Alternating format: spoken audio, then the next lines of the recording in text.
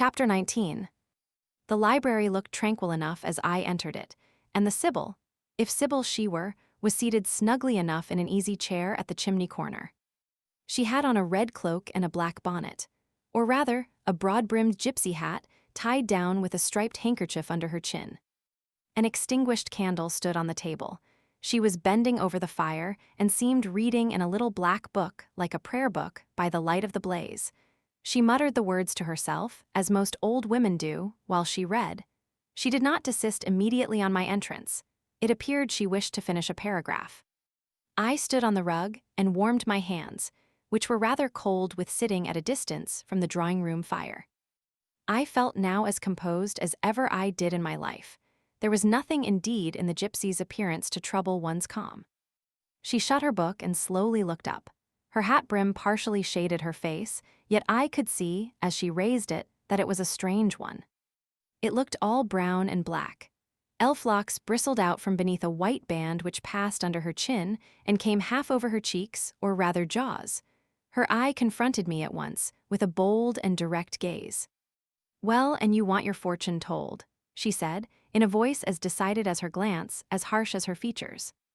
"I don't care about it, Mother, you may please yourself, but I ought to warn you I have no faith. It's like your impudence to say so. I expected it of you. I heard it in your step as you crossed the threshold." "Did you? You've a quick ear." "I have, and a quick eye and a quick brain." "You need them all in your trade."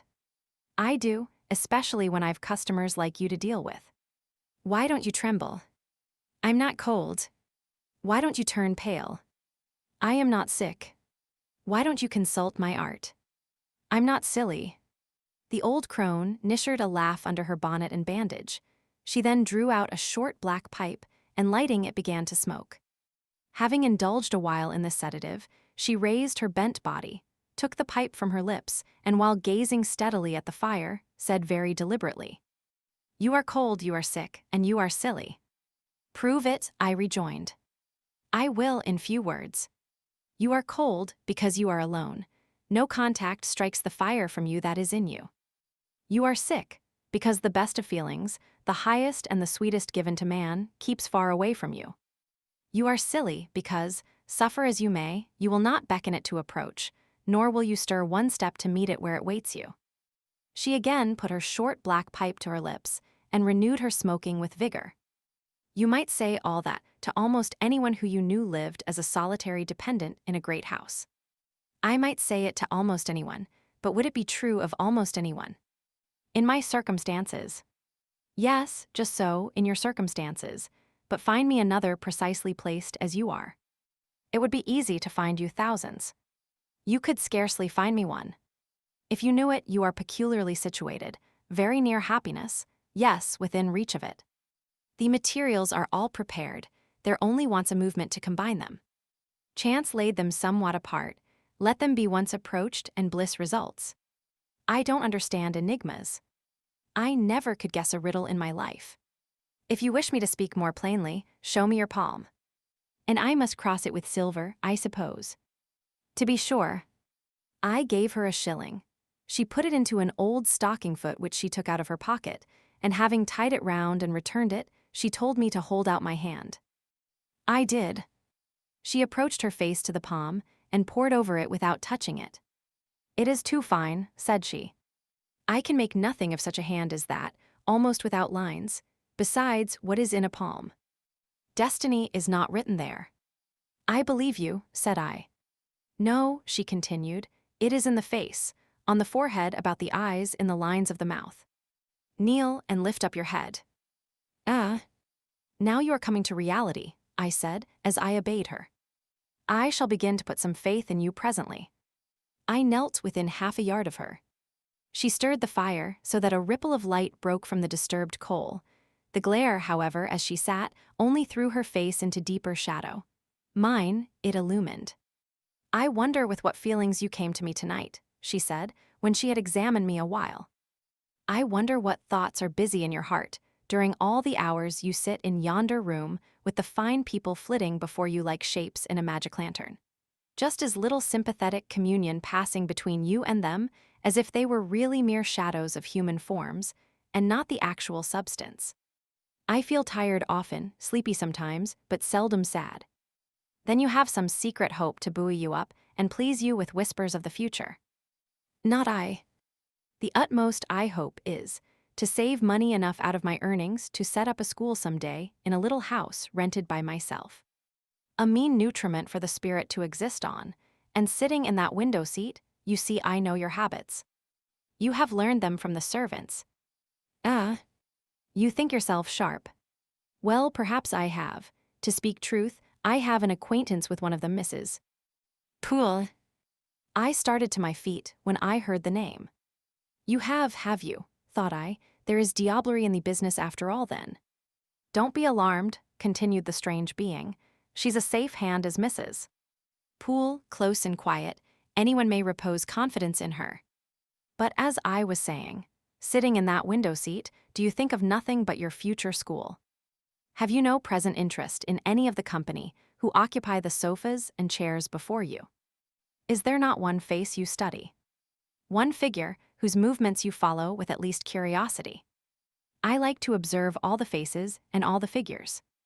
But do you never single one from the rest, or it may be two? I do frequently.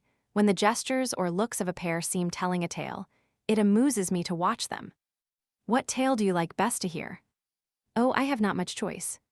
They generally run on the same theme, courtship, and promise to end in the same catastrophe, marriage.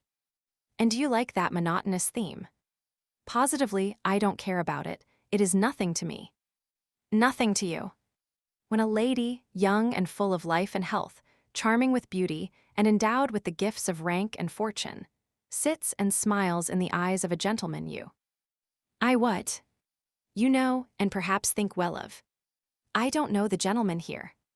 I have scarcely interchanged a syllable with one of them, and as to thinking well of them, I consider some respectable and stately and middle-aged, and others young, dashing, handsome, and lively.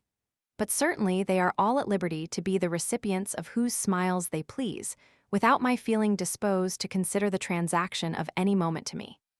You don't know the gentleman here. You have not exchanged a syllable with one of them. Will you say that of the master of the house? He is not at home. A profound remark.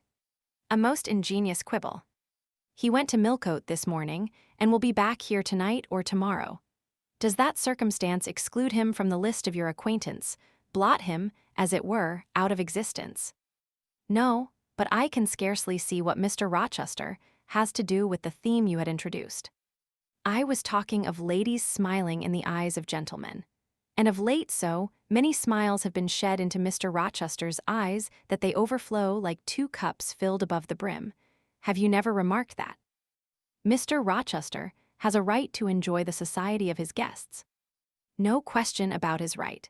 But have you never observed that, of all the tales told here about matrimony, Mr. Rochester has been favored with the most lively and the most continuous?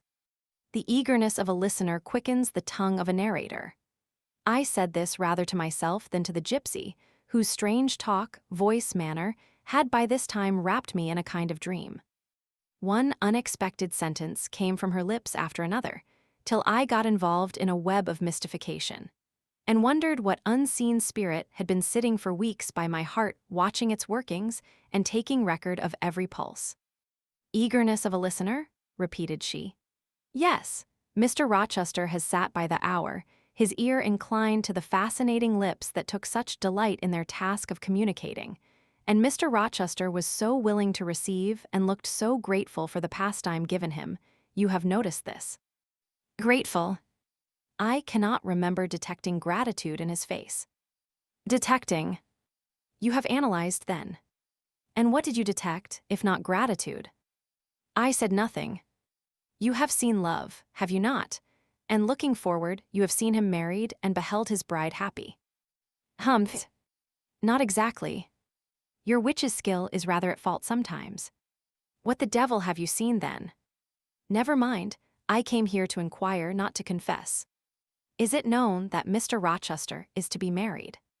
Yes, and to the beautiful Miss Ingram. Shortly. Appearances would warrant that conclusion. And no doubt, though, with an audacity that wants chastising out of you, you seem to question it. They will be a superlatively happy pair. He must love such a handsome, noble, witty, accomplished lady. And probably she loves him, or, if not his person, at least his purse. I know she considers the Rochester estate eligible to the last degree, though God pardon me. I told her something on that point about an hour ago which made her look wondrous grave. The corners of her mouth fell half an inch. I would advise her Blackhavis suitor to look out. If another comes with a longer or clearer rentroll, he's dished. But mother, I did not come to hear Mr. Rochester's fortune. I came to hear my own, and you have told me nothing of it. Your fortune is yet doubtful. When I examined your face, one trait contradicted another.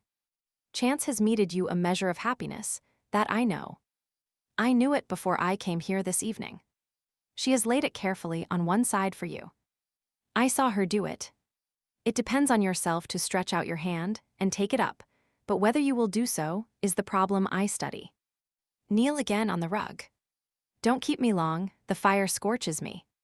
She did not stoop towards me, but only gazed, leaning back in her chair.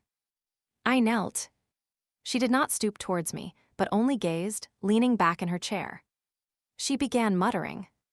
The flame flickers in the eye shines like dew, it looks soft and full of feeling, it smiles at my jargon, it is susceptible, impression follows impression through its clear sphere.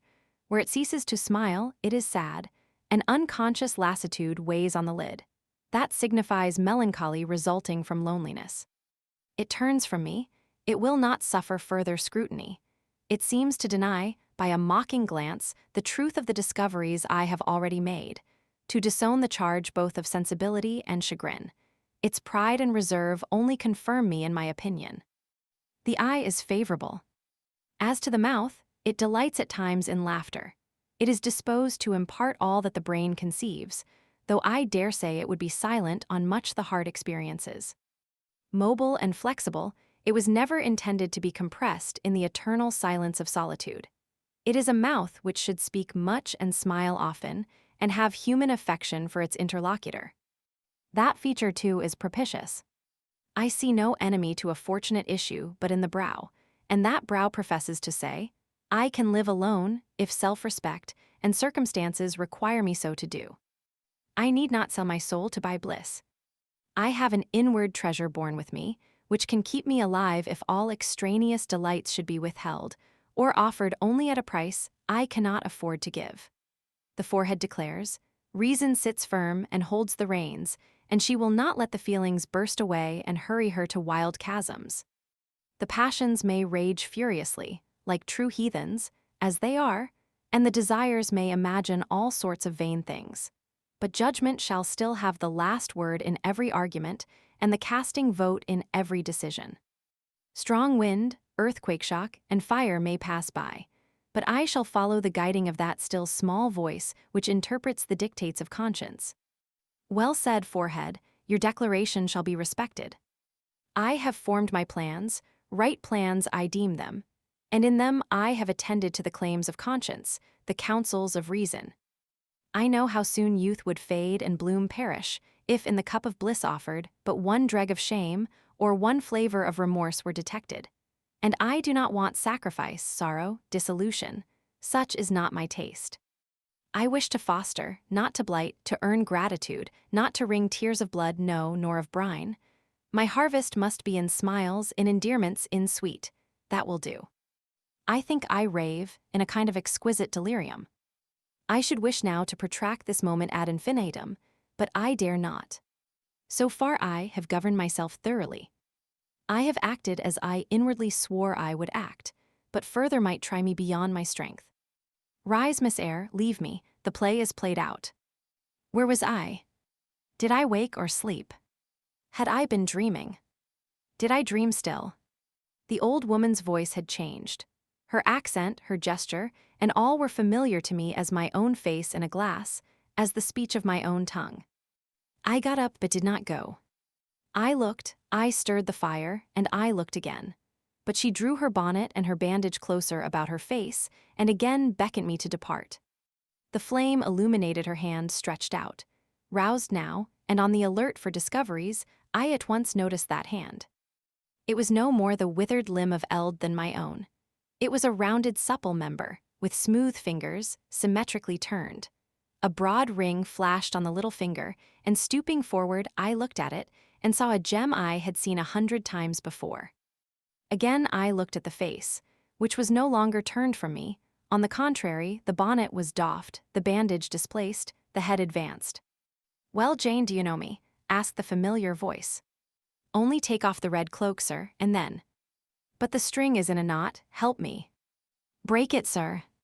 There then off ye lendings, and Mr. Rochester stepped out of his disguise. "Now, sir, what a strange idea. But well carried out, eh? Don't you think so? With the ladies you must have managed well. But not with you.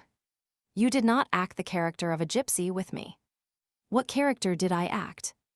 "My own." "No, some unaccountable one. In short, I believe you have been trying to draw me out, or in. You have been talking nonsense to make me talk nonsense. It is scarcely fair, sir. Do you forgive me, Jane?" "I cannot tell till I have thought it all over. If, on reflection, I find I have fallen into no great absurdity, I shall try to forgive you, but it was not right." "Oh, you have been very correct, very careful, very sensible." I reflected and thought on the whole I had. It was a comfort, but indeed, I had been on my guard almost from the beginning of the interview. Something of masquerade I suspected. I knew gypsies and fortune-tellers did not express themselves as this seeming old woman had expressed herself. Besides, I had noted her feigned voice, her anxiety to conceal her features. But my mind had been running on Grace Poole, that living enigma, that mystery of mysteries, as I considered her. I had never thought of Mr. Rochester. "Well," said he, "what are you musing about? What does that grave smile signify?" "Wonder and self-congratulation, sir." "I have your permission to retire now, I suppose." "No, stay a moment, and tell me what the people in the drawing-room yonder are doing." "Discussing the gypsy, I dare say." "Sit down, let me hear what they said about me." "I had better not stay long, sir. It must be near 11 o'clock. "Oh, are you aware, Mr. Rochester, that a stranger has arrived here since you left this morning?" "A stranger? No, who can it be?" "I expected no one. Is he gone?" "No, he said he had known you long, and that he could take the liberty of installing himself here till you returned." "The devil he did." "Did he give his name?" "His name is Mason, sir, and he comes from the West Indies, from Spanish Town in Jamaica, I think." Mr. Rochester was standing near me. He had taken my hand, as if to lead me to a chair. As I spoke, he gave my wrist a convulsive grip, the smile on his lips froze. Apparently a spasm caught his breath. "Mason, the West Indies," he said, in the tone one might fancy a speaking automaton to announce its single words. "Mason, the West Indies," he reiterated, and he went over the syllables 3 times, growing, in the intervals of speaking, whiter than ashes. He hardly seemed to know what he was doing. "Do you feel ill, sir?" I inquired. "Jane, I've got a blow, Jane," he staggered. "Oh, lean on me, sir." "Jane, you offered me your shoulder once before. Let me have it now." "Yes, sir, yes, and my arm." He sat down and made me sit beside him. Holding my hand in both his own, he chafed it, gazing on me at the same time with the most troubled and dreary look. "My little friend," said he, "I wish I were in a quiet island with only you, and trouble and danger and hideous recollections removed from me. Can I help you, sir, to give my life to serve you? Jane, if aid is wanted, I'll seek it at your hands. I promise you that." "Thank you, sir." "Tell me what to do. I'll try at least to do it." "Fetch me now, Jane, a glass of wine from the dining room. They will be at supper there, and tell me if Mason is with them and what he is doing." I went. I found all the party in the dining room at supper, as Mr. Rochester had said. They were not seated at table. The supper was arranged on the sideboard. Each had taken what he chose, and they stood about here and there in groups, their plates and glasses in their hands. Everyone seemed in high glee. Laughter and conversation were general and animated. Mr. Mason stood near the fire, talking to Colonel and Mrs. Dent, and appeared as merry as any of them. I filled a wineglass. I saw Miss Ingram watch me frowningly as I did so. She thought I was taking a liberty, I dare say, and I returned to the library. Mr. Rochester's extreme pallor had disappeared, and he looked once more firm and stern. He took the glass from my hand. "Here is to your health, ministrant spirit," he said. He swallowed the contents and returned it to me. "What are they doing, Jane?" "Laughing and talking, sir. They don't look grave and mysterious, as if they had heard something strange. Not at all, they are full of jests and gaiety." "And Mason." He was laughing too. "If all these people came in a body and spat at me, what would you do, Jane?" "Turn them out of the room, sir, if I could." He half smiled.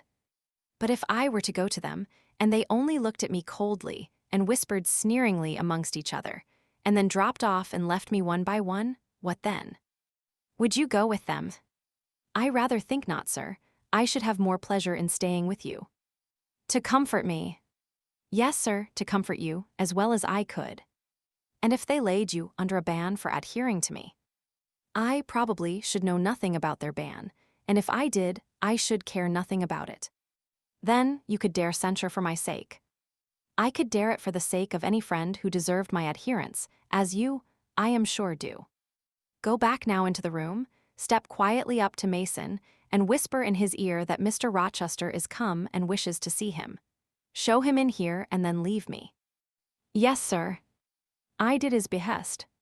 The company all stared at me as I passed straight among them. I sought Mr. Mason, delivered the message, and preceded him from the room. I ushered him into the library, and then I went upstairs. At a late hour, after I had been in bed some time, I heard the visitors repair to their chambers. I distinguished Mr. Rochester's voice and heard him say, "This way, Mason. This is your room." He spoke cheerfully. The gay tone set my heart at ease. I was soon asleep. Chapter 20. I had forgotten to draw my curtain, which I usually did, and also to let down my window blind. The consequence was that when the moon, which was full and bright, for the night was fine, came in her course to that space in the sky opposite my casement, and looked in at me through the unveiled panes, her glorious gaze roused me. Awaking in the dead of night, I opened my eyes on her disk, silver-white and crystal clear. It was beautiful but too solemn. I half rose and stretched my arm to draw the curtain. Good God! What a cry! The night, its silence, its rest, was rent in twain by a savage, a sharp shrilly sound that ran from end to end of Thornfield Hall. My pulse stopped, my heart stood still, my stretched arm was paralyzed. The cry died and was not renewed. Indeed, whatever being uttered that fearful shriek could not soon repeat it. Not the widest-winged condor on the Andes could, twice in succession, send out such a yell from the cloud shrouding his eyrie. The thing delivering such utterance must rest ere it could repeat the effort. It came out of the third story, for it passed overhead. And overhead, yes, in the room just above my chamber ceiling, I now heard a struggle. A deadly one it seemed from the noise, and a half-smothered voice shouted, "Help! Help! Help!" 3 times rapidly. "Will no one come?" it cried. And then, while the staggering and stamping went on wildly, I distinguished through plank and plaster, "Rochester! Rochester! For God's sake, come!" A chamber door opened. Someone ran or rushed along the gallery. Another step stamped on the flooring above and something fell, and there was silence. I had put on some clothes, though horror shook all my limbs. I issued from my apartment. The sleepers were all aroused. Ejaculations, terrified murmurs sounded in every room, door after door unclosed. One looked out and another looked out, the gallery filled. Gentlemen and ladies alike had quitted their beds, and oh! What is it? Who is hurt? What has happened? Fetch a light. Is it fire? Are there robbers? Where shall we run? Was demanded confusedly on all hands. But for the moonlight, they would have been in complete darkness. They ran to and fro, they crowded together. Some sobbed, some stumbled. The confusion was inextricable.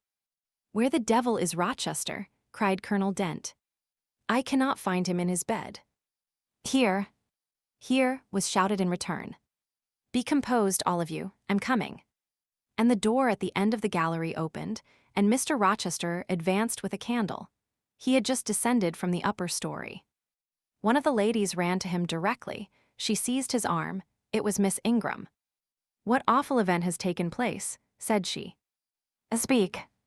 "Let us know the worst at once." "But don't pull me down or strangle me," he replied, for the Misses Eshton were clinging about him now, and the two dowagers in vast white wrappers were bearing down on him like ships in full sail. All's right," he cried. "It's a mere rehearsal of much ado about nothing. Ladies, keep off, or I shall wax dangerous." And dangerous he looked, his black eyes darted sparks. Calming himself by an effort, he added, "A servant has had the nightmare, that is all. She's an excitable, nervous person. She construed her dream into an apparition, or something of that sort, no doubt, and has taken a fit with fright. Now then, I must see you all back into your rooms, for, till the house is settled, she cannot be looked after. Gentlemen, have the goodness to set the ladies the example. Miss Ingram, I am sure you will not fail in evincing superiority to idle terrors. Amy and Louisa, return to your nests like a pair of doves, as you are. Mesdames, to the dowagers, you will take cold to a dead certainty if you stay in this chill gallery any longer." And so, by dint of alternate coaxing and commanding, he contrived to get them all once more enclosed in their separate dormitories. I did not wait to be ordered back to mine, but retreated unnoticed, as unnoticed I had left it. Not, however, to go to bed. On the contrary, I began and dressed myself carefully. The sounds I had heard after the scream, and the words that had been uttered, had probably been heard only by me, for they had proceeded from the room above mine. But they assured me that it was not a servant's dream which had thus struck horror through the house, and that the explanation Mr. Rochester had given was merely an invention framed to pacify his guests. I dressed, then, to be ready for emergencies. When dressed, I sat a long time by the window looking out over the silent grounds and silvered fields and waiting for I knew not what. It seemed to me that some event must follow the strange cry-struggle and call. No, stillness returned. Each murmur and movement ceased gradually, and in about an hour Thornfield Hall was again as hushed as a desert. It seemed that sleep and night had resumed their empire. Meantime the moon declined. She was about to set. Not liking to sit in the cold and darkness, I thought I would lie down on my bed, dressed as I was. I left the window and moved with little noise across the carpet. As I stooped to take off my shoes, a cautious hand tapped low at the door. "Am I wanted?" I asked. "Are you up?" asked the voice I expected to hear, viz., my master S. "Yes, sir." "And dressed?" "Yes." "Come out then quietly." I obeyed. Mr. Rochester stood in the gallery holding a light. "I want you," he said. "Come this way, take your time, and make no noise." My slippers were thin. I could walk the matted floor as softly as a cat. He glided up the gallery and up the stairs, and stopped in the dark, low corridor of the fateful third story. I had followed and stood at his side. "Have you a sponge in your room?" he asked in a whisper. "Yes, sir." "Have you any salts, volatile salts?" "Yes." "Go back and fetch both." I returned, sought the sponge on the washstand, the salts in my drawer, and once more retraced my steps. He still waited. He held a key in his hand. Approaching one of the small, black doors, he put it in the lock, he paused, and addressed me again. "You don't turn sick at the sight of blood?" "I think I shall not. I have never been tried yet." I felt a thrill while I answered him, but no coldness and no faintness. "Just give me your hand," he said. "It will not do to risk a fainting fit." I put my fingers into his. "Warm and steady," was his remark. He turned the key and opened the door. I saw a room I remembered to have seen before, the day Mrs. Fairfax showed me over the house. It was hung with tapestry, but the tapestry was now looped up in one part, and there was a door apparent, which had then been concealed. This door was open. A light shone out of the room within. I heard thence a snarling, snatching sound, almost like a dog quarreling. Mr. Rochester, putting down his candle, said to me, "Wait a minute," and he went forward to the inner apartment. A shout of laughter greeted his entrance, noisy at first, and terminating in Grace Poole's own goblin ha. "Ha! She then was there. He made some sort of arrangement without speaking, though I heard a low voice address him. He came out and closed the door behind him. "Here, Jane," he said, and I walked round to the other side of a large bed, which with its drawn curtains concealed a considerable portion of the chamber. An easy chair was near the bed head. A man sat in it dressed with the exception of his coat. He was still, his head leant back, his eyes were closed. Mr. Rochester held the candle over him. I recognized in his pale and seemingly lifeless face the stranger, Mason. I saw too that his linen on one side and one arm was almost soaked in blood. "Hold the candle," said Mr. Rochester, and I took it. He fetched a basin of water from the washstand. "Hold that," said he. I obeyed. He took the sponge, dipped it in, and moistened the corpse-like face. He asked for my smelling bottle and applied it to the nostrils. Mr. Mason shortly unclosed his eyes. He groaned. Mr. Rochester opened the shirt of the wounded man, whose arm and shoulder were bandaged. He sponged away blood, trickling fast down. "Is there immediate danger?" murmured Mr. Mason. "Pooh. No, a mere scratch. Don't be so overcome, man. Bear up. I'll fetch a surgeon for you now myself. You'll be able to be removed by morning, I hope. Jane," he continued. "Sir, I shall have to leave you in this room with this gentleman for an hour or perhaps 2 hours. You will sponge the blood as I do when it returns. If he feels faint, you will put the glass of water on that stand to his lips and your salts to his nose.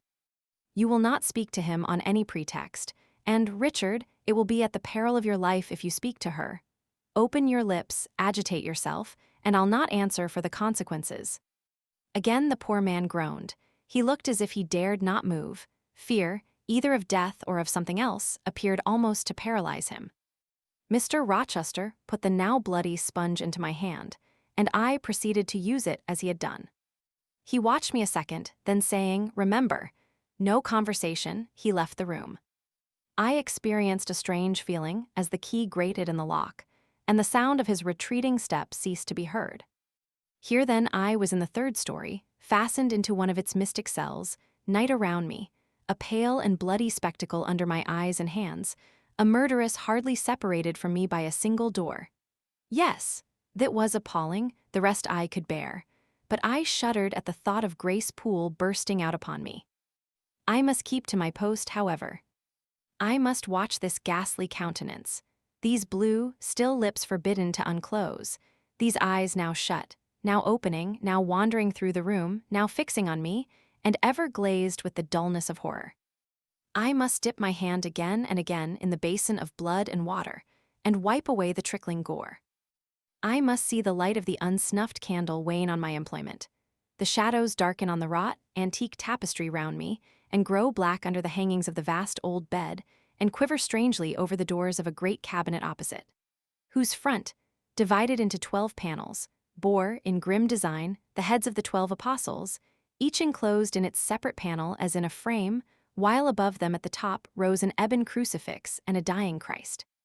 According as the shifting obscurity and flickering gleam hovered here or glanced there, it was now the bearded physician, Luke, that bent his brow, now St. John's long hair that waved, and anon the devilish face of Judas that grew out of the panel and seemed gathering life and threatening a revelation of the arch-traitor, of Satan himself, in his subordinate's form.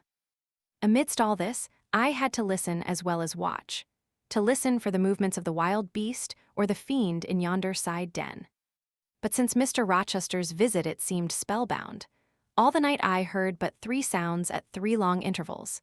A step creak, a momentary renewal of the snarling, canine noise, and a deep human groan. Then my own thoughts worried me.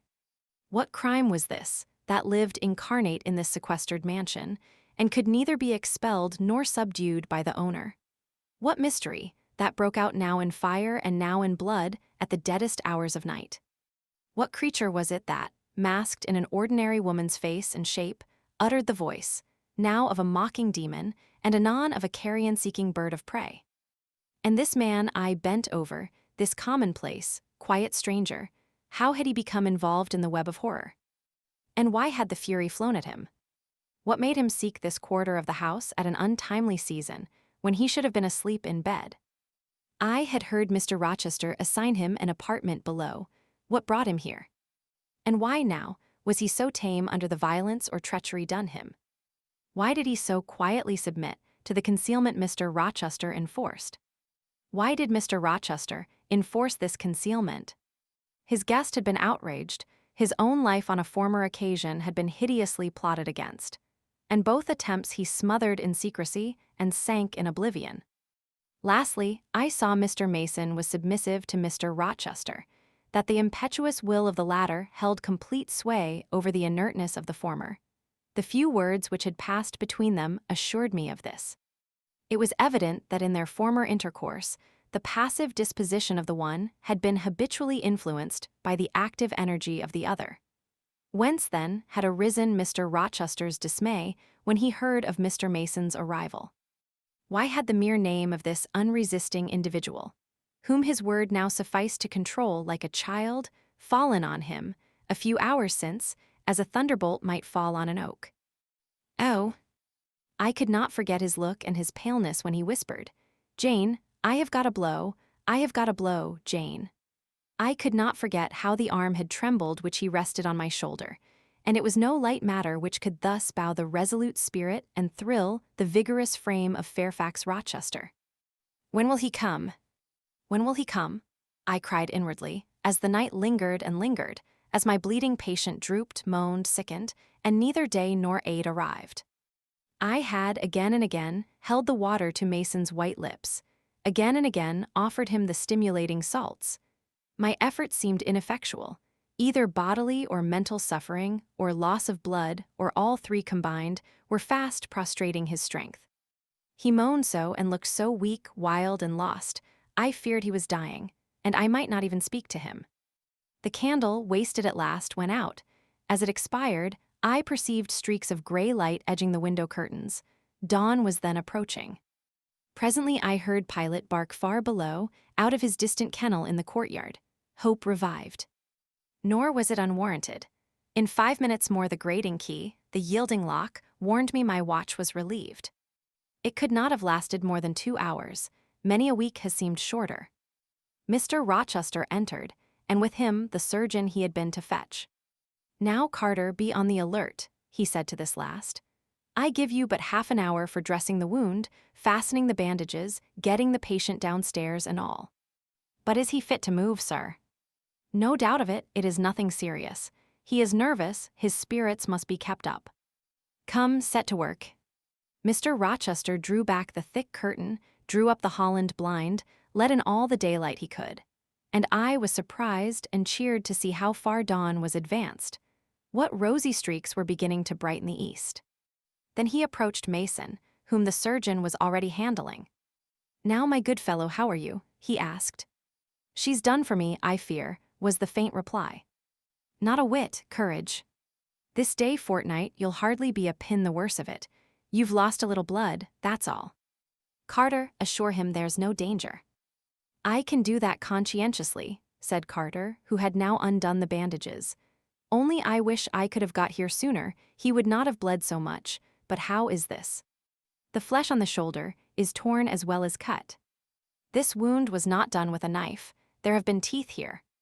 "She bit me," he murmured. "She worried me like a tigress, when Rochester got the knife from her." "You should not have yielded, you should have grappled with her at once," said Mr. Rochester. "But under such circumstances, what could one do?" returned Mason. "Oh, it was frightful," he added, shuddering. "And I did not expect it, she looked so quiet at first." "I warned you," was his friend's answer. "I said, be on your guard when you go near her. Besides, you might have waited till tomorrow and had me with you.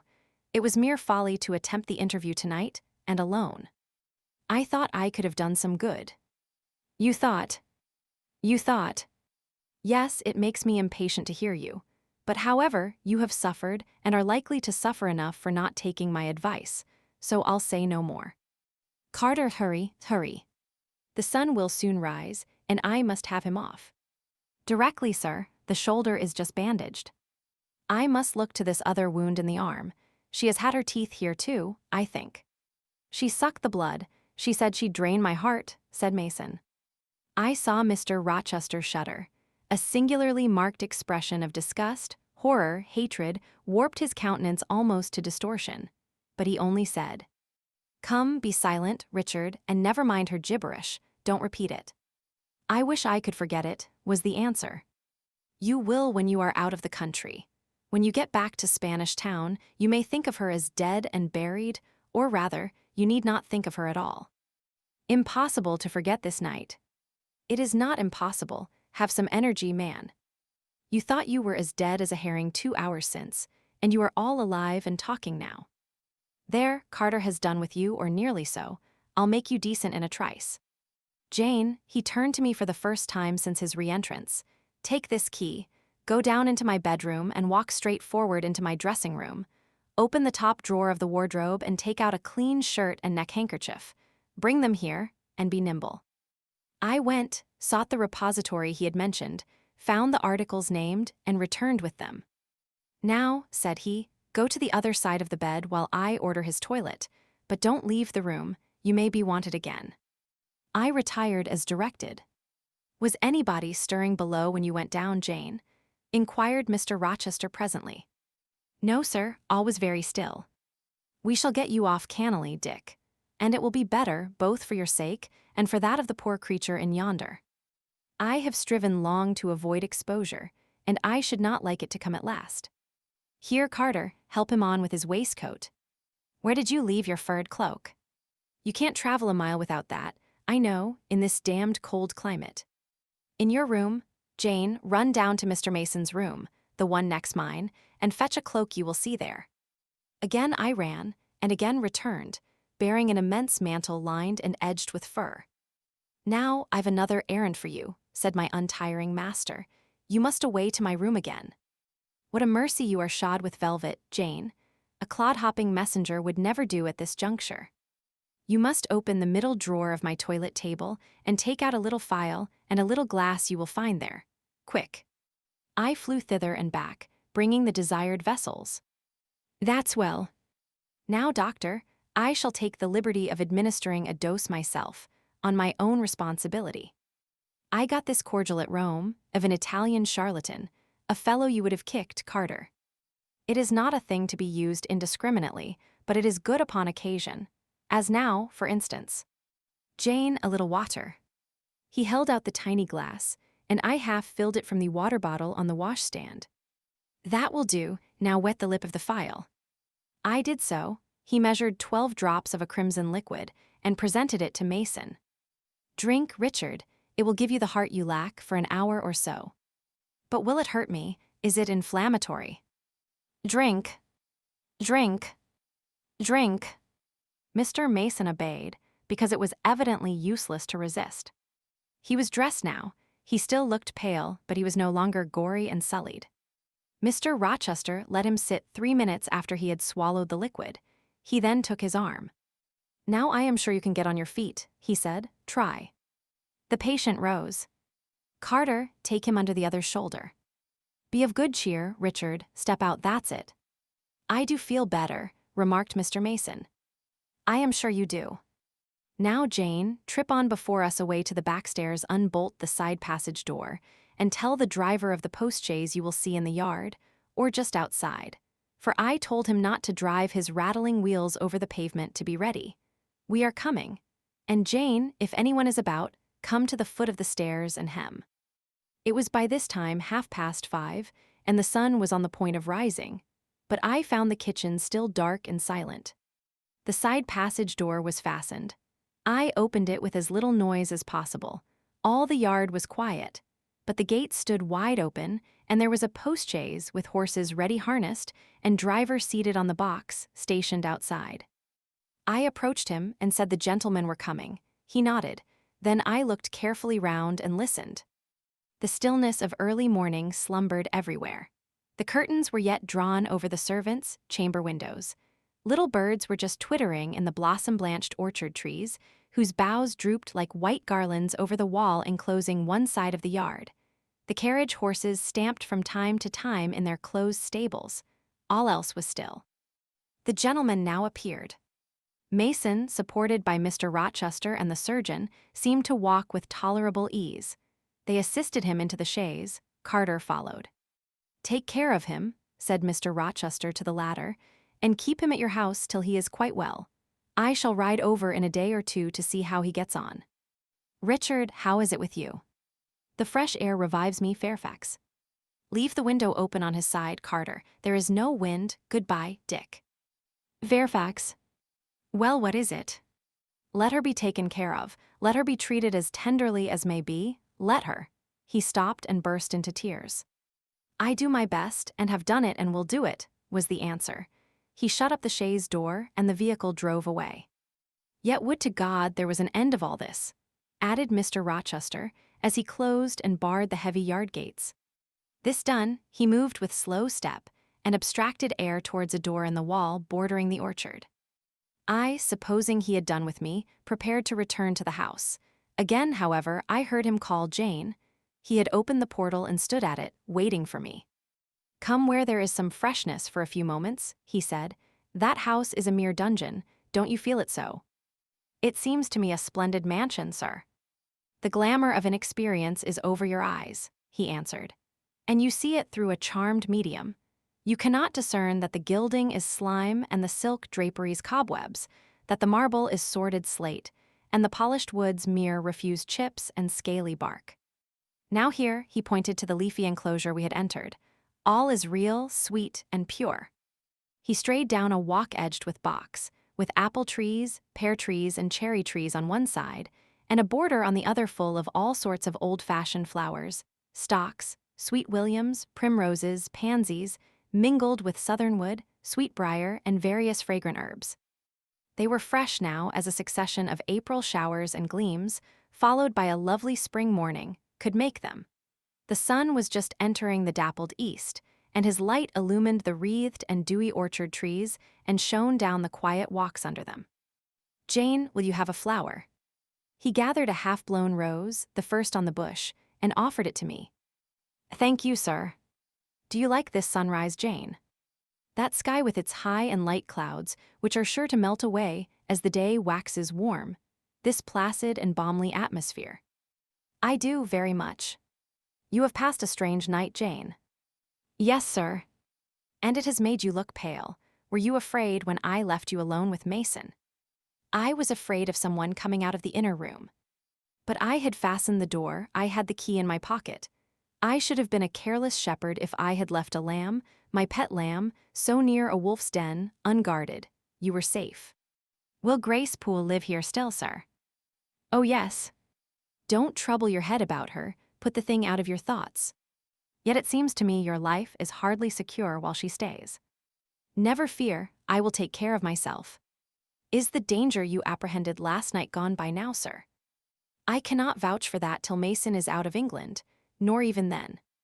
To live, for me, Jane, is to stand on a crater crust which may crack and spew fire any day. But Mr. Mason seems a man easily led. Your influence, sir, is evidently potent with him. He will never set you at defiance or willfully injure you." "Oh, no. Mason will not defy me, nor knowing it will he hurt me. But unintentionally, he might in a moment, by one careless word, deprive me, if not of life, yet forever of happiness. Tell him to be cautious, sir. Let him know what you fear, and show him how to avert the danger." He laughed sardonically, hastily took my hand, and as hastily threw it from him. "If I could do that, simpleton, where would the danger be?" "Annihilated in a moment. Ever since I have known Mason, I have only had to say to him, 'Do that,' and the thing has been done. But I cannot give him orders in this case. I cannot say, 'Beware of harming me, Richard,' for it is imperative that I should keep him ignorant that harm to me is possible. Now you look puzzled, and I will puzzle you further. You are my little friend, are you not? I like to serve you, sir, and to obey you in all that is right." "Precisely, I see you do. I see genuine contentment in your gait and mien, your eye and face, when you are helping me and pleasing me, working for me, and with me in, as you characteristically say, all that is right. For if I bid you do what you thought wrong, there would be no light-footed running, no neat-handed alacrity, no lively glance and animated complexion. My friend would then turn to me, quiet and pale, and would say, "No, sir, that is impossible. I cannot do it because it is wrong," and would become immutable as a fixed star. Well, you too have power over me and may injure me. Yet I dare not show you where I am vulnerable, lest, faithful and friendly as you are, you should transfix me at once. If you have no more to fear from Mr. Mason than you have from me, sir, you are very safe. God grant it may be so. Here, Jane, is an arbor. Sit down. The arbor was an arch in the wall, lined with ivy. It contained a rustic seat. Mr. Rochester took it, leaving room, however, for me, but I stood before him. "Sit," he said, "the bench is long enough for two. You don't hesitate to take a place at my side, do you?" "Is that wrong, Jane?" I answered him by assuming it. To refuse would, I felt, have been unwise. "Now, my little friend, while the sun drinks the dew, while all the flowers in this old garden awake and expand, and the birds fetch their young ones, breakfast out of the thornfield, and the early bees do their first spell of work, I'll put a case to you, which you must endeavor to suppose your own. But first, look at me, and tell me you are at ease, and not fearing that I err in detaining you, or that you err in staying." "No, sir, I am content." "Well then, Jane, call to aid your fancy. Suppose you were no longer a girl well-reared and disciplined, but a wild boy indulged from childhood upwards. Imagine yourself in a remote foreign land. Conceive that you there commit a capital error, no matter of what nature or from what motives, but one whose consequences must follow you through life and taint all your existence. Mind, I don't say a crime. I am not speaking of shedding of blood or any other guilty act, which might make the perpetrator amenable to the law. My word is error. The results of what you have done become in time to you utterly insupportable. You take measures to obtain relief, unusual measures, but neither unlawful nor culpable. Still you are miserable, for hope has quitted you on the very confines of life. Your sun at noon darkens in an eclipse, which you feel will not leave it till the time of setting. Bitter and base associations have become the sole food of your memory. You wander here and there, seeking rest in exile, happiness in pleasure, I mean in heartless, sensual pleasure, such as dulls intellect and blights feeling. Heart-weary and soul-withered, you come home after years of voluntary banishment. You make a new acquaintance, how or where no matter. You find in this stranger much of the good and bright qualities which you have sought for 20 years and never before encountered, and they are all fresh, healthy, without soil and without taint. Such society revives, regenerates. You feel better days come back, higher wishes, purer feelings. You desire to recommence your life and to spend what remains to you of days in a way more worthy of an immortal being. To attain this end, are you justified in overleaping an obstacle of custom, a mere conventional impediment which neither your conscience sanctifies nor your judgment approves? He paused for an answer, and what was I to say? Oh, for some good spirit, to suggest a judicious and satisfactory response. Vain aspiration. The west wind whispered in the ivy round me, but no gentle Ariel borrowed its breath as a medium of speech. The birds sang in the treetops, but their song, however sweet, was inarticulate. Again, Mr. Rochester propounded his query. Is the wandering and sinful, but now rest-seeking and repentant, man justified in daring the world's opinion, in order to attach to him forever this gentle, gracious, genial stranger, thereby securing his own peace of mind and regeneration of life? "Sir," I answered, "a wanderer's repose or a sinner's reformation should never depend on a fellow creature. Men and women die, philosophers falter in wisdom, and Christians in goodness. If anyone you know has suffered and erred, let him look higher than his equals for strength to amend and solace to heal. But the instrument. God, who does the work, ordains the instrument. I have myself, I tell it you without parable, been a worldly, dissipated, restless man, and I believe I have found the instrument for my cure in." He paused, the birds went on caroling, the leaves lightly rustling. I almost wondered they did not check their songs and whispers to catch the suspended revelation, but they would have had to wait many minutes, so long was the silence protracted. At last I looked up at the tardy speaker. He was looking eagerly at me.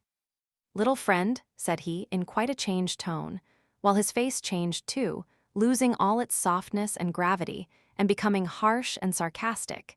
"You have noticed my tender penchant for Miss Ingram, don't you think? If I married her, she would regenerate me with a vengeance." He got up instantly, went quite to the other end of the walk, and when he came back he was humming a tune. "Jane, Jane," said he, stopping before me, "you are quite pale with your vigils. Don't you curse me for disturbing your rest." "Curse you?" "No, sir." Shake hands in confirmation of the word.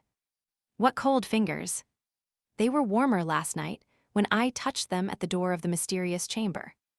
"Jane, when will you watch with me again?" "Whenever I can be useful, sir. For instance, the night before I am married. I am sure I shall not be able to sleep. Will you promise to sit up with me, to bear me company? To you I can talk of my lovely one, for now you have seen her and know her." "Yes, sir." "She's a rare one, is she not, Jane?" "Yes, sir." "A strapper, a real strapper, Jane, big, brown, and buxom, with hair just such as the ladies of Carthage must have had." "Bless me! There's Dent and Lynn in the stables. Go in by the shrubbery, through that wicket." As I went one way, he went another, and I heard him in the yard, saying cheerfully, "Mason got the start of you all this morning. He was gone before sunrise. I rose at 4 to see him off." Chapter 21. Presentiments are strange things. And so are sympathies, and so are signs, and the three combined make one mystery to which humanity has not yet found the key. I never laughed at presentiments in my life, because I have had strange ones of my own. Sympathies, I believe, exist, for instance, between far distant, long absent, wholly estranged relatives asserting, notwithstanding their alienation, the unity of the source to which each traces his origin, whose workings baffle mortal comprehension. And signs, for aught we know, may be but the sympathies of nature with man. When I was a little girl, only 6 years old, I one night heard Bessie Leaven say to Martha Abbott that she had been dreaming about a little child, and that to dream of children was a sure sign of trouble, either to one's self or one's kin. The saying might have worn out of my memory, had not a circumstance immediately followed which served indelibly to fix it there. The next day Bessie was sent for home to the deathbed of her little sister. Of late I had often recalled this saying and this incident, for during the past week scarcely a night had gone over my couch that had not brought with it a dream of an infant, which I sometimes hushed in my arms, sometimes dandled on my knee, sometimes watched playing with daisies on a lawn, or again, dabbling its hands in running water. It was a wailing child this night, and a laughing one the next. Now it nestled close to me, and now it ran from me. But whatever mood the apparition evinced, whatever aspect it wore, it failed not for 7 successive nights to meet me the moment I entered the land of slumber. I did not like this iteration of one idea, this strange recurrence of one image, and I grew nervous as bedtime approached and the hour of the vision drew near. It was from companionship with this baby phantom I had been roused on that moonlight night when I heard the cry. And it was on the afternoon of the day following I was summoned downstairs by a message that someone wanted me in Mrs. Fairfax's room. On repairing thither, I found a man waiting for me, having the appearance of a gentleman's servant. He was dressed in deep mourning, and the hat he held in his hand was surrounded with a crape band. "I dare say you hardly remember me, miss," he said, rising as I entered. "But my name is Leaven. I lived coachman with Mrs. Reed when you were at Gateshead, 8 or 9 years since, and I live there still." "Oh, Robert. How do you do? I remember you very well. You used to give me a ride, sometimes on Miss Georgiana's bay pony. And how is Bessie? You are married to Bessie?" "Yes, miss, my wife is very hearty, thank you. She brought me another little one about 2 months since. We have 3 now, and both mother and child are thriving." "And are the family well at the house, Robert?" "I am sorry I can't give you better news of them, miss. They are very badly at present, in great trouble." "I hope no one is dead," I said, glancing at his black dress. He too looked down at the crape round his hat, and replied, "Mr. John died yesterday was a week, at his chambers in London." "Mr. John?" "Yes." "And how does his mother bear it?" "Why, you see, Miss Eyre, it is not a common mishap. His life has been very wild. These last 3 years he gave himself up to strange ways, and his death was shocking. I heard from Bessie he was not doing well. Doing well. He could not do worse. He ruined his health and his estate amongst the worst men and the worst women. He got into debt and into jail. His mother helped him out twice, but as soon as he was free, he returned to his old companions and habits. His head was not strong. The knaves he lived amongst fooled him beyond anything I ever heard. He came down to Gateshead about 3 weeks ago and wanted Mrs. to give up all to him. Mrs. refused. Her means have long been much reduced by his extravagance, so he went back again, and the next news was that he was dead. How he died, God knows. They say he killed himself. I was silent. The tidings were frightful. Robert Levin resumed. Mrs. had been out of health herself for some time. She had got very stout, but was not strong with it, and the loss of money and fear of poverty were quite breaking her down. The information about Mr. John's death and the manner of it came too suddenly. It brought on a stroke. She was 3 days without speaking, but last Tuesday she seemed rather better. She appeared as if she wanted to say something and kept making signs to my wife and mumbling. It was only yesterday morning, however, that Bessie understood she was pronouncing your name, and at last she made out the words, "Bring Jane, fetch Jane Eyre. I want to speak to her." Bessie is not sure whether she is in her right mind or means anything by the words, but she told Miss Reed and Miss Georgiana and advised them to send for you. The young ladies put it off at first, but their mother grew so restless and said, "Jane, Jane," so many times that at last they consented. I left Gateshead yesterday, and if you can get ready, miss, I should like to take you back with me early tomorrow morning. Yes, Robert, I shall be ready. It seems to me that I ought to go. I think so too, miss. Bessie said she was sure you would not refuse, but I suppose you will have to ask leave before you can get off. Yes, and I will do it now. And having directed him to the servants' hall and recommended him to the care of John's wife and the attentions of John himself, I went in search of Mr. Rochester. He was not in any of the lower rooms. He was not in the yard, the stables, or the grounds. I asked Mrs. Fairfax if she had seen him. Yes, she believed he was playing billiards with Miss Ingram. To the billiard room I hastened. The click of balls and the hum of voices resounded thence. Mr. Rochester, Miss Ingram, the 2 Misses Eshton, and their admirers were all busied in the game. It required some courage to disturb so interesting a party. My errand, however, was one I could not defer, so I approached the master where he stood at Miss Ingram's side. She turned as I drew near and looked at me haughtily.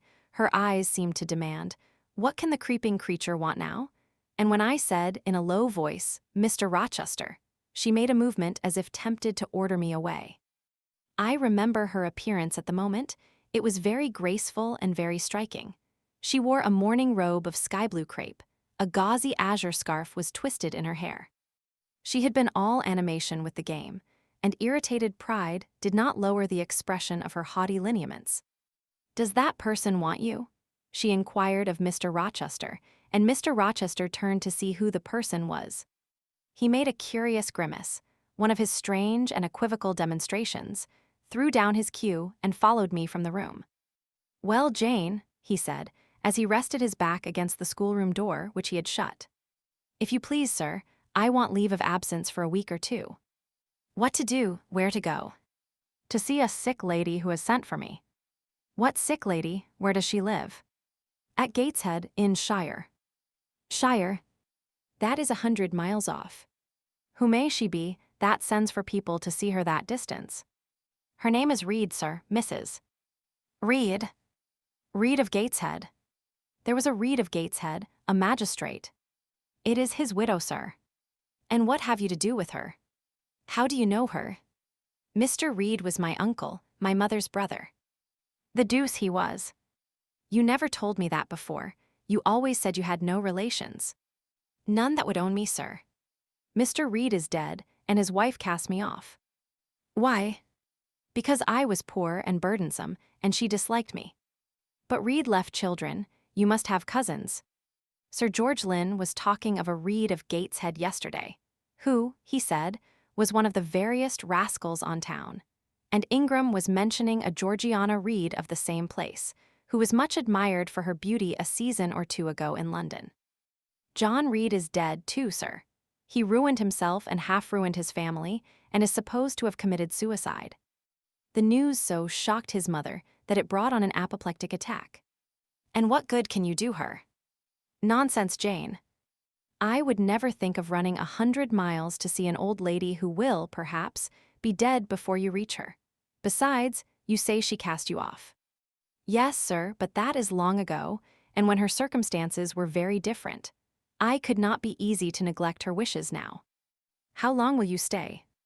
As short a time as possible, sir. Promise me only to stay a week. I had better not pass my word. I might be obliged to break it.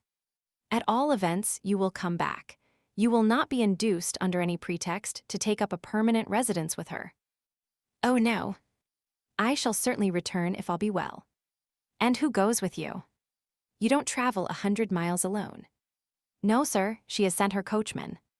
A person to be trusted. Yes, sir, he has lived 10 years in the family. Mr. Rochester meditated. When do you wish to go? Early tomorrow morning, sir. Well, you must have some money. You can't travel without money, and I dare say you have not much. I have given you no salary yet. How much have you in the world, Jane? He asked, smiling. I drew out my purse, a meager thing it was. 5 shillings, sir. He took the purse, poured the hoard into his palm, and chuckled over it as if its scantiness amused him. Soon he produced his pocketbook. Here, said he, offering me a note. It was £50, and he owed me but 15. I told him I had no change. I don't want change, you know that. Take your wages. I declined, accepting more than was my due. He scowled at first, then, as if recollecting something, he said, Right. Better not give you all now. You would, perhaps, stay away 3 months if you had £50. There are 10, is it not plenty? Yes, sir, but now you owe me 5. Come back for it then, I am your banker for £40. Mr. Rochester, I may as well mention another matter of business to you while I have the opportunity. Matter of business? I am curious to hear it. You have as good as informed me, sir, that you are going shortly to be married. Yes, what then? In that case, sir, Adele ought to go to school. I am sure you will perceive the necessity of it. To get her out of my bride's way, who might otherwise walk over her rather too emphatically. There's sense in the suggestion, not a doubt of it. Adele, as you say, must go to school, and you, of course, must march straight to the devil. I hope not, sir, but I must seek another situation somewhere. In course, he exclaimed, with a twang of voice and a distortion of features equally fantastic and ludicrous. He looked at me some minutes. An old Madam Reed, or the Misses, her daughters, will be solicited by you to seek a place, I suppose. No, sir, I am not on such terms with my relatives as would justify me in asking favors of them, but I shall advertise. You shall walk up the pyramids of Egypt, he growled. At your peril you advertise. I wish I had only offered you a sovereign instead of £10. Give me back £9, Jane, I've a use for it. And so have I, sir, I returned, putting my hands and my purse behind me. I could not spare the money on any account. Little niggard, said he, refusing me a pecuniary request. Give me £5, Jane. Not 5 shillings, sir, nor 5 pence. Just let me look at the cash. No, sir, you are not to be trusted. Jane. Sir. Promise me one thing. I'll promise you anything, sir, that I think I am likely to perform. Not to advertise, and to trust this quest of a situation to me. I'll find you one in time. I shall be glad so to do, sir, if you, in your turn, will promise that I and Adele shall be both safe out of the house before your bride enters it. Very well. Very well. I'll pledge my word on it. You go tomorrow, then? Yes, sir, early. Shall you come down to the drawing-room after dinner? No, sir, I must prepare for the journey. Then you and I must bid good-bye for a little while. I suppose so, sir. And how do people perform that ceremony of parting, Jane? Teach me, I'm not quite up to it. They say, farewell, or any other form they prefer. Then say it. Farewell, Mr. Rochester, for the present. What must I say? The same, if you like, sir. Farewell, Miss Eyre, for the present, is that all? Yes. It seems stingy, to my notions, and dry and unfriendly. I should like something else, a little addition to the right. If one shook hands, for instance, but no, that would not content me either. So you'll do no more than say farewell, Jane. It is enough, sir. As much goodwill may be conveyed in one hearty word as in many. Very likely, but it is blank and cool, farewell. How long is he going to stand with his back against that door? I asked myself. I want to commence my packing. The dinner bell rang, and suddenly away he bolted, without another syllable. I saw him no more during the day, and was off before he had risen in the morning. I reached the lodge at Gateshead about 5 o'clock in the afternoon of the 1st of May. I stepped in there before going up to the hall. It was very clean and neat. The ornamental windows were hung with little white curtains, the floor was spotless, the grate and fire irons were burnished bright, and the fire burnt clear. Bessie sat on the hearth, nursing her last-born, and Robert and his sister played quietly in a corner. "Bless you, I knew you would come," exclaimed Mrs. Levin as I entered. "Yes, Bessie," said I after I had kissed her, "and I trust I am not too late. How is Mrs. Reed, alive still, I hope?" "Yes, she is alive, and more sensible and collected than she was. The doctor says she may linger a week or two yet, but he hardly thinks she will finally recover. Has she mentioned me lately? She was talking of you only this morning, and wishing you would come, but she is sleeping now or was 10 minutes ago when I was up at the house. She generally lies in a kind of lethargy all the afternoon, and wakes up about 6 or 7. Will you rest yourself here an hour, miss, and then I will go up with you." Robert here entered, and Bessie laid her sleeping child in the cradle and went to welcome him. Afterwards she insisted on my taking off my bonnet and having some tea, for she said I looked pale and tired. I was glad to accept her hospitality, and I submitted to be relieved of my traveling garb just as passively as I used to let her undress me when a child. Old times crowded fast back on me as I watched her bustling about, setting out the tea tray with her best china, cutting bread and butter, toasting a tea cake, and between whiles giving little Robert or Jane an occasional tap or push, just as she used to give me in former days. Bessie had retained her quick temper, as well as her light foot and good looks. Tea ready, I was going to approach the table, but she desired me to sit still, quite in her old peremptory tones. "I must be served at the fireside," she said, and she placed before me a little round stand with my cup and a plate of toast, absolutely as she used to accommodate me with some privately purloined dainty on a nursery chair. And I smiled and obeyed her as in bygone days. She wanted to know if I was happy at Thornfield Hall and what sort of a person the mistress was.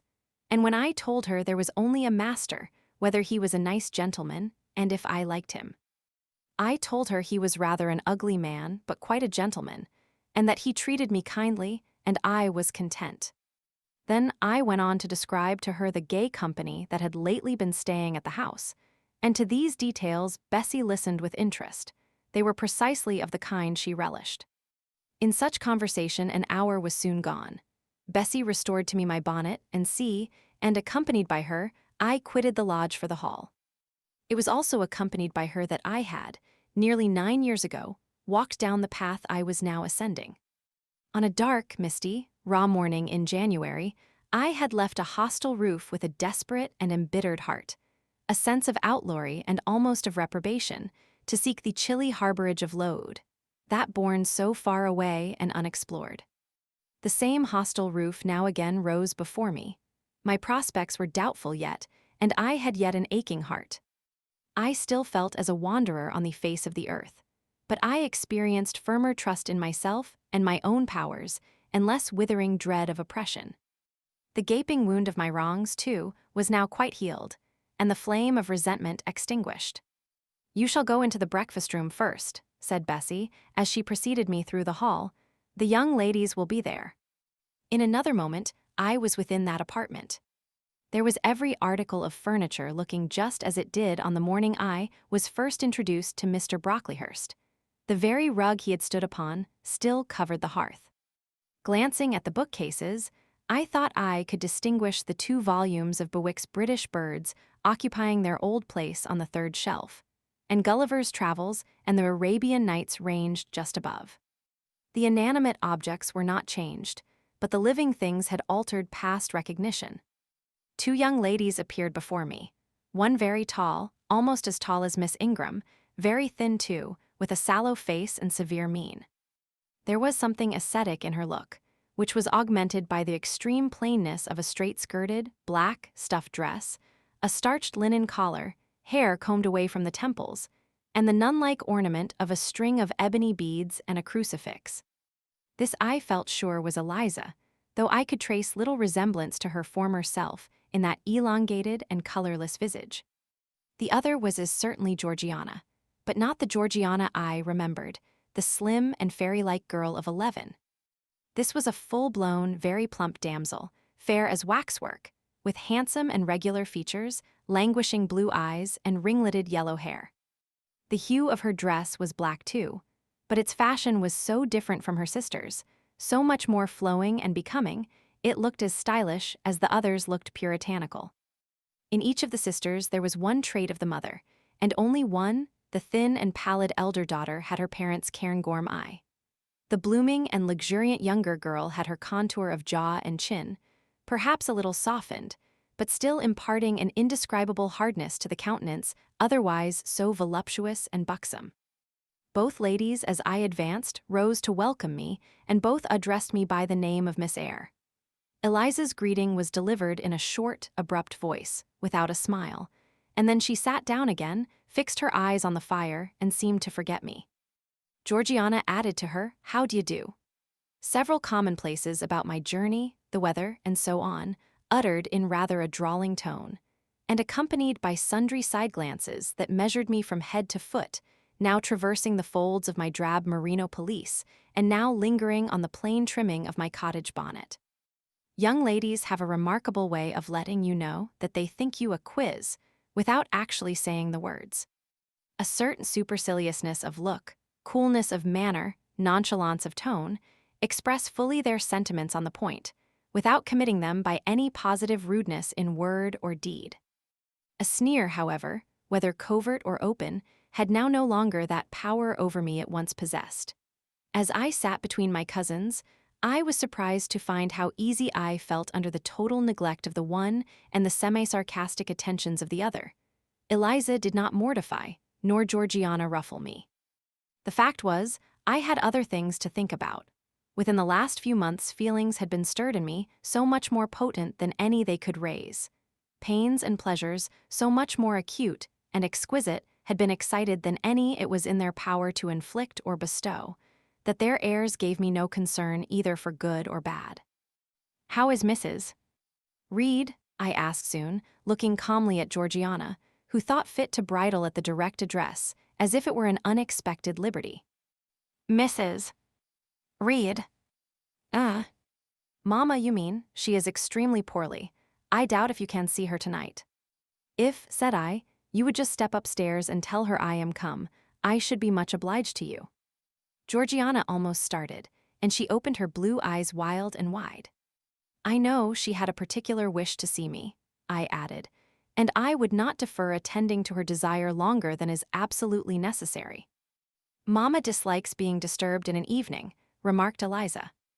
I soon rose, quietly took off my bonnet and gloves, uninvited, and said I would just step out to Bessie, who was, I dared say, in the kitchen, and ask her to ascertain whether Mrs.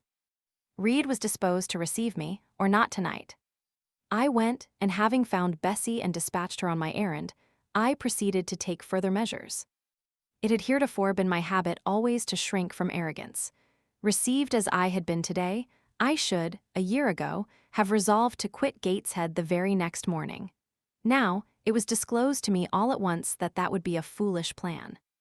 I had taken a journey of 100 miles to see my aunt, and I must stay with her till she was better or dead. As to her daughters, pride or folly, I must put it on one side, make myself independent of it. So I addressed the housekeeper, asked her to show me a room, told her I should probably be a visitor here for a week or two, had my trunk conveyed to my chamber, and followed it thither myself. I met Bessie on the landing. "Mrs. is awake," said she. "I have told her you are here. Come and let us see if she will know you." I did not need to be guided to the well-known room, to which I had so often been summoned for chastisement or reprimand in former days. I hastened before Bessie. I softly opened the door. A shaded light stood on the table, for it was now getting dark. There was the great four-post bed with amber hangings as of old. There the toilet table, the armchair, and the footstool, at which I had 100 times been sentenced to kneel, to ask pardon for offenses by me uncommitted. I looked into a certain corner near, half expecting to see the slim outline of a once-dreaded switch which used to lurk there, waiting to leap out in plike and lace my quivering palm or shrinking neck. I approached the bed. I opened the curtains and leant over the high-piled pillows. Well did I remember Mrs. Reed's face, and I eagerly sought the familiar image. It is a happy thing that time quells the longings of vengeance and hushes the promptings of rage and aversion. I had left this woman in bitterness and hate, and I came back to her now with no other emotion than a sort of ruth for her great sufferings, and a strong yearning to forget and forgive all injuries, to be reconciled and clasp hands in amity. The well-known face was there. Stern, relentless as ever, there was that peculiar eye which nothing could melt, and the somewhat raised, imperious, despotic eyebrow. How often had it lowered on me menace and hate, and how the recollection of childhood's terrors and sorrows revived as I traced its harsh line now. And yet I stooped down and kissed her. She looked at me. "Is this Jane Eyre?" she said. "Yes, Aunt Reed." "How are you, dear aunt?" I had once vowed that I would never call her aunt again. I thought it no sin to forget and break that vow now. My fingers had fastened on her hand which lay outside the sheet. Had she pressed mine kindly, I should at that moment have experienced true pleasure. But unimpressionable natures are not so soon softened, nor are natural antipathies so readily eradicated. "Mrs. Reed took her hand away, and, turning her face rather from me, she remarked that the night was warm. Again she regarded me so icily. I felt at once that her opinion of me, her feeling towards me, was unchanged and unchangeable. I knew by her stony eye, opaque to tenderness, indissoluble to tears, that she was resolved to consider me bad to the last, because to believe me good would give her no generous pleasure, only a sense of mortification. I felt pain, and then I felt ire. And then I felt a determination to subdue her, to be her mistress in spite both of her nature and her will. My tears had risen, just as in childhood. I ordered them back to their source. I brought a chair to the bedhead. I sat down and leaned over the pillow. "You sent for me," I said, "and I am here, and it is my intention to stay till I see how you get on." "Oh, of course. You have seen my daughters." "Yes." "Well, you may tell them I wish you to stay, till I can talk some things over with you I have on my mind. Tonight it is too late, and I have a difficulty in recalling them. But there was something I wished to say. Let me see." The wandering look and changed utterance told what wreck had taken place in her once vigorous frame. Turning restlessly, she drew the bedclothes round her. My elbow, resting on a corner of the quilt, fixed it down. She was at once irritated. "Sit up," said she. "Don't annoy me with holding the clothes fast." "Are you Jane Eyre?" "I am Jane Eyre. I have had more trouble with that child than anyone would believe. Such a burden to be left on my hands, and so much annoyance as she caused me, daily and hourly, with her incomprehensible disposition, and her sudden starts of temper, and her continual, unnatural watchings of one's movements. I declare she talked to me once like something mad, or like a fiend. No child ever spoke or looked as she did. I was glad to get her away from the house." "What did they do with her at Lode?"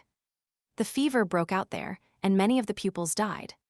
She, however, did not die, but I said she did. I wish she had died." "A strange wish, Mrs. Reed. Why do you hate her so?" "I had a dislike to her mother always, for she was my husband's only sister and a great favorite with him. He opposed the family's disowning her when she made her low marriage, and when news came of her death, he wept like a simpleton. He would send for the baby, though I entreated him rather to put it out to nurse and pay for its maintenance. I hated it the first time I set my eyes on it, a sickly, whining, pining thing. It would wail in its cradle all night long, not screaming heartily like any other child, but whimpering and moaning. Reed pitied it, and he used to nurse it and notice it as if it had been his own, more, indeed, than he ever noticed his own at that age. He would try to make my children friendly to the little beggar. The darlings could not bear it, and he was angry with them when they showed their dislike. In his last illness, he had it brought continually to his bedside, and but an hour before he died, he bound me by vow to keep the creature. I would as soon have been charged with a pauper brat out of a workhouse, but he was weak, naturally weak. John does not at all resemble his father, and I am glad of it. John is like me and like my brothers, he is quite a Gibson. Oh, I wish he would cease tormenting me with letters for money. I have no more money to give him, we are getting poor. I must send away half the servants and shut up part of the house, or let it off. I can never submit to do that, yet how are we to get on? 2/3 of my income goes in paying the interest of mortgages. John gambles dreadfully and always loses, poor boy. He is beset by sharpers. John is sunk and degraded, his look is frightful, I feel ashamed for him when I see him. She was getting much excited. I think I had better leave her now, said I to Bessie, who stood on the other side of the bed. Perhaps you had, miss, but she often talks in this way towards night, in the morning she is calmer. I rose. Stop, exclaimed Mrs. Reed, there is another thing I wish to say. He threatens me, he continually threatens me with his own death, or mine. And I dream sometimes that I see him laid out with a great wound in his throat, or with a swollen and blackened face.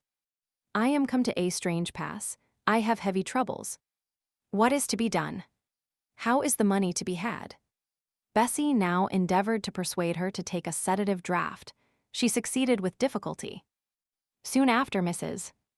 Reed grew more composed and sank into a dozing state. I then left her. More than 10 days elapsed before I had again any conversation with her. She continued either delirious or lethargic, and the doctor forbade everything which could painfully excite her. Meantime, I got on as well as I could with Georgiana and Eliza. They were very cold, indeed, at first. Eliza would sit half the day sewing, reading, or writing, and scarcely utter a word either to me or her sister. Georgiana would chatter nonsense to her canary bird by the hour, and take no notice of me. But I was determined not to seem at a loss for occupation or amusement. I had brought my drawing materials with me, and they served me for both. Provided with a case of pencils and some sheets of paper, I used to take a seat apart from them, near the window, and busy myself in sketching fancy vignettes, representing any scene that happened momentarily to shape itself in the ever-shifting kaleidoscope of imagination. A glimpse of sea between two rocks, the rising moon, and a ship crossing its disk. A group of reeds and water flags, and a naiad's head, crowned with lotus flowers, rising out of them. An elf sitting in a hedge sparrow's nest, under a wreath of hawthorn bloom. One morning I fell to sketching a face. What sort of a face it was to be, I did not care or know. I took a soft black pencil, gave it a broad point, and worked away. Soon I had traced on the paper a broad and prominent forehead and a square lower outline of visage.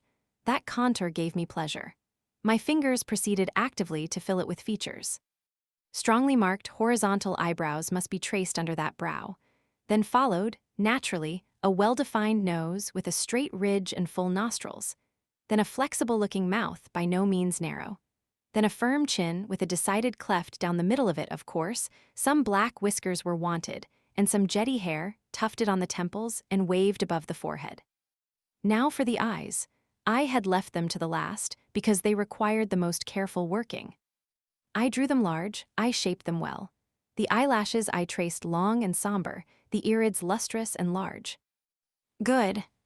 But not quite the thing, I thought, as I surveyed the effect. They want more force and spirit, and I wrought the shades blacker, that the lights might flash more brilliantly. A happy touch or two secured success. There, I had a friend's face under my gaze, and what did it signify that those young ladies turned their backs on me? I looked at it, I smiled at the speaking likeness. I was absorbed in content. Is that a portrait of someone you know?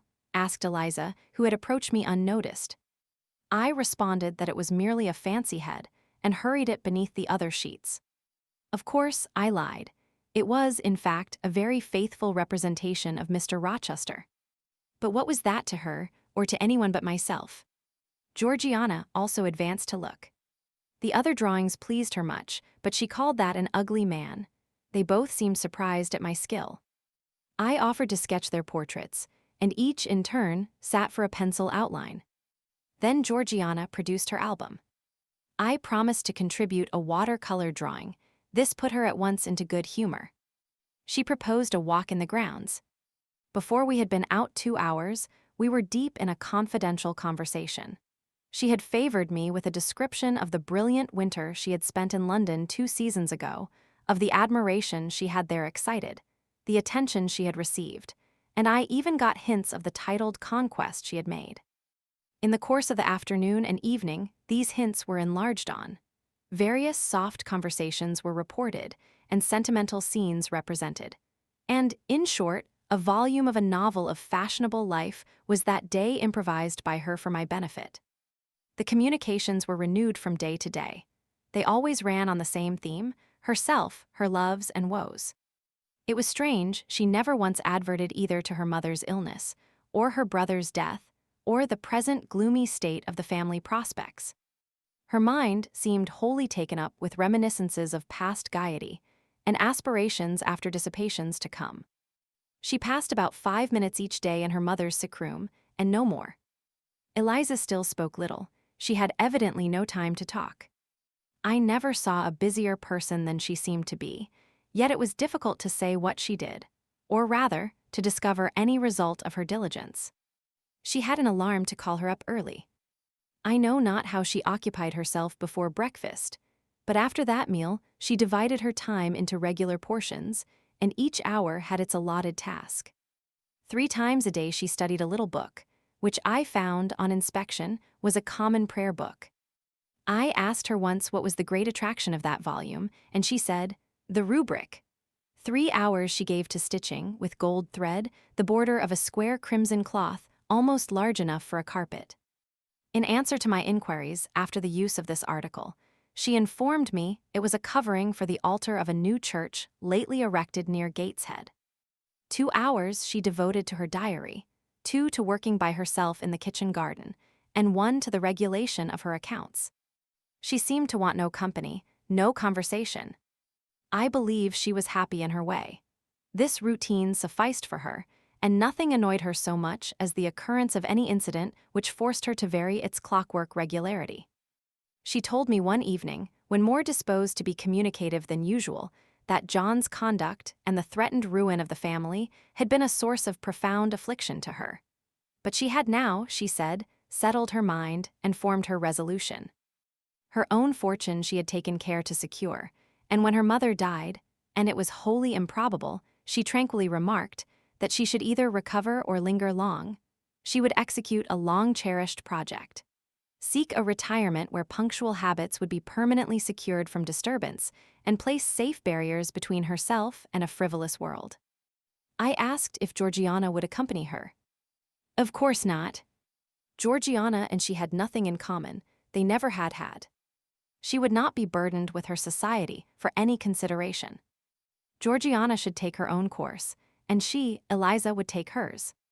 Georgiana, when not unburdening her heart to me, spent most of her time in lying on the sofa, fretting about the dullness of the house, and wishing over and over again that her Aunt Gibson would send her an invitation up to town. It would be so much better, she said, if she could only get out of the way for a month or 2 till all was over. I did not ask what she meant by all being over, but I suppose she referred to the expected decease of her mother and the gloomy sequel of funeral rites. Eliza generally took no more notice of her sister's indolence and complaints than if no such murmuring, lounging object had been before her.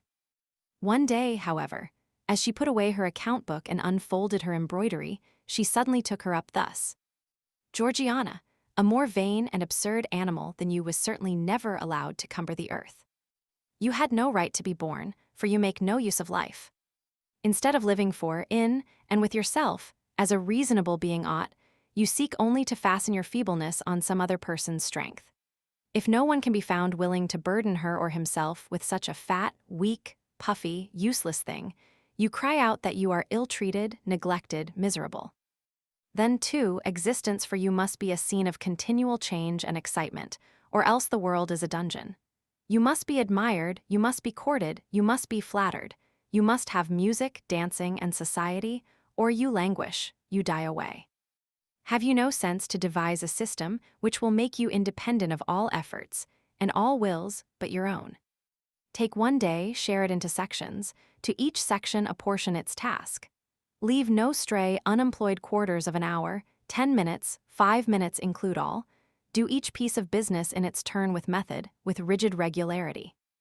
The day will close almost before you are aware it has begun, and you are indebted to no one for helping you to get rid of one vacant moment.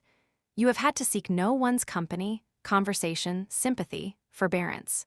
You have lived, in short, as an independent being ought to do. Take this advice, the first and last I shall offer you, then you will not want me or anyone else, happen what may. Neglect it, go on as heretofore, craving, whining, and idling, and suffer the results of your idiocy, however bad and insufferable they may be. I tell you this plainly, and listen, for though I shall no more repeat what I am now about to say, I shall steadily act on it. After my mother's death, I wash my hands of you. From the day her coffin is carried to the vault in Gateshead Church, you and I will be as separate as if we had never known each other. You need not think that because we chance to be born of the same parents, I shall suffer you to fasten me down by even the feeblest claim. I can tell you this. If the whole human race, ourselves excepted, were swept away, and we too stood alone on the earth, I would leave you in the old world and betake myself to the new. She closed her lips. You might have spared yourself the trouble of delivering that tirade, answered Georgiana. Everybody knows you are the most selfish, heartless creature in existence, and I know your spiteful hatred towards me. I have had a specimen of it before in the trick you played me about Lord Edwin Vere. You could not bear me to be raised above you, to have a title, to be received into circles where you dare not show your face, and so you acted the spy and informer and ruined my prospects forever. Georgiana took out her handkerchief and blew her nose for an hour afterwards. Eliza sat cold, impassible, and assiduously industrious. True, generous feeling is made small account of by some, but here were two natures rendered, the one intolerably acrid, the other despicably savorless for the want of it. Feeling without judgment is a washy draught indeed, but judgment untempered by feeling is too bitter and husky a morsel for human deglutition. It was a wet and windy afternoon. Georgiana had fallen asleep on the sofa over the perusal of a novel. Eliza was gone to attend a Saint's Day service at the new church, for in matters of religion she was a rigid formalist. No weather ever prevented the punctual discharge of what she considered her devotional duties. Fair or foul, she went to church thrice every Sunday, and as often on weekdays as there were prayers. I bethought myself to go upstairs and see how the dying woman sped, who lay there almost unheeded. The very servants paid her but a remittent attention. The hired nurse, being little looked after, would slip out of the room whenever she could. Bessie was faithful, but she had her own family to mind and could only come occasionally to the hall. I found the sick room unwatched, as I had expected. No nurse was there, the patient lay still and seemingly lethargic, her livid face sunk in the pillows. The fire was dying in the grate. I renewed the fuel, rearranged the bedclothes, gazed a while on her who could not now gaze on me, and then I moved away to the window. The rain beat strongly against the panes, the wind blew tempestuously.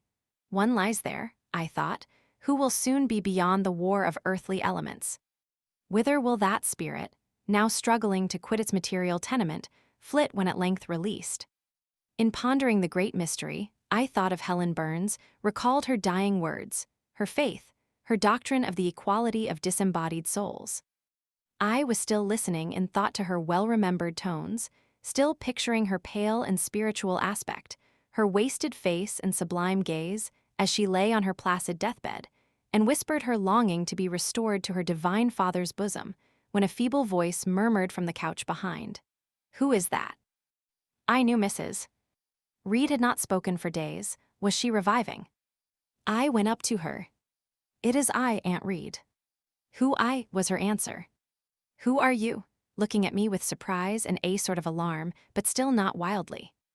"You are quite a stranger to me. Where is Bessie?" "She is at the lodge, Aunt." "Aunt," she repeated. "Who calls me Aunt?" "You are not one of the Gibsons, and yet I know you. That face and the eyes and forehead are quite familiar to me. You are like, why, you are like Jane Eyre." I said nothing.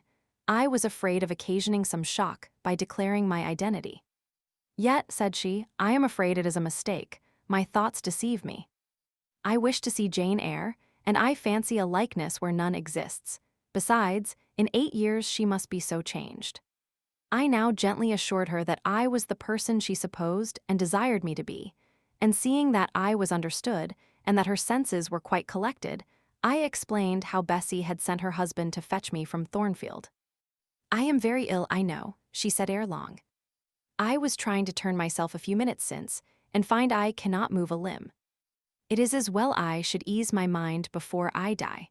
What we think little of in health burdens us at such an hour as the present is to me. Is the nurse here? Or is there no one in the room but you?" I assured her we were alone.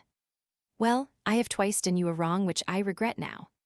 One was in breaking the promise which I gave my husband to bring you up as my own child. The other," she stopped. "After all, it is of no great importance, perhaps," she murmured to herself, "and then I may get better, and to humble myself so to her is painful." She made an effort to alter her position, but failed. Her face changed. She seemed to experience some inward sensation, the precursor, perhaps, of the last pang. "Well, I must get it over. Eternity is before me. I had better tell her. Go to my dressing case, open it, and take out a letter you will see there." I obeyed her directions. "Read the letter," she said. It was short and thus conceived. "Madam, will you have the goodness to send me the address of my niece, Jane Eyre, and to tell me how she is? It is my intention to write shortly, and desire her to come to me at Madeira. Providence has blessed my endeavors to secure a competency, and as I am unmarried and childless, I wish to adopt her during my life and bequeath her at my death whatever I may have to leave. I am Madam and C. John Eyre, Madeira." It was dated 3 years back. Why did I never hear of this? I asked. Because I disliked you too fixedly and thoroughly ever to lend a hand in lifting you to prosperity. I could not forget your conduct to me, Jane, the fury with which you once turned on me, the tone in which you declared you abhorred me the worst of anybody in the world, the unchildlike look and voice with which you affirmed that the very thought of me made you sick, and asserted that I had treated you with miserable cruelty. I could not forget my own sensations when you thus started up and poured out the venom of your mind. I felt fear as if an animal that I had struck or pushed had looked up at me with human eyes and cursed me in a man's voice. "Bring me some water." "Oh, make haste." "Dear Mrs. Read," said I, as I offered her the draught she required. "Think no more of all this, let it pass away from your mind. Forgive me for my passionate language. I was a child then. 8-9 years have passed since that day." She heeded nothing of what I said, but when she had tasted the water and drawn breath, she went on thus. "I tell you I could not forget it, and I took my revenge. For you to be adopted by your uncle and placed in a state of ease and comfort was what I could not endure. I wrote to him. I said I was sorry for his disappointment, but Jane Eyre was dead. She had died of typhus fever at Load. Now act as you please. Write and contradict my assertion, expose my falsehood as soon as you like. You were born, I think, to be my torment. My last hour is racked by the recollection of a deed which, but for you, I should never have been tempted to commit. If you could but be persuaded to think no more of it, Aunt, and to regard me with kindness and forgiveness." "You have a very bad disposition," said she, "and one to this day I feel it impossible to understand. How for 9 years you could be patient and quiescent under any treatment, and in the 10th break out all fire and violence, I can never comprehend. My disposition is not so bad as you think. I am passionate, but not vindictive. Many a time, as a little child, I should have been glad to love you if you would have let me, and I long earnestly to be reconciled to you now. "Kiss me, Aunt." I approached my cheek to her lips. She would not touch it. She said I oppressed her by leaning over the bed, and again demanded water. As I laid her down, for I raised her and supported her on my arm while she drank, I covered her ice-cold and clammy hand with mine. The feeble fingers shrank from my touch, the glazing eyes shunned my gaze. "Love me then, or hate me as you will," I said at last. "You have my full and free forgiveness. Ask now for God and be at peace." Poor, suffering woman. It was too late for her to make now the effort to change her habitual frame of mind. Living, she had ever hated me. Dying, she must hate me still. The nurse now entered, and Bessie followed. I yet lingered half an hour longer, hoping to see some sign of amity, but she gave none. She was fast relapsing into stupor, nor did her mind again rally. At 12 o'clock that night she died. I was not present to close her eyes, nor were either of her daughters. They came to tell us the next morning that all was over. She was by that time laid out. Eliza and I went to look at her. Georgiana, who had burst out into loud weeping, said she dared not go. There was stretched Sarah Reed's once robust and active frame, rigid and still. Her eye of flint was covered with its cold lid, her brow and strong traits wore yet the impress of her inexorable soul. A strange and solemn object was that corpse to me. I gazed on it with gloom and pain. Nothing soft, nothing sweet, nothing pitying or hopeful or subduing did it inspire. Only a grating anguish for her woes, not my loss, and a somber, tearless dismay at the fearfulness of death in such a form. Eliza surveyed her parent calmly. After a silence of some minutes she observed, "With her constitution she should have lived to a good old age. Her life was shortened by trouble." And then a spasm constricted her mouth for an instant. As it passed away, she turned and left the room, and so did I. Neither of us had dropped a tear. Chapter 22. Mr. Rochester had given me but 1 week's leave of absence, yet a month elapsed before I quitted Gateshead. I wished to leave immediately after the funeral, but Georgiana entreated me to stay till she could get off to London, whither she was now at last invited by her uncle, Mr. Gibson, who had come down to direct his sister's interment and settle the family affairs. Georgiana said she dreaded being left alone with Eliza. From her she got neither sympathy in her dejection, support in her fears, nor aid in her preparations. So I bore with her feeble-minded wailings and selfish lamentations as well as I could, and did my best in sewing for her and packing her dresses. It is true that while I worked, she would idle, and I thought to myself, if you and I were destined to live always together, cousin, we would commence matters on a different footing. I should not settle tamely down into being the forbearing party. I should assign you your share of labor, and compel you to accomplish it, or else it should be left undone. I should insist, also, on your keeping some of those drawling, half-insincere complaints hushed in your own breast. It is only because our connection happens to be very transitory, and comes at a peculiarly mournful season, that I consent thus to render it so patient and compliant on my part.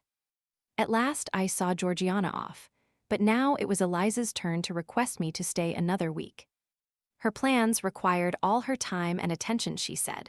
She was about to depart for some unknown bourne, and all day long she stayed in her own room, her door bolted within, filling trunks, emptying drawers, burning papers, and holding no communication with anyone.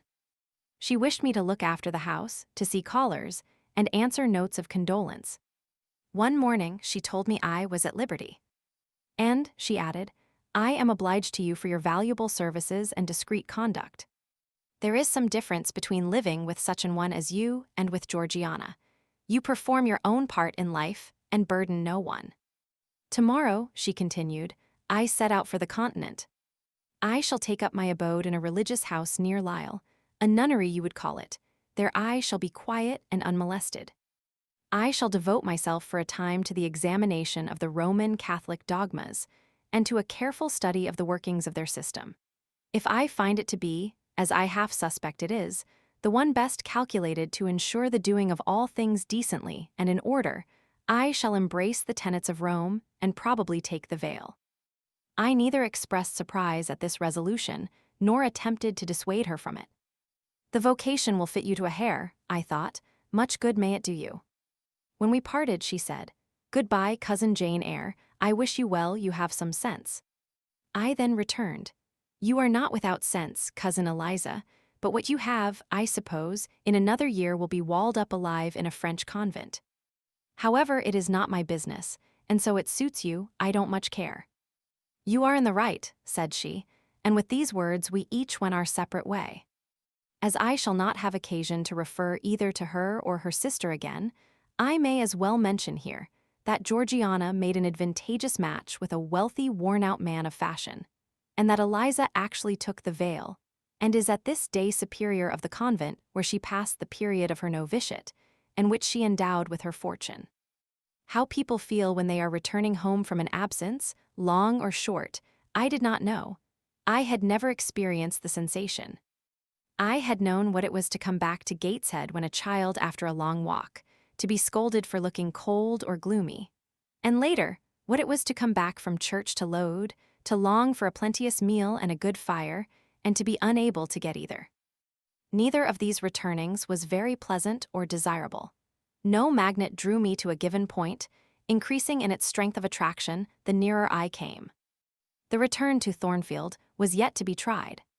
My journey seemed tedious, very tedious. 50 miles one day, a night spent at an inn, 50 miles the next day. During the first 12 hours, I thought of Mrs. Reed in her last moments. I saw her disfigured and discolored face and heard her strangely altered voice. I mused on the funeral day, the coffin, the hearse, the black train of tenants and servants. Few was the number of relatives, the gaping vault, the silent church, the solemn service. Then I thought of Eliza and Georgiana. I beheld one the cynosure of a ballroom, the other the inmate of a convent cell, and I dwelt on and analyzed their separate peculiarities of person and character. The evening arrival at the great town of scattered these thoughts. Night gave them quite another turn. Laid down on my traveler's bed, I left reminiscence for anticipation. I was going back to Thornfield, but how long was I to stay there? Not long, of that I was sure. I had heard from Mrs. Fairfax in the interim of my absence. The party at the hall was dispersed. Mr. Rochester had left for London 3 weeks ago, but he was then expected to return in a fortnight. Mrs. Fairfax surmised that he was gone to make arrangements for his wedding, as he had talked of purchasing a new carriage. She said the idea of his marrying Miss Ingram still seemed strange to her. But from what everybody said, and from what she had herself seen, she could no longer doubt that the event would shortly take place. "You would be strangely incredulous if you did doubt it," was my mental comment. "I don't doubt it." The question followed, where was I to go? I dreamt of Miss Ingram all the night. In a vivid morning dream, I saw her closing the gates of Thornfield against me and pointing me out another road, and Mr. Rochester looked on with his arms folded, smiling sardonically, as it seemed, at both her and me. I had not notified to Mrs. Fairfax the exact day of my return, for I did not wish either car or carriage to meet me at Millcote.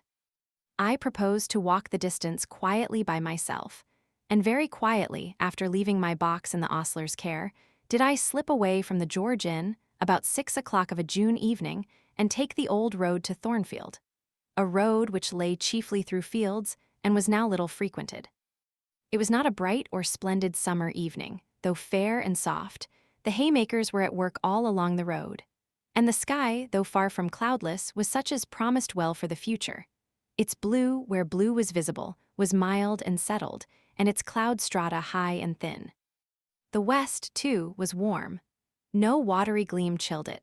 It seemed as if there was a fire lit, an altar burning behind its screen of marbled vapor, and out of apertures shone a golden redness.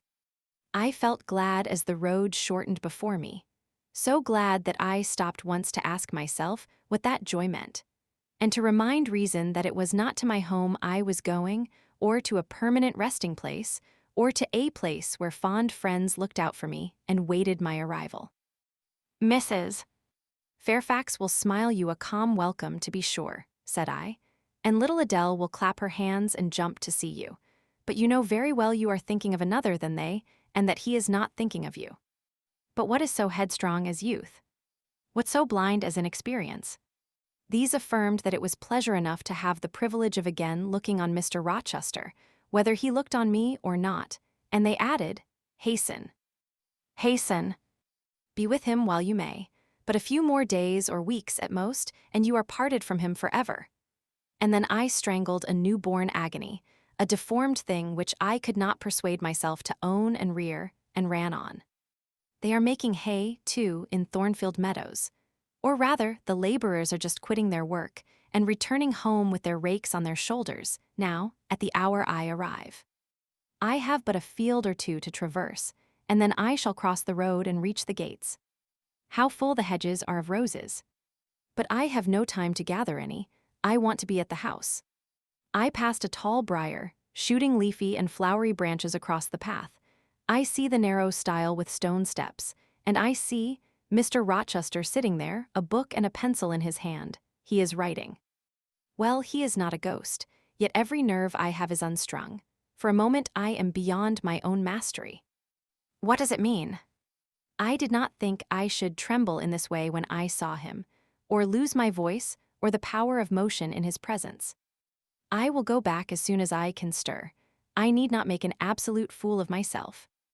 I know another way to the house.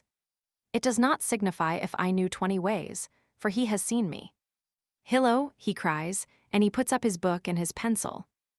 There you are. Come on, if you please. I suppose I do come on, though in what fashion I know not, being scarcely cognizant of my movements and solicitous only to appear calm, and, above all, to control the working muscles of my face, which I feel rebel insolently against my will and struggle to express what I had resolved to conceal. But I have a veil, it is down. I may make shift yet to behave with decent composure. And this is Jane Eyre. Are you coming from Millcote, and on foot? Yes, just one of your tricks. Not to send for a carriage, and come clattering over street and road like a common mortal, but to steal into the vicinage of your home along with twilight, just as if you were a dream or a shade. What the deuce have you done with yourself this last month? I have been with my aunt, sir, who is dead. A true Janean reply. Good angels be my guard. She comes from the other world, from the abode of people who are dead, and tells me so when she meets me alone here in the gloaming. If I dared, I'd touch you, to see if you are substance or shadow, you elf. But I'd as soon offer to take hold of a blue Ignes fadus light in a marsh. Truant, he added, when he had paused an instant. Absent from me a whole month, and forgetting me quite, I'll be sworn. I knew there would be pleasure in meeting my master again, even though broken by the fear that he was so soon to cease to be my master, and by the knowledge that I was nothing to him. But there was ever in Mr. Rochester, so at least I thought, such a wealth of the power of communicating happiness, that to taste, but of the crumbs he scattered to stray and stranger birds like me, was to feast genially. His last words were balm. They seemed to imply that it imported something to him whether I forgot him or not. And he had spoken of Thornfield as my home, would that it were my home. He did not leave the stile, and I hardly liked to ask to go by. I inquired soon if he had not been to London. Yes, I suppose you found that out by second sight. Mrs. Fairfax told me in a letter. And did she inform you what I went to do? Oh, yes, sir. Everybody knew your errand. You must see the carriage, Jane, and tell me if you don't think it will suit Mrs. Rochester exactly, and whether she won't look like Queen Boadicea leaning back against those purple cushions. I wish, Jane, I were a trifle better adapted to match with her externally. Tell me now, fairy as you are, can't you give me a charm or a philter or something of that sort to make me a handsome man? It would be past the power of magic, sir. And, in thought, I added, a loving eye is all the charm needed. To such you are handsome enough, or rather your sternness has a power beyond beauty. Mr. Rochester had sometimes read my unspoken thoughts with an acumen to me incomprehensible. In the present instance, he took no notice of my abrupt vocal response, but he smiled at me with a certain smile he had of his own, and which he used but on rare occasions. He seemed to think it too good for common purposes. It was the real sunshine of feeling. He shed it over me now. Pass, Janet, said he, making room for me to cross the stile.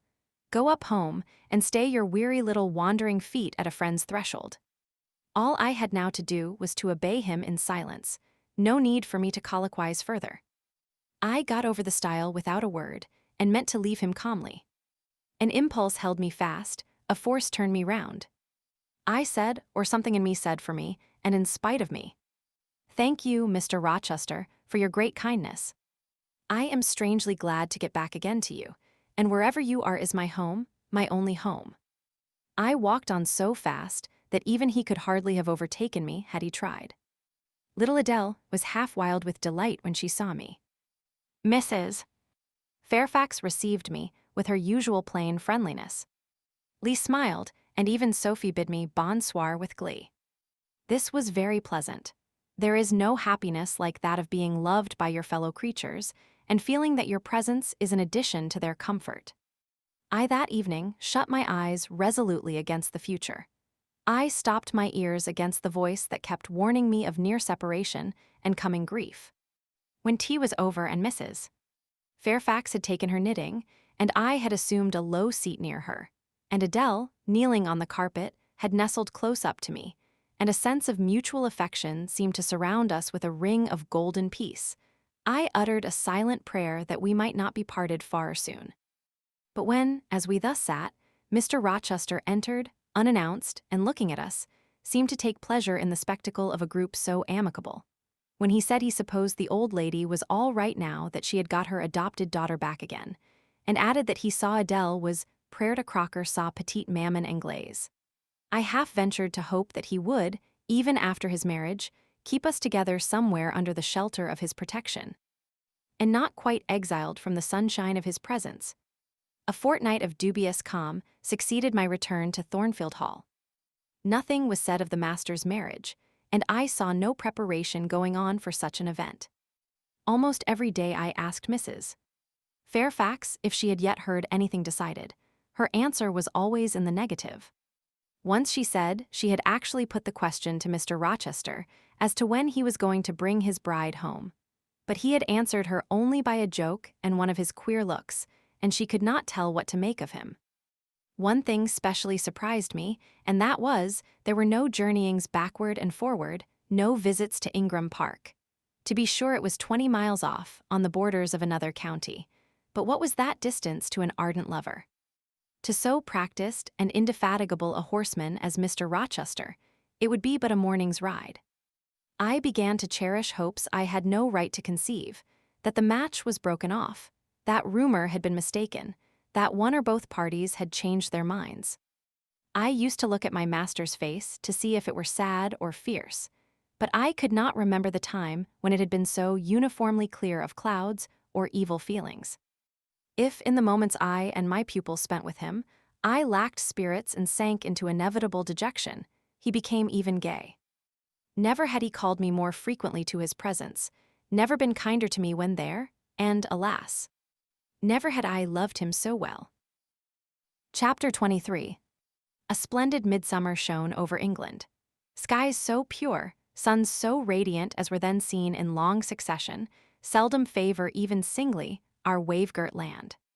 It was as if a band of Italian days had come from the south, like a flock of glorious passenger birds, and lighted to rest them on the cliffs of Albion.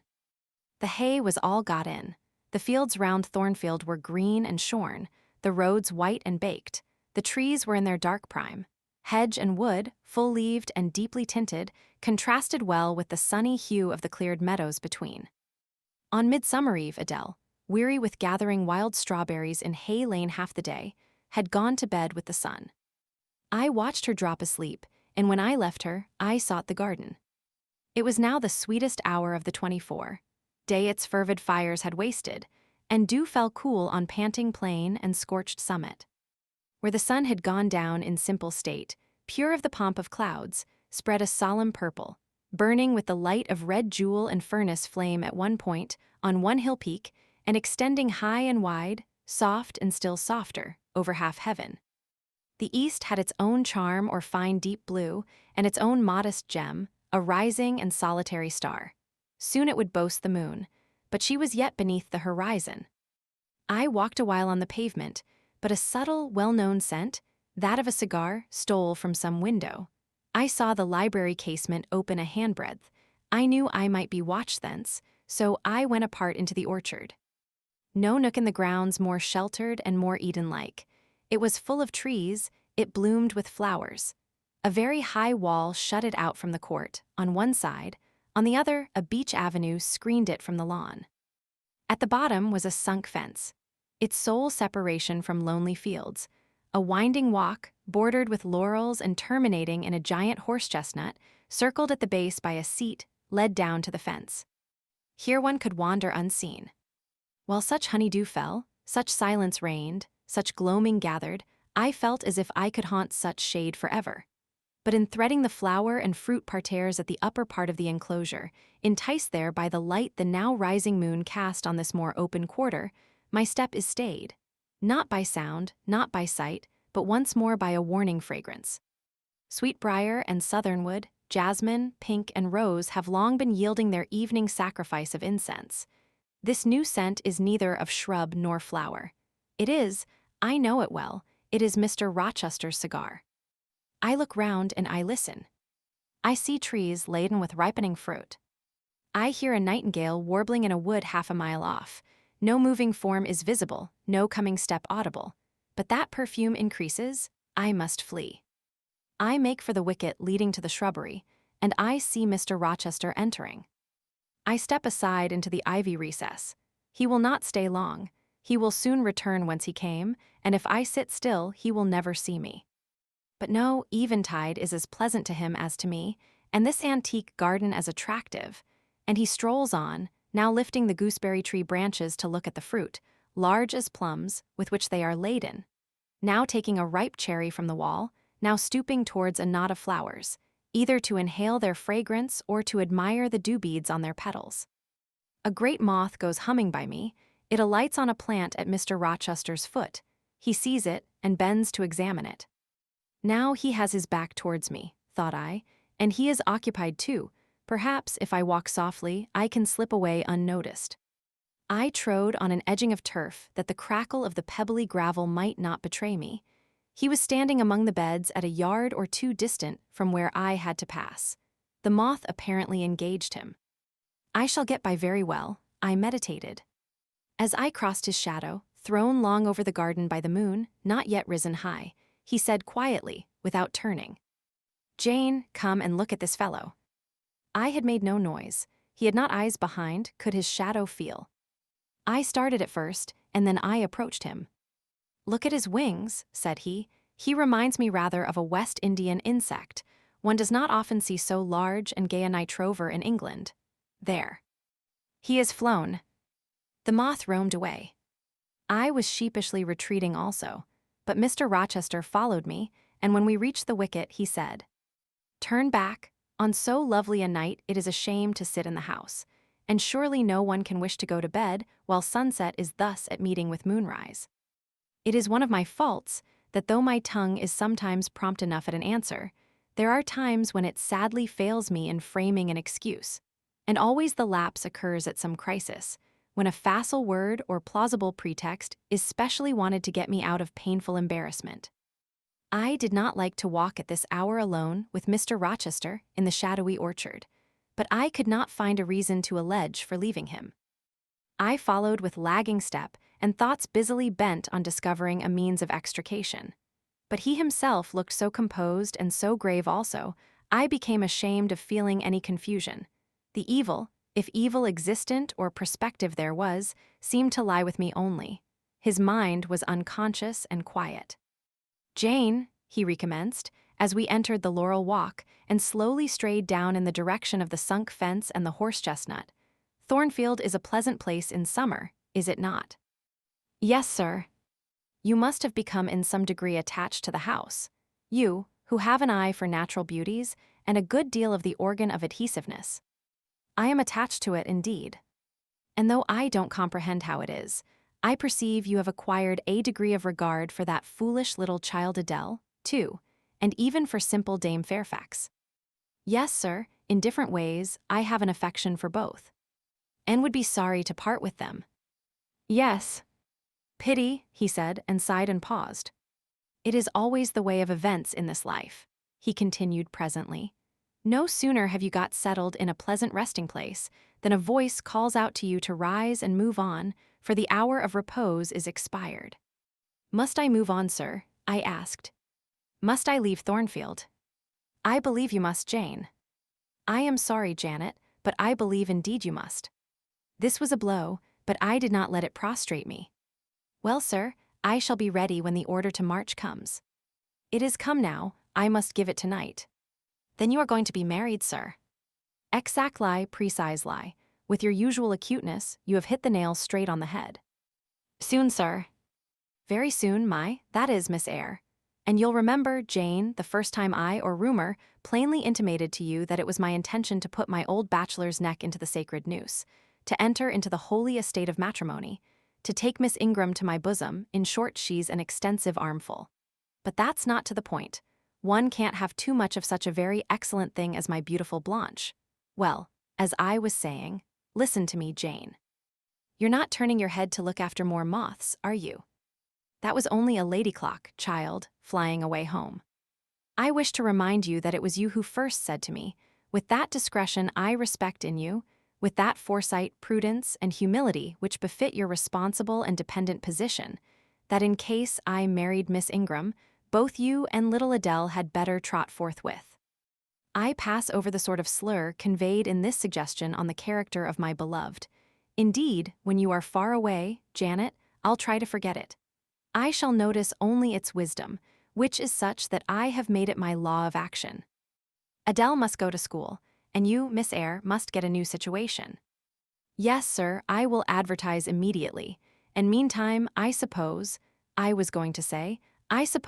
may stay here, till I find another shelter to betake myself to. But I stopped, feeling it would not do to risk a long sentence, for my voice was not quite under command. In about a month I hope to be a bridegroom, continued Mr. Rochester, and in the interim I shall myself look out for employment and an asylum for you. Thank you, sir, I am sorry to give. Oh, no need to apologize. I consider that when a dependent does her duty as well as you have done yours, she has a sort of claim upon her employer for any little assistance he can conveniently render her.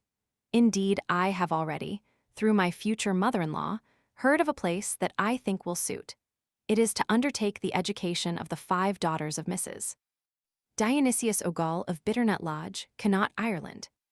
You'll like Ireland, I think. They're such warm-hearted people there, they say. It is a long way off, sir. No matter, a girl of your sense will not object to the voyage or the distance. Not the voyage, but the distance, and then the sea is a barrier. From what, Jane? From England and from Thornfield, and, well, from you, sir. I said this almost involuntarily, and, with as little sanction of free will, my tears gushed out. I did not cry so as to be heard, however. I avoided sobbing. The thought of Mrs. Ogal and Bitternut Lodge struck cold to my heart, and colder the thought of all the brine and foam, destined, as it seemed, to rush between me and the master at whose side I now walked, and coldest the remembrance of the wider ocean. Wealth, caste, custom intervened between me and what I naturally and inevitably loved. It is a long way, I again said. It is, to be sure, and when you get to Bitternut Lodge, Connaught, Ireland, I shall never see you again, Jane. That's morally certain. I never go over to Ireland, not having myself much of a fancy for the country. We have been good friends, Jane, have we not? Yes, sir. And when friends are on the eve of separation, they like to spend the little time that remains to them close to each other. Come, we'll talk over the voyage and the parting quietly half an hour or so, while the stars enter into their shining life up in heaven yonder. Here is the chestnut tree. Here is the bench at its old roots. Come, we will sit there in peace tonight, though we should never more be destined to sit there together. He seated me and himself. It is a long way to Ireland, Janet, and I am sorry to send my little friend on such weary travels. But if I can't do better, how is it to be helped? Are you anything akin to me, do you think, Jane? I could risk no sort of answer by this time. My heart was still. Because, he said, I sometimes have a queer feeling with regard to you, especially when you are near me, as now. It is as if I had a string somewhere under my left ribs, tightly and inextricably knotted to a similar string situated in the corresponding quarter of your little frame. And if that boisterous channel and 200 miles or so of land come broad between us, I am afraid that cord of communion will be snapped. And then I've a nervous notion I should take to bleeding inwardly. As for you, you'd forget me. That I never should, sir, you know, impossible to proceed. Jane, do you hear that nightingale singing in the wood? Listen. In listening, I sobbed convulsively, for I could repress what I endured no longer. I was obliged to yield, and I was shaken from head to foot with acute distress. When I did speak, it was only to express an impetuous wish that I had never been born or never come to Thornfield. Because you are sorry to leave it. The vehemence of emotion, stirred by grief and love within me, was claiming mastery and struggling for full sway and asserting a right to predominate, to overcome, to live, rise, and reign at last. Yes, and to speak. I grieve to leave Thornfield. I love Thornfield. I love it because I have lived in it a full and delightful life, momentarily at least. I have not been trampled on. I have not been petrified. I have not been buried with inferior minds and excluded from every glimpse of communion with what is bright and energetic and high. I have talked face to face with what I reverence, with what I delight in, with an original, a vigorous, and expanded mind. I have known you, Mr. Rochester, and it strikes me with terror and anguish to feel I absolutely must be torn from you forever. I see the necessity of departure, and it is like looking on the necessity of death. Where do you see the necessity? He asked suddenly. Where? You, sir, have placed it before me. In what shape? In the shape of Miss Ingram, a noble and beautiful woman, your bride. My bride? What bride? I have no bride. But you will have. Yes, I will, he set his teeth. Then I must go, you have said it yourself. No, you must stay. I swear it, and the oath shall be kept. I tell you I must go, I retorted, roused to something like passion.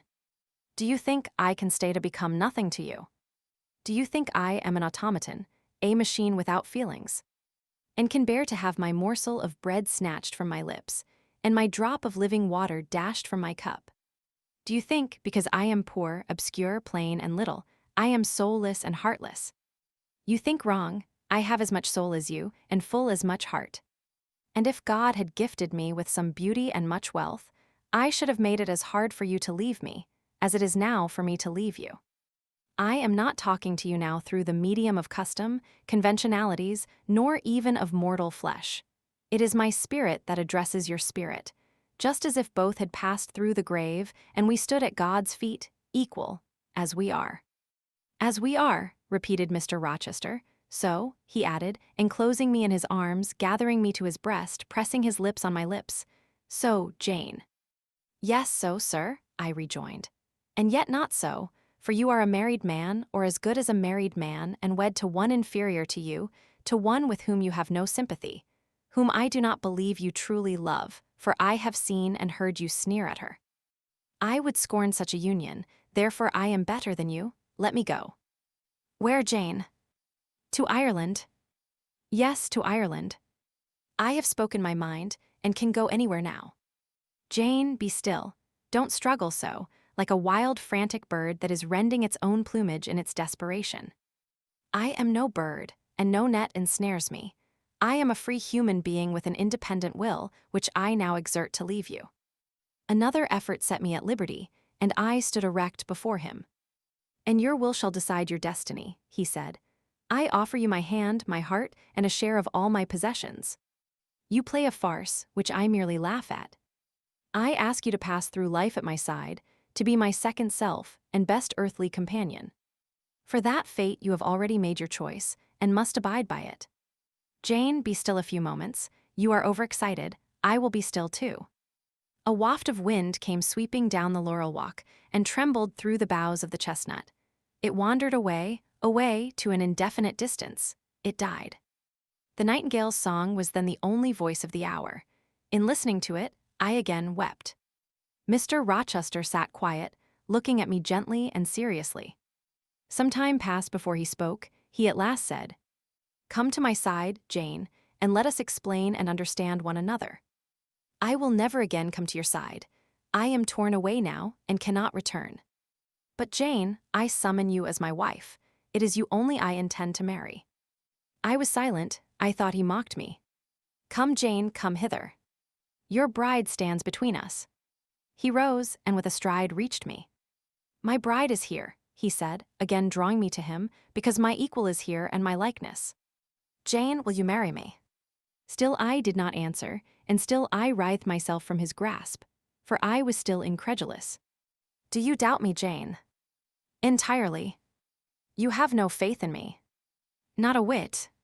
"Am I a liar in your eyes?" he asked passionately. "Little skeptic, you shall be convinced. What love have I for Miss Ingram?" "None, and that you know." "What love has she for me?" "None, as I have taken pains to prove. I caused a rumor to reach her that my fortune was not a third of what was supposed, and after that I presented myself to see the result. It was coldness both from her and her mother. I could not marry Miss Ingram. You strange, you almost unearthly thing, I love as my own flesh. You poor and obscure, and small and plain as you are, I entreat to accept me as a husband." "What me?" I ejaculated, beginning in his earnestness, and especially in his incivility, to credit his sincerity. "Me who have not a friend in the world but you, if you are my friend. Not a shilling but what you have given me. You, Jane, I must have you for my own, entirely my own. Will you be mine? Say yes quickly. Mr. Rochester, let me look at your face. Turn to the moonlight." "Why?" "Because I want to read your countenance. Turn. There. You will find it scarcely more legible than a crumpled, scratched page. Read on, only make haste, for I suffer." His face was very much agitated and very much flushed, and there were strong workings in the features and strange gleams in the eyes. "Oh, Jane, you torture me," he exclaimed. "With that searching and yet faithful and generous look, you torture me. How can I do that? If you are true and your offer real, my only feelings to you must be gratitude and devotion. They cannot torture." "Gratitude," he ejaculated and added wildly, "Jane, accept me quickly. Say, Edward, give me my name. Edward, I will marry you. Are you in earnest? Do you truly love me? Do you sincerely wish me to be your wife?" "I do, and if an oath is necessary to satisfy you, I swear it." "Then, sir, I will marry you. Edward, my little wife. Dear Edward." Come to me entirely now," said he, and added in his deepest tone, speaking in my ear as his cheek was laid on mine, "Make my happiness, I will make yours." "God pardon me," he subjoined ere long, "and man meddle not with me. I have her and will hold her." "There is no one to meddle, sir." "I have no kindred to interfere." "No, that is the best of it," he said. And if I had loved him, less I should have thought his accent and look of exultation savage. But sitting by him, roused from the nightmare of parting, called to the paradise of union, I thought only of the bliss given me to drink in so abundant a flow. Again and again he said, "Are you happy, Jane?" And again I answered, "Yes." After which he murmured, "It will atone, it will atone." Have I not found her friendless, and cold and comfortless? Will I not guard, and cherish, and solace her? Is there not love in my heart, and constancy in my resolves? It will expiate at God's tribunal. I know my Maker sanctions what I do. For the world's judgment, I wash my hands thereof. For man's opinion, I defy it. But what had befallen the night? The moon was not yet set, and we were all in shadow. I could scarcely see my master's face, near as I was. And what ailed the chestnut tree? It writhed and groaned, while wind roared in the laurel walk and came sweeping over us. "We must go in," said Mr. Rochester. "The weather changes." "I could have sat with thee till morning, Jane." And so, thought I, could I with you. I should have said so, perhaps, but a livid, vivid spark leapt out of a cloud at which I was looking, and there was a crack, a crash, and a close rattling peal, and I thought only of hiding my dazzled eyes against Mr. Rochester's shoulder. The rain rushed down. He hurried me up the walk, through the grounds, and into the house, but we were quite wet before we could pass the threshold. He was taking off my shawl in the hall and shaking the water out of my loosened hair when Mrs. Fairfax emerged from her room. I did not observe her at first, nor did Mr. Rochester. The lamp was lit. The clock was on the stroke of 12. "Hasten to take off your wet things," said he, "and before you go, good night, my darling." He kissed me repeatedly. When I looked up on leaving his arms, there stood the widow, pale, grave, and amazed. I only smiled at her and ran upstairs. Explanation will do for another time, thought I. Still, when I reached my chamber, I felt a pang at the idea she should even temporarily misconstrue what she had seen. But joy soon effaced every other feeling, and loud as the wind blew, near and deep as the thunder crashed, fierce and frequent as the lightning gleamed, cataract-like as the rain fell during a storm of 2 hours' duration, I experienced no fear and little awe. Mr. Rochester came thrice to my door in the course of it, to ask if I was safe and tranquil, and that was comfort, that was strength for anything. Before I left my bed in the morning, little Adele came running in to tell me that the great horse-chestnut at the bottom of the orchard had been struck by lightning in the night, and half of it split away. Chapter 24. As I rose and dressed, I thought over what had happened and wondered if it were a dream. I could not be certain of the reality till I had seen Mr. Rochester again, and heard him renew his words of love and promise. While arranging my hair, I looked at my face in the glass and felt it was no longer plain. There was hope in its aspect and life in its color, and my eyes seemed as if they had beheld the fount of fruition and borrowed beams from the lustrous ripple. I had often been unwilling to look at my master, because I feared he could not be pleased at my look, but I was sure I might lift my face to his now and not cool his affection by its expression. I took a plain but clean and light summer dress from my drawer and put it on. It seemed no attire had ever so well become me, because none had I ever worn in so blissful a mood. I was not surprised, when I ran down into the hall, to see that a brilliant June morning had succeeded to the tempest of the night, and to feel, through the open glass door, the breathing of a fresh and fragrant breeze. Nature must be gladsome when I was so happy. A beggar woman and her little boy, pale, ragged objects both, were coming up the walk, and I ran down and gave them all the money I happened to have in my purse, some 3 or 4 shillings. Good or bad, they must partake of my jubilee. The rooks cawed, and blitherbirds sang, but nothing was so merry or so musical as my own rejoicing heart. Mrs. Fairfax surprised me by looking out of the window with a sad countenance and saying gravely, "Miss Eyre, will you come to breakfast?" During the meal she was quiet and cool, but I could not undeceive her then. I must wait for my master to give explanations, and so must she. I ate what I could, and then I hastened upstairs.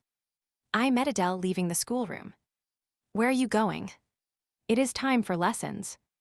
Mr. Rochester has sent me away to the nursery." "Where is he?" "In there," pointing to the apartment she had left, and I went in, and there he stood. "Come and bid me good morning," said he. I gladly advanced, and it was not merely a cold word now, or even a shake of the hand that I received, but an embrace and a kiss. It seemed natural, it seemed genial to be so well loved, so caressed by him. "Jane, you look blooming and smiling and pretty," said he, "truly pretty this morning. Is this my pale little elf? Is this my mustard seed? This little sunny-faced girl with the dimpled cheek and rosy lips, the satin-smooth hazel hair and the radiant hazel eyes. I had green eyes, reader, but you must excuse the mistake. For him they were new-dyed, I suppose. It is Jane Eyre, sir. Soon to be Jane Rochester," he added. "In 4 weeks, Janet, not a day more. Do you hear that?" I did, and I could not quite comprehend it. It made me giddy. The feeling the announcement sent through me was something stronger than was consistent with joy, something that smote and stunned. It was, I think, almost fear. "You blushed, and now you are white, Jane. What is that for?" "Because you gave me a new name, Jane Rochester, and it seems so strange." "Yes, Mrs. Rochester," said he, "young Mrs. Rochester, Fairfax Rochester's girl bride." "It can never be, sir. It does not sound likely. Human beings, never enjoy complete happiness in this world. I was not born for a different destiny to the rest of my species. To imagine such a lot befalling me is a fairy tale, a daydream, which I can and will realize. I shall begin today. This morning I wrote to my banker in London to send me certain jewels he has in his keeping, heirlooms for the ladies of Thornfield. In a day or two I hope to pour them into your lap. For every privilege, every attention shall be yours that I would accord a peer's daughter, if about to marry her. Oh, sir, never rain jewels. I don't like to hear them spoken of. Jewels for Jane Eyre sounds unnatural and strange. I would rather not have them. I will myself put the diamond chain round your neck, and the circlet on your forehead, which it will become. For nature, at least, has stamped her patent of nobility on this brow, Jane, and I will clasp the bracelets on these fine wrists and load these fairy-like fingers with rings. No, no, sir. Think of other subjects, and speak of other things, and in another strain. Don't address me as if I were a beauty. I am your plain, Quakerish governess. You are a beauty in my eyes, and a beauty just after the desire of my heart, delicate and aerial. Puny and insignificant, you mean? You are dreaming, sir, or you are sneering. For God's sake, don't be ironical. I will make the world acknowledge you a beauty, too, he went on, while I really became uneasy at the strain he had adopted, because I felt he was either deluding himself or trying to delude me. I will attire my Jane in satin and lace, and she shall have roses in her hair, and I will cover the head I love best with a priceless veil. And then you won't know me, sir, and I shall not be your Jane Eyre any longer, but an ape in a harlequin's jacket, a jay in borrowed plumes. I would as soon see you, Mr. Rochester, tricked out in stage trappings, as myself clad in a court lady's robe. And I don't call you handsome, sir, though I love you most dearly. Far too dearly to flatter you. Don't flatter me. He pursued his theme, however, without noticing my deprecation. This very day I shall take you in the carriage to Millcote, and you must choose some dresses for yourself. I told you we shall be married in 4 weeks. The wedding is to take place quietly, in the church down below yonder, and then I shall waft you away at once to town. After a brief stay there, I shall bear my treasure to regions nearer the sun, to French vineyards and Italian plains, and she shall see whatever is famous in old story and in modern record. She shall taste, too, of the life of cities, and she shall learn to value herself by just comparison with others.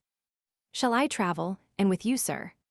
You shall sojourn at Paris, Rome, and Naples, at Florence, Venice, and Vienna. All the ground I have wandered over shall be retrodden by you. Wherever I stamped my hoof, your sylph's foot shall step also. 10 years since, I flew through Europe half mad, with disgust, hate, and rage as my companions. Now I shall revisit it healed and cleansed, with a very angel as my comforter. I laughed at him as he said this. I am not an angel, I asserted, and I will not be one till I die. I will be myself. Mr. Rochester, you must neither expect nor exact anything celestial of me, for you will not get it, any more than I shall get it of you, which I do not at all anticipate. What do you anticipate of me? For a little while you will perhaps be as you are now, a very little while, and then you will turn cool, and then you will be capricious, and then you will be stern, and I shall have much ado to please you.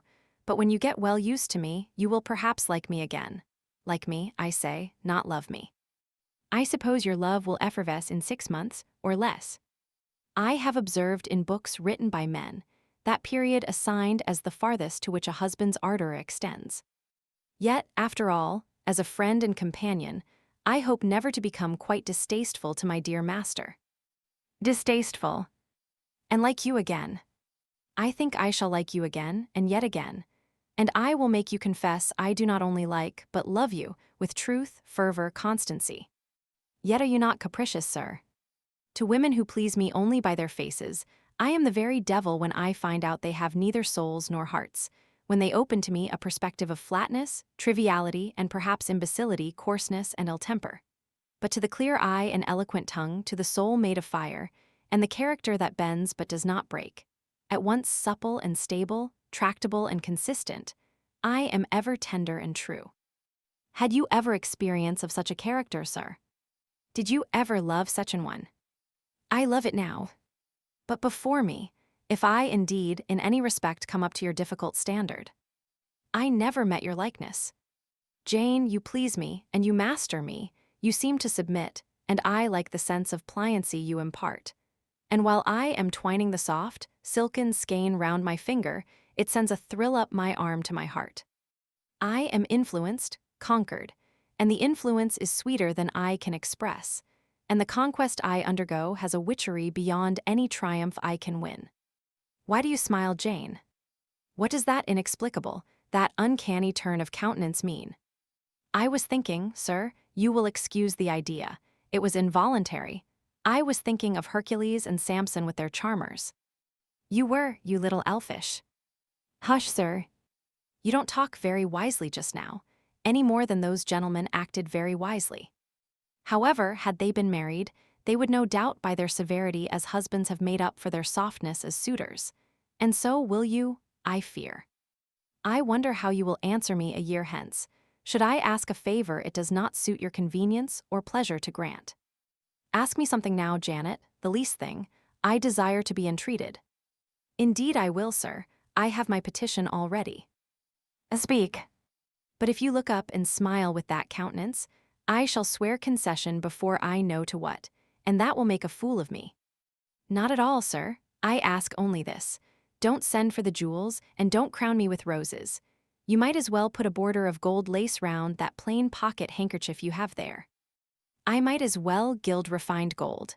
I know it. Your request is granted then for the time. I will remand the order I dispatched to my banker. But you have not yet asked for anything. You have prayed a gift to be withdrawn. Try again. Well then, sir, have the goodness to gratify my curiosity, which is much piqued on one point. He looked disturbed. What? What? He said hastily. Curiosity is a dangerous petition. It is well I have not taken a vow to accord every request. But there can be no danger in complying with this, sir. Utter it, Jane, but I wish that instead of a mere inquiry into, perhaps, a secret, it was a wish for half my estate. Now, King Ahasuerus, what do I want with half your estate? Do you think I am a Jew usurer, seeking good investment in land? I would much rather have all your confidence. You will not exclude me from your confidence if you admit me to your heart. You are welcome to all my confidence that is worth having, Jane, but for God's sake, don't desire a useless burden. Don't long for poison, don't turn out a downright Eve on my hands. Why not, sir? You have just been telling me how much you like to be conquered, and how pleasant overpersuasion is to you. Don't you think I had better take advantage of the confession, and begin and coax and entreat, even cry and be sulky if necessary, for the sake of a mere essay of my power? I dare you to any such experiment. Encroach, presume, and the game is up. Is it, sir? You soon give in. How stern you look now. Your eyebrows have become as thick as my finger, and your forehead resembles what, in some very astonishing poetry, I once saw styled, a blue-piled thunderloft. That will be your married look, sir, I suppose. If that will be your married look, I, as a Christian, will soon give up the notion of consorting with a mere sprite or salamander. But what had you to ask, thing? Out with it. There, you are less than civil now, and I like rudeness a great deal better than flattery. I had rather be a thing than an angel. This is what I have to ask. Why did you take such pains to make me believe you wished to marry Miss Ingram? Is that all? Thank God it is no worse. And now he unknit his black brows, looked down, smiling at me, and stroked my hair, as if well pleased at seeing a danger averted.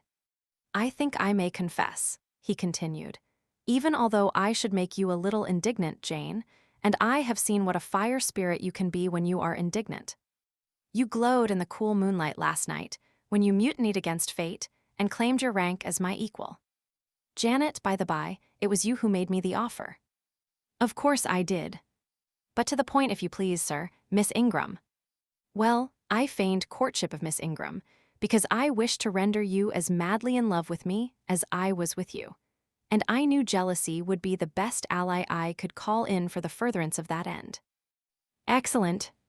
Now you are small, not one whit bigger than the end of my little finger. It was a burning shame, and a scandalous disgrace to act in that way. Did you think nothing of Miss Ingram's feelings, sir? Her feelings are concentrated in one pride, and that needs humbling. Were you jealous, Jane? Never mind, Mr. Rochester. It is in no way interesting to you to know that. Answer me truly once more.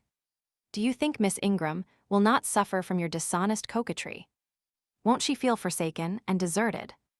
Impossible, when I told you how she, on the contrary, deserted me. The idea of my insolvency cooled, or rather extinguished, her flame in a moment. You have a curious, designing mind, Mr. Rochester. I am afraid your principles on some points are eccentric. My principles were never trained, Jane. They may have grown a little awry for want of attention. Once again, seriously, may I enjoy the great good that has been vouchsafed to me, without fearing that anyone else is suffering the bitter pain I myself felt a while ago. That you may, my good little girl.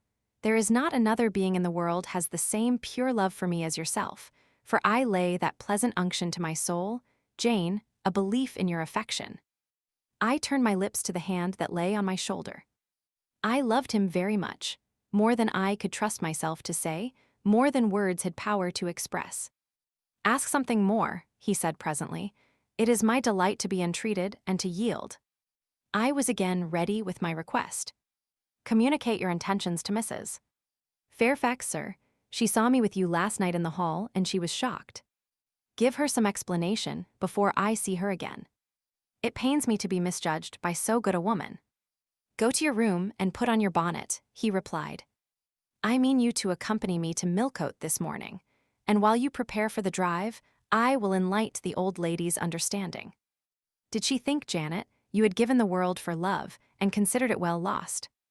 I believe she thought I had forgot my station, and yours, sir. Station. Station, your station is in my heart, and on the necks of those who would insult you now or hereafter. Go. I was soon dressed, and when I heard Mr. Rochester quit Mrs. Fairfax's parlor, I hurried down to it. The old lady had been reading her morning portion of Scripture, the lesson for the day. Her Bible lay open before her, and her spectacles were upon it. Her occupation, suspended by Mr. Rochester's announcement, seemed now forgotten. Her eyes, fixed on the blank wall opposite, expressed the surprise of a quiet mind stirred by unwonted tidings. Seeing me, she roused herself. She made a sort of effort to smile and framed a few words of congratulation, but the smile expired and the sentence was abandoned unfinished. She put up her spectacles, shut the Bible, and pushed her chair back from the table. I feel so astonished, she began. I hardly know what to say to you, Miss Eyre. I have surely not been dreaming, have I? Sometimes I half fall asleep, when I am sitting alone and fancy things that have never happened.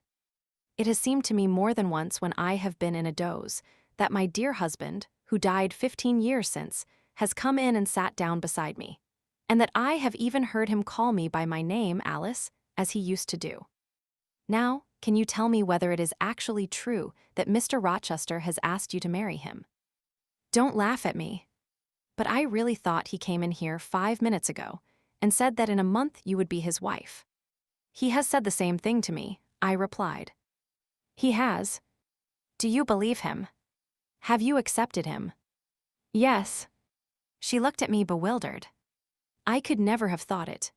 He is a proud man, all the Rochesters were proud, and his father at least liked money. He, too, has always been called careful. He means to marry you. He tells me so. She surveyed my whole person. In her eyes I read that they had there found no charm powerful enough to solve the enigma. It passes me, she continued, but no doubt it is true since you say so. How it will answer, I cannot tell, I really don't know. Equality of position and fortune is often advisable in such cases, and there are 20 years of difference in your ages. He might almost be your father. No, indeed, Mrs. Fairfax, exclaimed I, nettled, he is nothing like my father. No one who saw us together would suppose it for an instant. Mr. Rochester looks as young, and is as young, as some men at 25. Is it really for love he is going to marry you? She asked. I was so hurt by her coldness and skepticism that the tears rose to my eyes. I am sorry to grieve you, pursued the widow. But you are so young and so little acquainted with men, I wish to put you on your guard. It is an old saying that all is not gold that glitters. And in this case, I do fear there will be something found to be different to what either you or I expect. Why am I a monster? I said. Is it impossible that Mr. Rochester should have a sincere affection for me? No, you are very well, and much improved of late, and Mr. Rochester, I dare say, is fond of you. I have always noticed that you were a sort of pet of his. There are times when, for your sake, I have been a little uneasy at his marked preference, and have wished to put you on your guard. But I did not like to suggest even the possibility of wrong. I knew such an idea would shock, perhaps offend you, and you were so discreet and so thoroughly modest and sensible, I hoped you might be trusted to protect yourself. Last night I cannot tell you what I suffered when I sought all over the house, and could find you nowhere, nor the master either. And then, at 12 o'clock, saw you come in with him. Well, never mind that now, I interrupted impatiently. It is enough that all was right. I hope all will be right in the end, she said, but believe me, you cannot be too careful. Try and keep Mr. Rochester at a distance. Distrust yourself as well as him. Gentlemen in his station are not accustomed to marry their governesses. I was growing truly irritated. Happily, Adele ran in. Let me go to Millcote too, she cried. Mr. Rochester won't, though there is so much room in the new carriage. Beg him to let me go, mademoiselle. That I will, Adele, and I hastened away with her, glad to quit my gloomy monitress. The carriage was ready. They were bringing it round to the front, and my master was pacing the pavement, Pilot following him backwards and forwards. Adele may accompany us, may she not, sir? I told her no. I'll have no brats, I'll have only you. Do let her go, Mr. Rochester, if you please. It would be better. Not it, she will be a restraint. He was quite peremptory, both in look and voice. The chill of Mrs. Fairfax's warnings and the damp of her doubts were upon me. Something of unsubstantiality and uncertainty had beset my hopes. I half lost the sense of power over him. I was about mechanically to obey him, without further remonstrance, but as he helped me into the carriage, he looked at my face. What is the matter? He asked. All the sunshine is gone. Do you really wish the bairn to go? Will it annoy you if she is left behind? I would far rather she went, sir. Then off for your bonnet and back like a flash of lightning, cried he to Adele. She obeyed him with what speed she might. After all, a single morning's interruption will not matter much, said he, when I mean shortly to claim you, your thoughts, conversation, and company for life. Adele, when lifted in, commenced kissing me, by way of expressing her gratitude for my intercession. She was instantly stowed away into a corner on the other side of him. She then peeped round to where I sat, so stern a neighbor was too restrictive. To him, in his present fractious mood, she dared whisper no observations, nor ask of him any information. Let her come to me, I entreated. She will, perhaps, trouble you, sir. There is plenty of room on this side. He handed her over, as if she had been a lapdog. I'll send her to school yet, he said, but now he was smiling. Adele heard him and asked if she was to go to school, sans mademoiselle. Yes, he replied, absolutely sans mademoiselle. For I am to take mademoiselle to the moon, and there I shall seek a cave in one of the white valleys among the volcano tops, and mademoiselle shall live with me there, and only me. She will have nothing to eat, you will starve her, observed Adele. I shall gather manna for her morning and night. The plains and hillsides in the moon are bleached with manna, Adele. She will want to warm herself. What will she do for a fire? Fire rises out of the lunar mountains. When she is cold, I'll carry her up to a peak and lay her down on the edge of a crater. Oh, quel sera mal, plus comfortable. And her clothes they will wear out. How can she get new ones? Mr. Rochester professed to be puzzled. Hem, said he. What would you do, Adele? Cudgel your brains for an expedient. How would a white or a pink cloud answer for a gown, do you think? And one could cut a pretty enough scarf out of a rainbow. She is far better as she is, concluded Adele, after musing some time. Besides, she would get tired of living with only you and the moon. If I were mademoiselle, I would never consent to go with you. She has consented, she has pledged her word. But you can't get her there is no road to the moon. It is all air, and neither you nor she can fly. Adele, look at that field.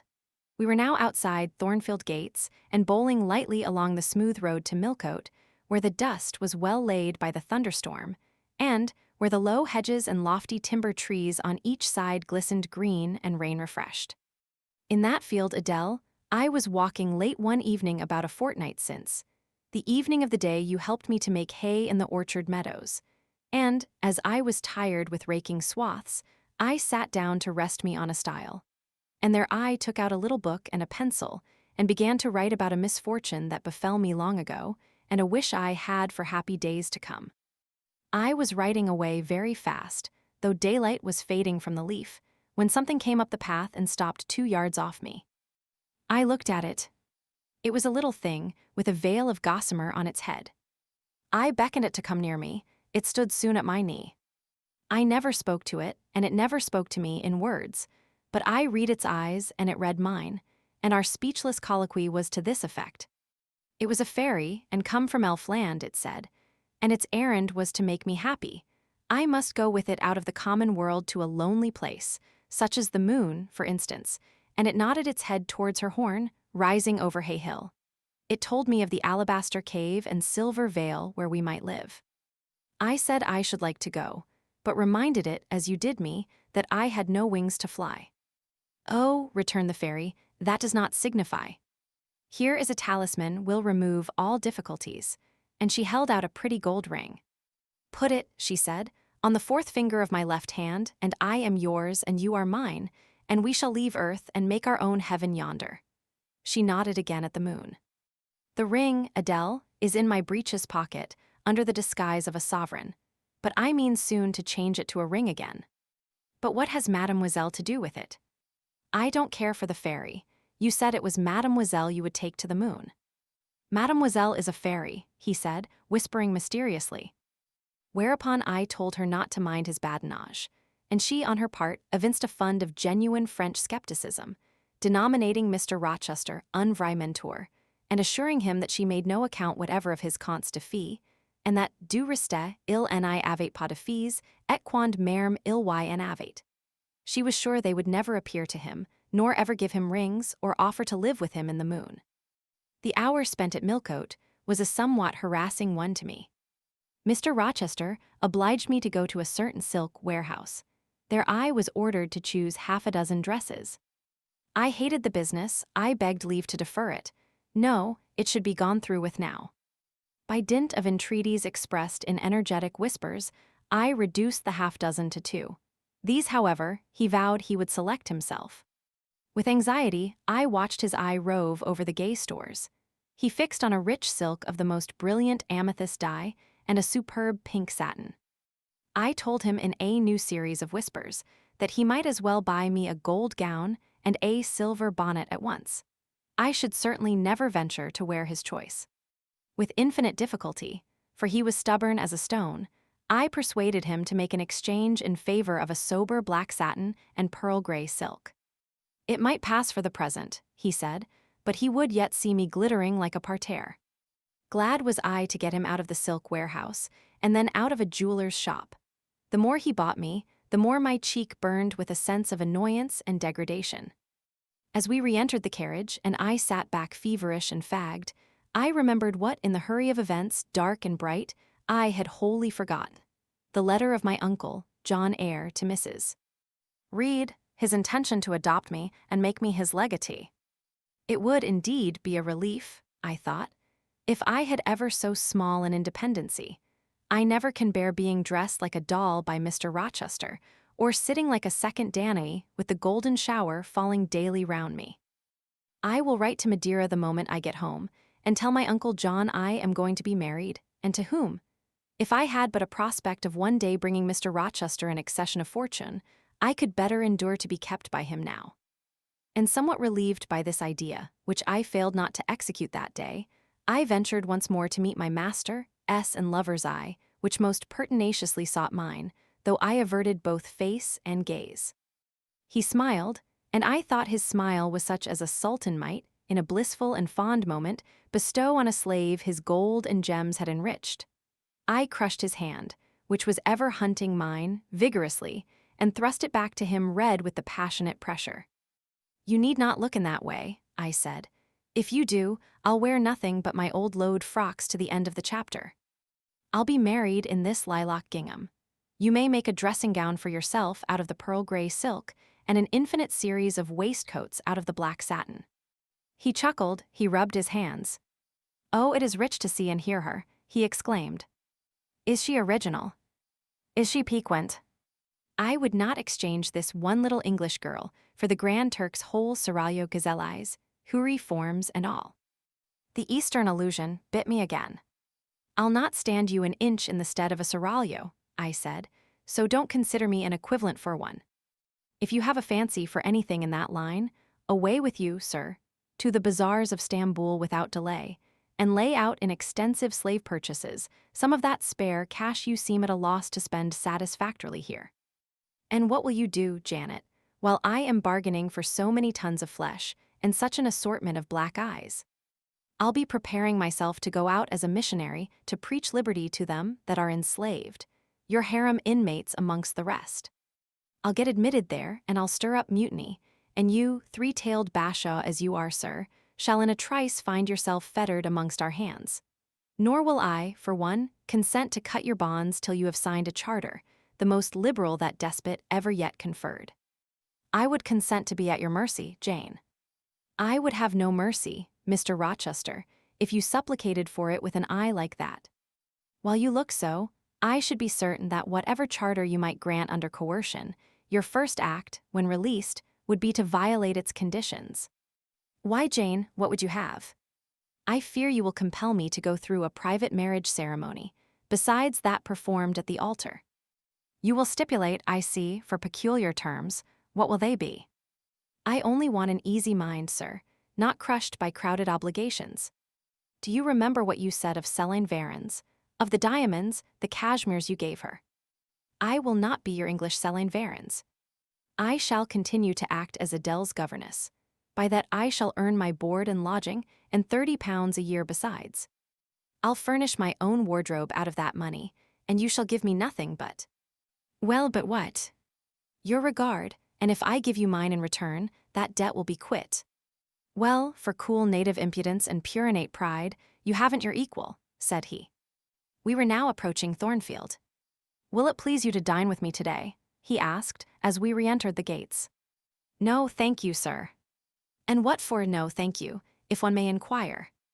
I never have dined with you, sir, and I see no reason why I should now, till— Till what? You delight in half-phrases. Till I can't help it. Do you suppose I eat like an ogre or a ghoul, that you dread being the companion of my repast? I have formed no supposition on the subject, sir, but I want to go on as usual for another month. You will give up your governessing slavery at once.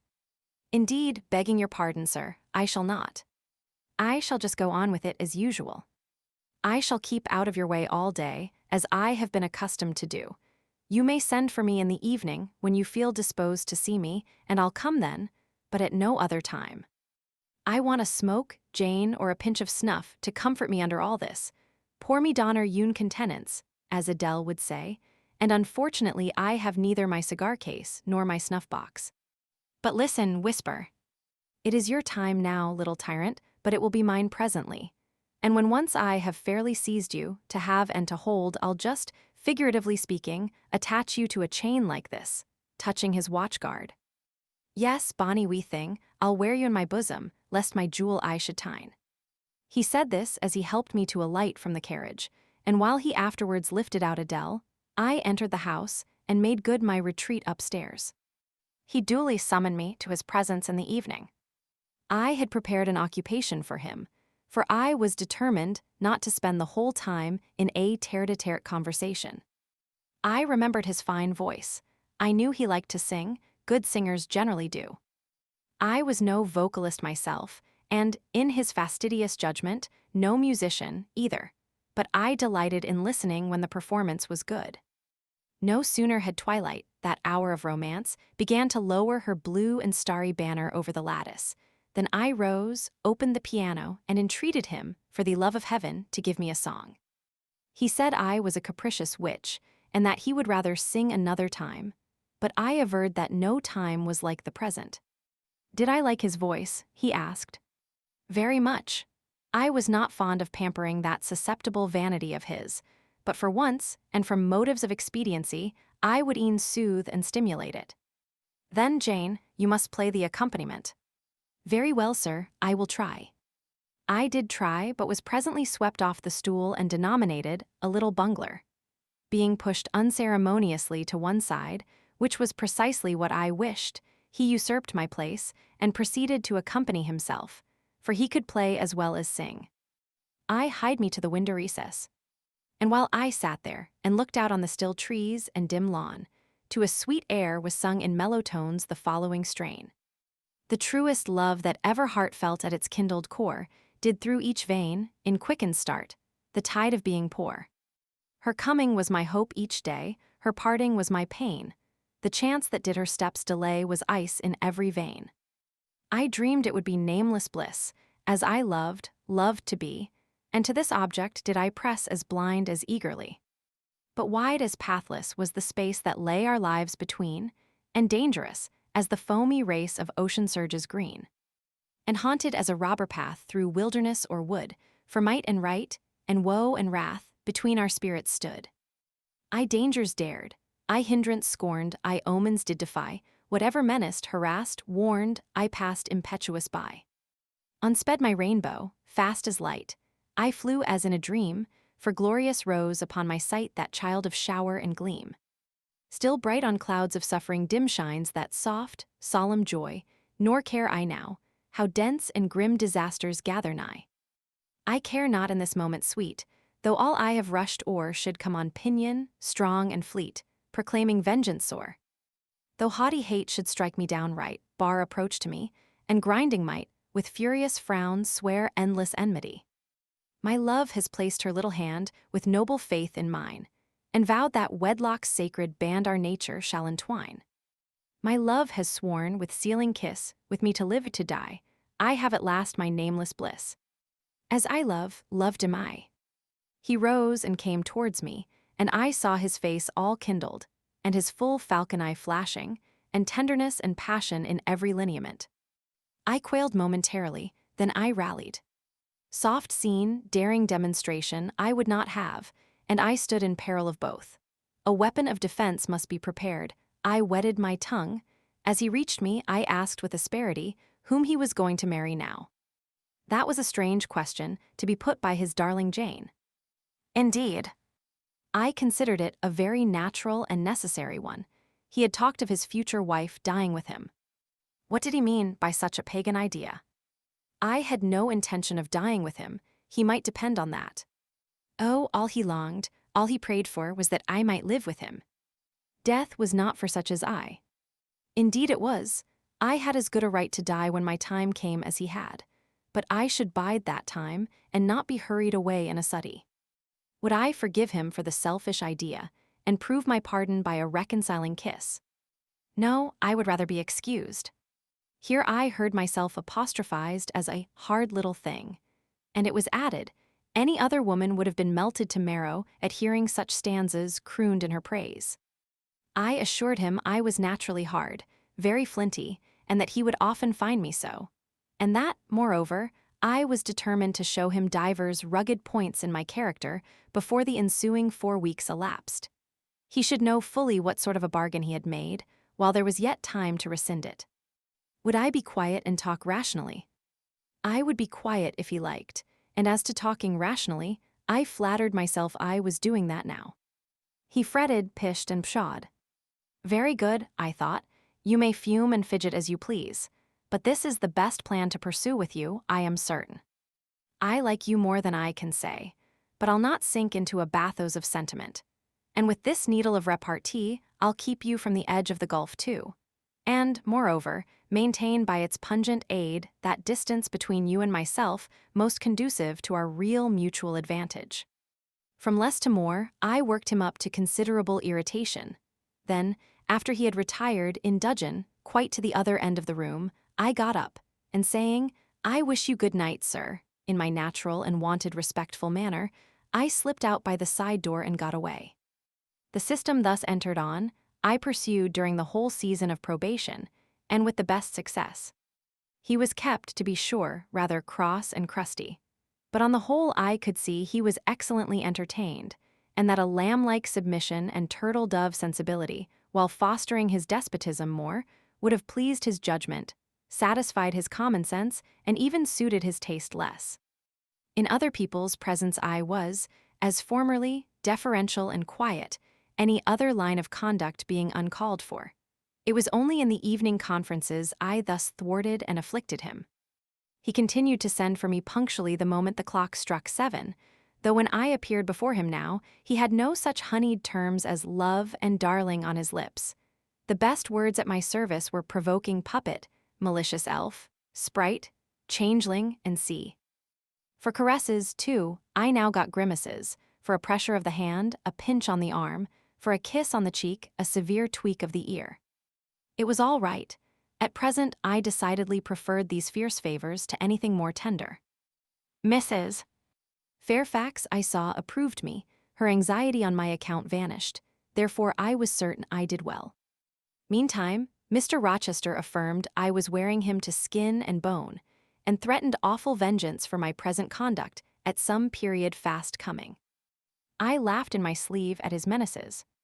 I can keep you in reasonable check now, I reflected, and I don't doubt to be able to do it hereafter. If one expedient loses its virtue, another must be devised. Yet after all, my task was not an easy one. Often I would rather have pleased than teased him.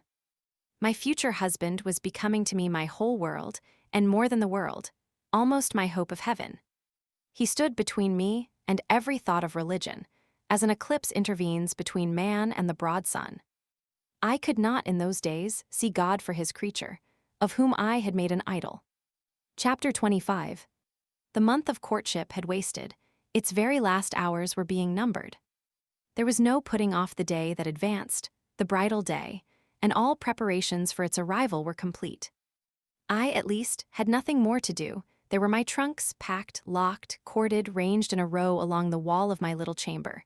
Tomorrow, at this time, they would be far on their road to London, and so should I D.V. Or rather, not I, but one Jane Rochester, a person whom as yet I knew not. The cards of address alone remained to nail on. They lay 4 little squares in the drawer. Mr. Rochester had himself written the direction, Mrs. Rochester, Hotel, London, on each. I could not persuade myself to affix them or to have them affixed. Mrs. Rochester. She did not exist. She would not be born till tomorrow, sometime after 8:00 a.m., and I would wait to be assured she had come into the world alive before I assigned to her all that property. It was enough that in yonder closet, opposite my dressing table, garments said to be hers had already displaced my black stuff load frock and straw bonnet. For not to me appertained that suit of wedding raiment, the pearl-colored robe, the vapory veil pendant from the usurped portmanteau. I shut the closet to conceal the strange, wraith-like apparel it contained, which, at this evening hour, 9:00, gave out certainly a most ghostly shimmer through the shadow of my apartment. I will leave you by yourself, white dream, I said. I am feverish. I hear the wind blowing. I will go out of doors and feel it. It was not only the hurry of preparation that made me feverish, not only the anticipation of the great change, the new life which was to commence tomorrow. Both these circumstances had their share, doubtless, in producing that restless, excited mood which hurried me forth at this late hour into the darkening grounds. But a third cause influenced my mind more than they. I had at heart a strange and anxious thought. Something had happened which I could not comprehend. No one knew of or had seen the event but myself. It had taken place the preceding night. Mr. Rochester that night was absent from home, nor was he yet returned. Business had called him to a small estate of 2 or 3 farms he possessed 30 miles off. Business it was requisite he should settle in person, previous to his meditated departure from England. I waited now his return, eager to disburthen my mind, and to seek of him the solution of the enigma that perplexed me. Stay till he comes, reader, and when I disclose my secret to him, you shall share the confidence. I sought the orchard, driven to its shelter by the wind, which all day had blown strong and full from the south, without, however, bringing a speck of rain. Instead of subsiding as night drew on, it seemed to augment its rush and deepen its roar. The trees blew steadfastly one way, never writhing round, and scarcely tossing back their boughs once in an hour. So continuous was the strain bending their branchy heads northward. The clouds drifted from pole to pole, fast following, mass on mass. No glimpse of blue sky had been visible that July day. It was not without a certain wild pleasure I ran before the wind, delivering my trouble of mind to the measureless air torrent thundering through space. Descending the laurel walk, I faced the wreck of the chestnut tree. It stood up black and riven. The trunk, split down the center, gasped ghastly. The cloven halves were not broken from each other, for the firm base and strong roots kept them unsundered below, though community of vitality was destroyed. The sap could flow no more, their great boughs on each side were dead, and next winter's tempests would be sure to fell one or both to earth. As yet, however, they might be said to form one tree, a ruin, but an entire ruin. You did right to hold fast to each other, I said, as if the monster splinters were living things and could hear me. I think, scathed as you look, and charred and scorched, there must be a little sense of life in you yet, rising out of that adhesion at the faithful, honest roots. You will never have green leaves more, never more seabirds making nests and singing idyls in your boughs. The time of pleasure and love is over with you. But you are not desolate. Each of you has a comrade to sympathize with him in his decay. As I looked up at them, the moon appeared momentarily in that part of the sky which filled their fissure. Her disk was blood-red and half overcast. She seemed to throw on me one bewildered, dreary glance and buried herself again instantly in the deep drift of cloud. The wind fell, for a second, round Thornfield, but far away over wood and water poured a wild, melancholy wail. It was sad to listen to, and I ran off again. Here and there I strayed through the orchard, gathered up the apples with which the grass round the tree roots was thickly strewn. Then I employed myself in dividing the ripe from the unripe. I carried them into the house and put them away in the storeroom. Then I repaired to the library to ascertain whether the fire was lit, for, though summer, I knew on such a gloomy evening Mr. Rochester would like to see a cheerful hearth when he came in. Yes, the fire had been kindled some time and burnt well. I placed his armchair by the chimney corner. I wheeled the table near it. I let down the curtain and had the candles brought in ready for lighting. More restless than ever, when I had completed these arrangements, I could not sit still, nor even remain in the house. A little timepiece in the room and the old clock in the hall simultaneously struck 10. "How late it grows," I said. "I will run down to the gates. It is moonlight at intervals. I can see a good way on the road. He may be coming now, and to meet him will save some minutes of suspense." The wind roared high in the great trees which embowered the gates, but the road as far as I could see, to the right hand and the left, was all still and solitary. Save for the shadows of clouds crossing it at intervals as the moon looked out, it was but a long, pale line, unvaried by one moving speck. A puerile tear dimmed my eye while I looked, a tear of disappointment and impatience. Ashamed of it, I wiped it away. I lingered. The moon shut herself wholly within her chamber and drew close her curtain of dense cloud. The night grew dark. Rain came driving fast on the gale. "I wish he would come. I wish he would come," I exclaimed, seized with hypochondriac foreboding. I had expected his arrival before tea. Now it was dark. What could keep him? Had an accident happened? The event of last night again recurred to me. I interpreted it as a warning of disaster. I feared my hopes were too bright to be realized, and I had enjoyed so much bliss lately that I imagined my fortune had passed its meridian and must now decline. Well, I cannot return to the house, I thought. I cannot sit by the fireside while he is abroad in inclement weather. Better tire my limbs than strain my heart. I will go forward and meet him. I set out. I walked fast, but not far. Ere I had measured a quarter of a mile, I heard the tramp of hoofs. A horseman came on, full gallop. A dog ran by his side.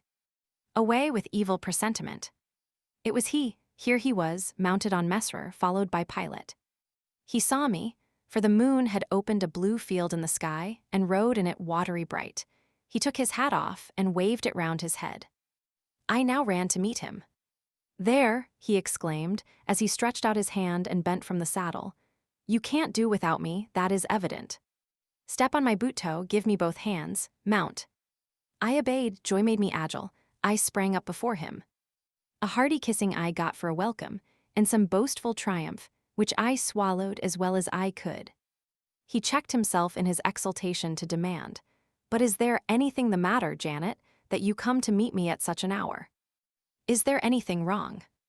"No, but I thought you would never come.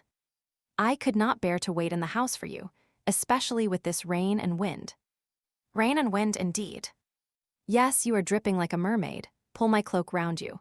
But I think you are feverish, Jane. Both your cheek and hand are burning hot." I ask again, is there anything the matter? "Nothing now. I am neither afraid nor unhappy." "Then you have been both." "Rather, but I'll tell you all about it by and by, sir, and I dare say you will only laugh at me for my pains." "I'll laugh at you heartily when tomorrow is past. Till then I dare not. My prize is not certain. This is you, who have been as slippery as an eel this last month, and as thorny as a briar rose." I could not lay a finger anywhere, but I was pricked, and now I seemed to have gathered up a stray lamb in my arms. "You wandered out of the fold to seek your shepherd, did you, Jane? I wanted you, but don't boast. Here we are at Thornfield, now let me get down." He landed me on the pavement. As John took his horse and he followed me into the hall, he told me to make haste and put something dry on and then return to him in the library. And he stopped me, as I made for the staircase, to extort a promise that I would not be long. Nor was I long. In 5 minutes I rejoined him. I found him at supper. "Take a seat and bear me company, Jane. Please God, it is the last meal but one you will eat at Thornfield Hall for a long time." I sat down near him, but told him I could not eat. "Is it because you have the prospect of a journey before you, Jane? Is it the thoughts of going to London that takes away your appetite?" "I cannot see my prospects clearly tonight, sir, and I hardly know what thoughts I have in my head. Everything in life seems unreal. Except me, I am substantial enough, touch me. You, sir, are the most phantom-like of all. You are a mere dream." He held out his hand, laughing. "Is that a dream?" said he, placing it close to my eyes. He had a rounded, muscular, and vigorous hand, as well as a long, strong arm. "Yes, though I touch it, it is a dream," said I, as I put it down from before my face. "Sir, have you finished supper?" "Yes, Jane." I rang the bell and ordered away the tray. When we were again alone, I stirred the fire, and then took a low seat at my master's knee. "It is near midnight," I said. "Yes, but remember, Jane, you promised to wake with me the night before my wedding." "I did, and I will keep my promise for an hour or two at least. I have no wish to go to bed." "Are all your arrangements complete?" "All, sir." "And on my part likewise," he returned. "I have settled everything, and we shall leave Thornfield tomorrow within half an hour after our return from church." "Very well, sir." With what an extraordinary smile you uttered that word, "Very well, Jane." What a bright spot of color you have on each cheek. And how strangely your eyes glitter. "Are you well?" "I believe I am." "Believe?" "What is the matter? Tell me what you feel." "I could not, sir. No words could tell you what I feel. I wish this present hour would never end. Who knows with what fate the next may come charged? This is hypochondria, Jane. You have been overexcited or overfatigued. Do you, sir, feel calm and happy?" "Calm, no, but happy to the heart's core."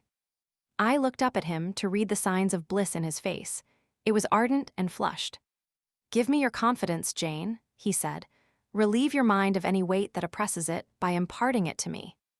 What do you fear? That I shall not prove a good husband? It is the idea farthest from my thoughts. Are you apprehensive of the new sphere you are about to enter, of the new life into which you are passing?" "No." "You puzzle me, Jane. Your look and tone of sorrowful audacity perplex and pain me. I want an explanation." "Then, sir, listen. You were from home last night." "I was, I know that, and you hinted a while ago at something which had happened in my absence. Nothing, probably of consequence, but in short, it has disturbed you. Let me hear it. Mrs. Fairfax has said something, perhaps. Or you have overheard the servants' talk. Your sensitive self-respect has been wounded. No, sir. It struck 12. I waited till the timepiece had concluded its silver chime, and the clock its hoarse, vibrating stroke, and then I proceeded. All day yesterday I was very busy and very happy in my ceaseless bustle, for I am not, as you seem to think, troubled by any haunting fears about the new sphere, etc. I think it a glorious thing to have the hope of living with you, because I love you. No, sir, don't caress me now. Let me talk undisturbed. Yesterday I trusted well in Providence, and believed that events were working together for your good and mine. It was a fine day, if you recollect. The calmness of the air and sky forbade apprehensions respecting your safety or comfort on your journey. I walked a little while on the pavement after tea, thinking of you, and I beheld you in imagination so near me, I scarcely missed your actual presence. I thought of the life that lay before me, your life, sir, an existence more expansive and stirring than my own. As much more so as the depths of the sea to which the brook runs are than the shallows of its own straight channel. I wondered why moralists call this world a dreary wilderness. For me, it blossomed like a rose. Just at sunset, the air turned cold and the sky cloudy. I went in, Sophie called me upstairs to look at my wedding dress which they had just brought, and under it in the box I found your present, the veil which, in your princely extravagance, you sent for from London, resolved, I suppose, since I would not have jewels, to cheat me into accepting something as costly. I smiled as I unfolded it, and devised how I would tease you about your aristocratic tastes, and your efforts to mask your plebeian bride in the attributes of a peeress. I thought how I would carry down to you the square of unembroidered blonde I had myself prepared as a covering for my low-born head, and ask if that was not good enough for a woman who could bring her husband neither fortune, beauty, nor connections. I saw plainly how you would look, and heard your impetuous republican answers, and your haughty disavowal of any necessity on your part to augment your wealth, or elevate your standing, by marrying either a purse or a coronet. How well you read me, you witch, interposed Mr. Rochester, but what did you find in the veil besides its embroidery? Did you find poison, or a dagger, that you look so mournful now? No, no, sir. Besides the delicacy and richness of the fabric, I found nothing save Fairfax Rochester's pride, and that did not scare me, because I am used to the sight of the demon. But, sir, as it grew dark, the wind rose. It blew yesterday evening, not as it blows now, wild and high, but with a sullen, moaning sound far more eerie. I wished you were at home. I came into this room, and the sight of the empty chair and fireless hearth chilled me. For some time after I went to bed, I could not sleep. A sense of anxious excitement distressed me. The gale still rising seemed to my ear to muffle a mournful undersound, whether in the house or abroad I could not at first tell, but it recurred, doubtful yet doleful at every lull. At last I made out it must be some dog howling at a distance. I was glad when it ceased. On sleeping, I continued in dreams the idea of a dark and gusty night. I continued also the wish to be with you, and experienced a strange, regretful consciousness of some barrier dividing us. During all my first sleep, I was following the windings of an unknown road. Total obscurity environed me, rain pelted me. I was burdened with the charge of a little child, a very small creature, too young and feeble to walk, and which shivered in my cold arms and wailed piteously in my ear. I thought, sir, that you were on the road a long way before me, and I strained every nerve to overtake you, and made effort on effort to utter your name and entreat you to stop. But my movements were fettered, and my voice still died away inarticulate, while you, I felt, withdrew farther and farther every moment. And these dreams weigh on your spirits now, Jane, when I am close to you. Little nervous subject. Forget visionary woe, and think only of real happiness. You say you love me, Janet. Yes, I will not forget that, and you cannot deny it. Those words did not die inarticulate on your lips. I heard them clear and soft, a thought too solemn perhaps, but sweet as music. I think it is a glorious thing to have the hope of living with you, Edward, because I love you. Do you love me, Jane? Repeat it. I do, sir, I do with my whole heart. Well, he said, after some minutes' silence, it is strange, but that sentence has penetrated my breast painfully. Why? I think because you said it with such an earnest, religious energy, and because your upward gaze at me now is the very sublime of faith, truth, and devotion. It is too much as if some spirit were near me. Look wicked, Jane, as you know well how to look. Coin one of your wild, shy, provoking smiles, tell me you hate me, tease me, vex me, do anything but move me. I would rather be incensed than saddened. I will tease you and vex you to your heart's content when I have finished my tale, but hear me to the end. I thought, Jane, you had told me all. I thought I had found the source of your melancholy in a dream. I shook my head. What? Is there more? But I will not believe it to be anything important. I warn you of incredulity beforehand. Go on. The disquietude of his air, the somewhat apprehensive impatience of his manner, surprised me, but I proceeded. I dreamt another dream, sir. That Thornfield Hall was a dreary ruin, the retreat of bats and owls. I thought that of all the stately front nothing remained but a shell-like wall, very high and very fragile-looking. I wandered, on a moonlight night, through the grass-grown enclosure within. Here I stumbled over a marble hearth, and there over a fallen fragment of cornice. Wrapped up in a shawl, I still carried the unknown little child. I might not lay it down anywhere, however tired were my arms, however much its weight impeded my progress, I must retain it. I heard the gallop of a horse at a distance on the road. I was sure it was you, and you were departing for many years and for a distant country. I climbed the thin wall with frantic, perilous haste, eager to catch one glimpse of you from the top. The stones rolled from under my feet, the ivy branches I grasped gave way, the child clung round my neck in terror and almost strangled me. At last I gained the summit. I saw you like a speck on a white track, lessening every moment. The blast blew so strong I could not stand. I sat down on the narrow ledge. I hushed the scared infant in my lap. You turned an angle of the road. I bent forward to take a last look. The wall crumbled. I was shaken. The child rolled from my knee. I lost my balance, fell, and woke. Now, Jane, that is all. All the preface, sir. The tale is yet to come. On waking, a gleam dazzled my eyes. I thought, oh, it is daylight. But I was mistaken. It was only candlelight. Sophie, I supposed, had come in. There was a light in the dressing table, and the door of the closet, where, before going to bed, I had hung my wedding dress and veil, stood open. I heard a rustling there. I asked, Sophie, what are you doing? No one answered, but a form emerged from the closet.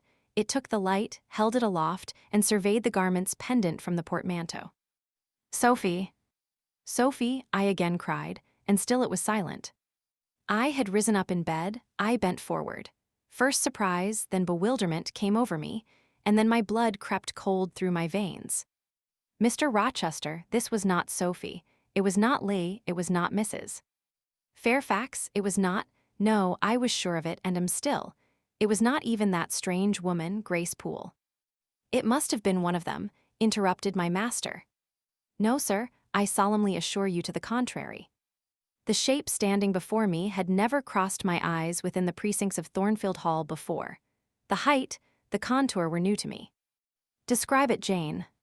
It seemed, sir, a woman tall and large, with thick and dark hair hanging long down her back. I know not what dress she had on. It was white and straight, but whether gown, sheet, or shroud, I cannot tell. Did you see her face? Not at first. But presently she took my veil from its place. She held it up, gazed at it long, and then she threw it over her own head and turned to the mirror. At that moment, I saw the reflection of the visage and features quite distinctly in the dark oblong glass. And how were they? Fearful and ghastly to me. Oh, sir, I never saw a face like it. It was a discolored face. It was a savage face. I wish I could forget the roll of the red eyes and the fearful blackened inflation of the lineaments. Ghosts are usually pale, Jane. This, sir, was purple. The lips were swelled and dark, the brow furrowed, the black eyebrows widely raised over the bloodshot eyes. Shall I tell you of what it reminded me? You may. Of the foul German spectre, the vampire. Ah, what did it do? Sir, it removed my veil from its gaunt head, rent it in two parts, and flinging both on the floor, trampled on them. It removed my veil from its gaunt head, rent it in two parts, and flinging both on the floor, trampled on them. Afterwards, it drew aside the window curtain and looked out. Perhaps it saw dawn approaching, for, taking the candle, it retreated to the door. Just at my bedside, the figure stopped.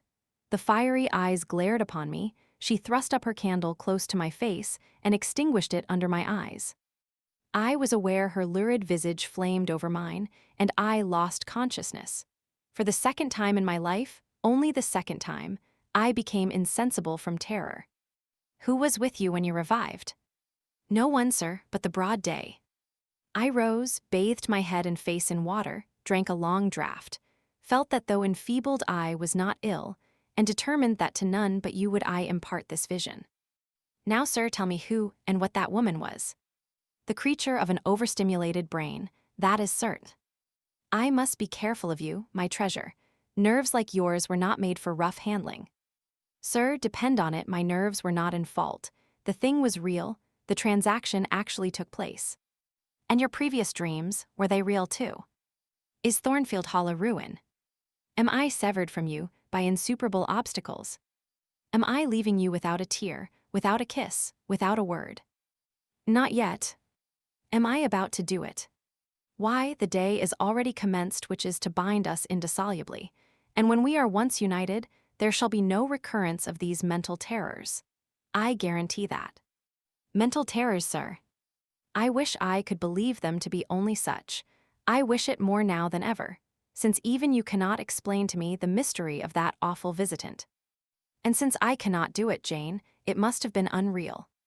But, sir, when I said so to myself on rising this morning, and when I looked round the room to gather courage and comfort from the cheerful aspect of each familiar object in full daylight, there, on the carpet, I saw what gave the distinct lie to my hypothesis, the veil, torn from top to bottom in two halves. I felt Mr. Rochester start and shudder. He hastily flung his arms round me. Thank God, he exclaimed, that if anything malignant did come near you last night, it was only the veil that was harmed.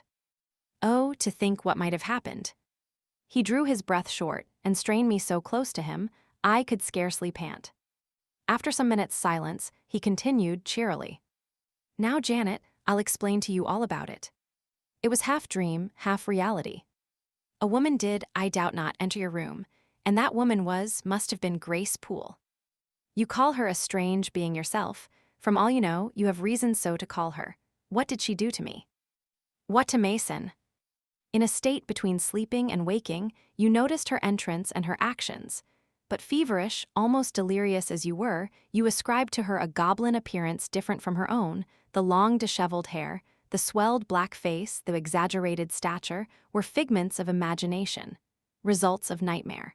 The spiteful tearing of the veil was real, and it is like her. I see you would ask why I keep such a woman in my house.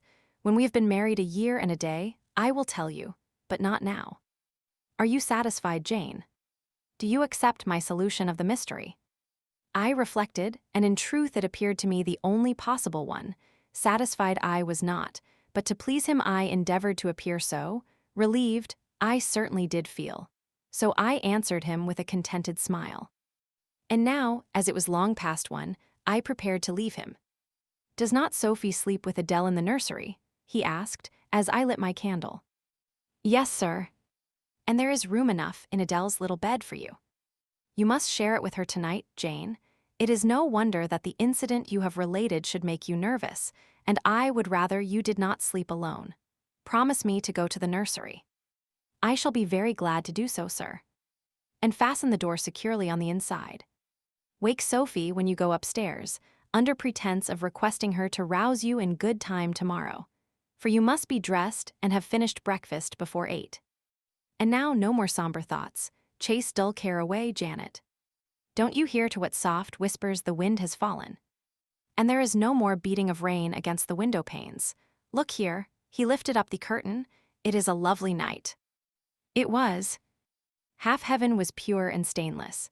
The clouds, now trooping before the wind, which had shifted to the west, were filing off eastward in long, silvered columns. The moon shone peacefully. "Well," said Mr. Rochester, gazing inquiringly into my eyes, "how is my Janet now?" "The night is serene, sir, and so am I. And you will not dream of separation and sorrow tonight, but of happy love and blissful union." This prediction was but half fulfilled. I did not indeed dream of sorrow, but as little did I dream of joy, for I never slept at all. With little Adele in my arms, I watched the slumber of childhood, so tranquil, so passionless, so innocent, and waited for the coming day. All my life was awake and astir in my frame, and as soon as the sun rose, I rose too. I remember Adele clung to me as I left her. I remember I kissed her as I loosened her little hands from my neck, and I cried over her with strange emotion and quitted her because I feared my sobs would break her still sound repose.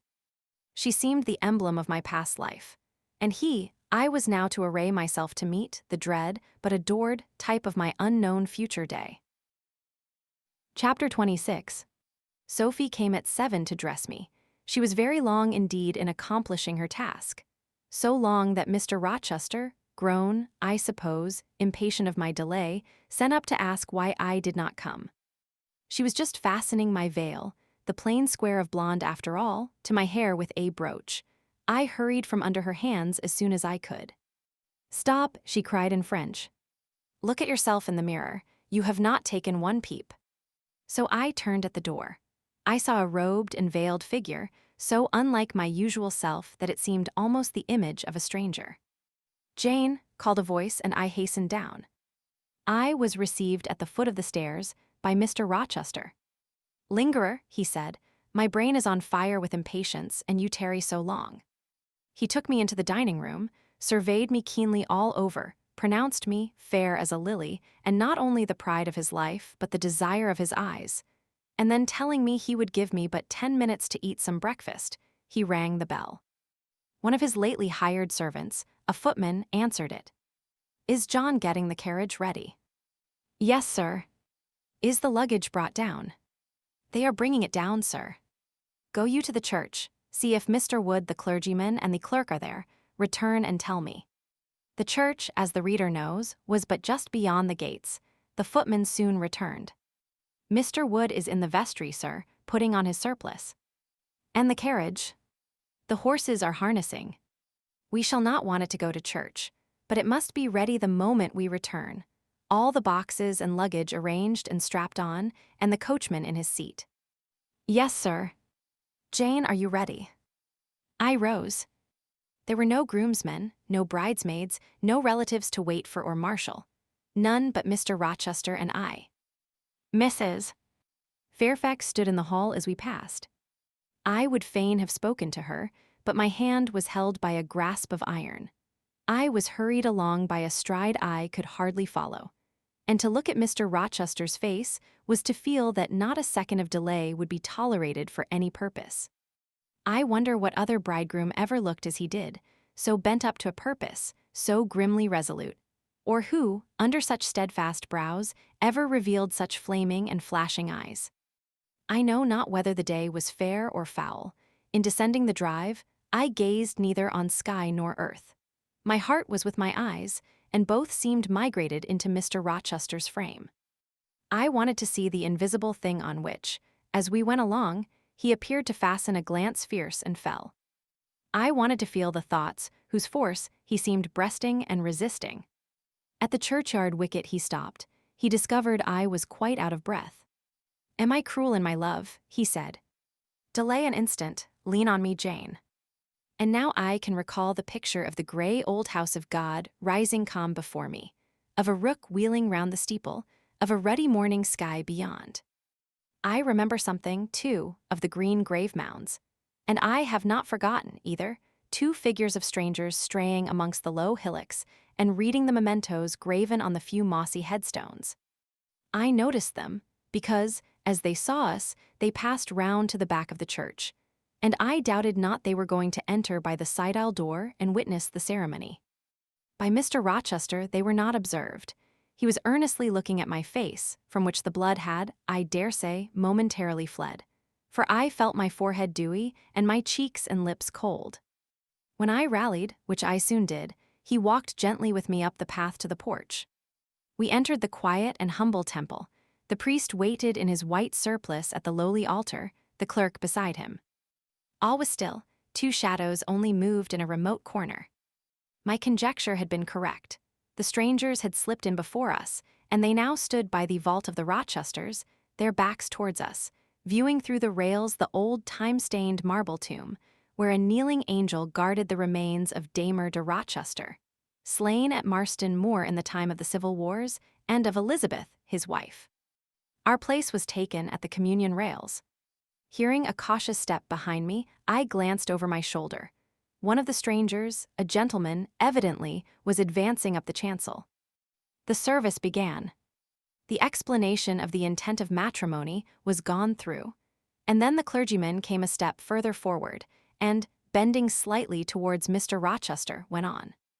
I require and charge you both, as ye will answer at the dreadful day of judgment, when the secrets of all hearts shall be disclosed, that if either of you know any impediment why ye may not lawfully be joined together in matrimony, ye do now confess it. For be ye well assured that so many as are coupled together otherwise than God's word doth allow, are not joined together by God, neither is their matrimony lawful. He paused, as the custom is. When is the pause after that sentence ever broken by reply? Not perhaps once in 100 years. And the clergyman, who had not lifted his eyes from his book, and had held his breath but for a moment, was proceeding. His hand was already stretched towards Mr. Rochester, as his lips unclosed to ask, "Wilt thou have this woman for thy wedded wife?" when a distinct and near voice said, "The marriage cannot go on. I declare the existence of an impediment." The clergyman looked up at the speaker and stood mute. The clerk did the same. Mr. Rochester moved slightly, as if an earthquake had rolled under his feet. Taking a firmer footing and not turning his head or eyes, he said, "Proceed." Profound silence fell when he had uttered that word, with deep but low intonation. Presently Mr. Wood said, "I cannot proceed without some investigation into what has been asserted, and evidence of its truth or falsehood." "The ceremony is quite broken off," subjoined the voice behind us. "I am in a condition to prove my allegation. An insuperable impediment to this marriage exists." Mr. Rochester heard, but heeded not. He stood stubborn and rigid, making no movement but to possess himself of my hand. What a hot and strong grasp he had! And how like quarried marble was his pale, firm, massive front at this moment! How his eyes shone, still watchful and yet wild beneath! Mr. Wood seemed at a loss. "What is the nature of the impediment?" he asked. "Perhaps it may be got over, explained away." "Hardly," was the answer. "I have called it insuperable, and I speak advisedly." The speaker came forward and leaned on the rails. He continued, uttering each word distinctly, calmly, steadily, but not loudly. "It simply consists in the existence of a previous marriage.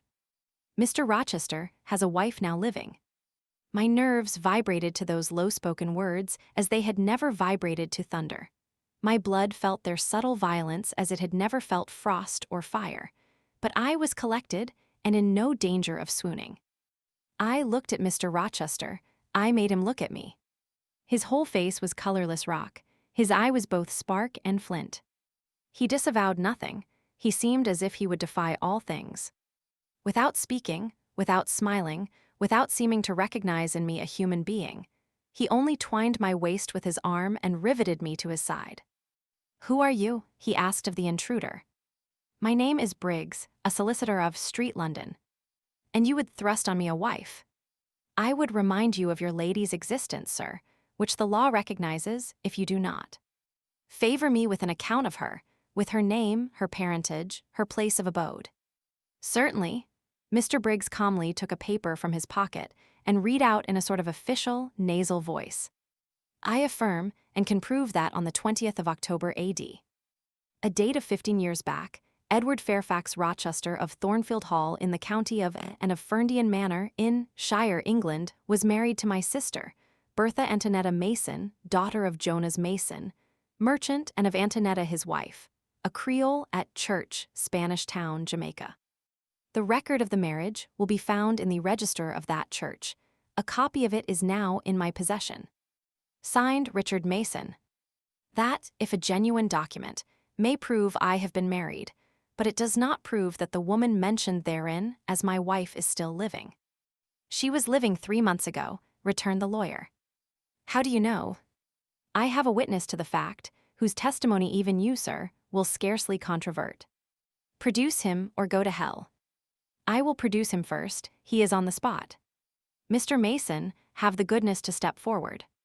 Mr. Rochester, on hearing the name, set his teeth. He experienced, too, a sort of strong convulsive quiver. Near to him as I was, I felt the spasmodic movement of fury or despair run through his frame. The second stranger, who had hitherto lingered in the background, now drew near. A pale face looked over the solicitor's shoulder. Yes, it was Mason himself. Mr. Rochester turned and glared at him. His eye, as I have often said, was a black eye. It had now a tawny, nay, a bloody light in its gloom, and his face flushed, olive cheek and hueless forehead received a glow as from spreading, ascending heart fire. And he stirred, lifted his strong arm. He could have struck Mason, dashed him on the church floor, shocked by ruthless blow the breath from his body, but Mason shrank away and cried faintly, "Good God!" Contempt fell cool on Mr. Rochester. His passion died as if a blight had shriveled it up. He only asked, "What have you to say?" An inaudible reply escaped Mason's white lips. "The devil is in it, if you cannot answer distinctly." "I again demand, what have you to say?" Sir, interrupted the clergyman, "do not forget you are in a sacred place." Then addressing Mason, he inquired gently, "Are you aware, sir, whether or not this gentleman's wife is still living?" "Courage," urged the lawyer, "speak out." "She is now living at Thornfield Hall," said Mason, in more articulate tones. "I saw her there last April." "I am her brother." "At Thornfield Hall," ejaculated the clergyman. "Impossible." "I am an old resident in this neighborhood, sir, and I never heard of a Mrs. Rochester at Thornfield Hall." I saw a grim smile contort Mr. Rochester's lips, and he muttered, "No, by God." I took care that none should hear of it or of her under that name. He mused. For 10 minutes he held counsel with himself. He formed his resolve and announced it. "Enough. All shall bolt out at once, like the bullet from the barrel. Wood, close your book and take off your surplice. John Green, to the clerk, leave the church. There will be no wedding today." The man obeyed. Mr. Rochester continued, heartily and recklessly, "Bigamy is an ugly word. I meant, however, to be a bigamist, but fate has outmaneuvered me, or Providence has checked me, perhaps the last. I am little better than a devil at this moment, and, as my pastor there would tell me, deserve no doubt the sternest judgments of God, even to the quenchless fire and deathless worm. Gentlemen, my plan is broken up. What this lawyer and his client say is true. I have been married, and the woman to whom I was married lives. You say you never heard of a Mrs. Rochester at the house up yonder? Would. But I dare say you have many a time inclined your ear to gossip about the mysterious lunatic kept there under watch and ward. Some have whispered to you that she is my bastard half-sister, some my cast-off mistress. I now inform you that she is my wife, whom I married 15 years ago, Bertha Mason by name, sister of this resolute personage, who is now, with his quivering limbs and white cheeks, showing you what a stout heart men may bear. Cheer up, Dick, never fear me. I'd almost as soon strike a woman as you. Bertha Mason is mad, and she came of a mad family, idiots and maniacs through 3 generations. Her mother, the Creole, was both a madwoman and a drunkard, as I found out after I had wed the daughter, for they were silent on family secrets before. Bertha, like a dutiful child, copied her parent in both points. I had a charming partner, pure, wise, modest. You can fancy I was a happy man. I went through rich scenes. Oh, my experience has been heavenly, if you only knew it. But I owe you no further explanation. Briggs, Woodmason, I invite you all to come up to the house and visit Mrs. Poole's patient and my wife. You shall see what sort of a being I was cheated into espousing, and judge whether or not I had a right to break the compact, and seek sympathy with something at least human. This girl, he continued, looking at me, knew no more than you would of the disgusting secret. She thought all was fair and legal, and never dreamt she was going to be entrapped into a feigned union with a defrauded wretch, already bound to a bad, mad, and embruted partner. Come all of you, follow. Still holding me fast, he left the church. The three gentlemen came after. At the front door of the hall, we found the carriage. Take it back to the coach house, John, said Mr. Rochester coolly. It will not be wanted today. At our entrance, Mrs. Fairfax, Adele, Sophie Lee advanced to meet and greet us. To the right about every soul, cried the master. Away with your congratulations. Who wants them? Not I, they are 15 years too late. He passed on and ascended the stairs, still holding my hand and still beckoning the gentlemen to follow him, which they did. We mounted the first staircase, passed up the gallery, proceeded to the third story. The low, black door, opened by Mr. Rochester's master key, admitted us to the tapestried room, with its great bed and its pictorial cabinet. You know this place, Mason, said our guide. She bit and stabbed you here. He lifted the hangings from the wall, uncovering the second door. This, too, he opened. In a room without a window, there burnt a fire guarded by a high and strong fender, and a lamp suspended from the ceiling by a chain. Grace Poole bent over the fire, apparently cooking something in a saucepan. In the deep shade, at the farther end of the room, a figure ran backwards and forwards. What it was, whether beast or human being, one could not at first sight tell. It groveled seemingly on all fours. It snatched and growled like some strange wild animal. But it was covered with clothing, and a quantity of dark, grizzled hair, wild as a mane, hid its head and face. Good morrow, Mrs. Poole, said Mr. Rochester. How are you? And how is your charge today? We're tolerable, sir, I thank you, replied Grace, lifting the boiling mess carefully onto the hob. Rather snappish, but not rageous. A fierce cry seemed to give the lie to her favorable report. The clothed hyena rose up and stood tall on its hind feet.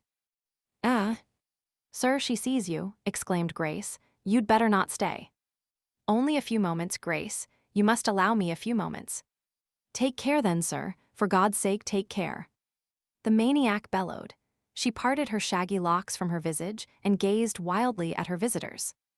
I recognized well that purple face, those bloated features. Mrs. Poole advanced. Keep out of the way, said Mr. Rochester, thrusting her aside. She has no knife now, I suppose, and I'm on my guard. One never knows what she has, sir.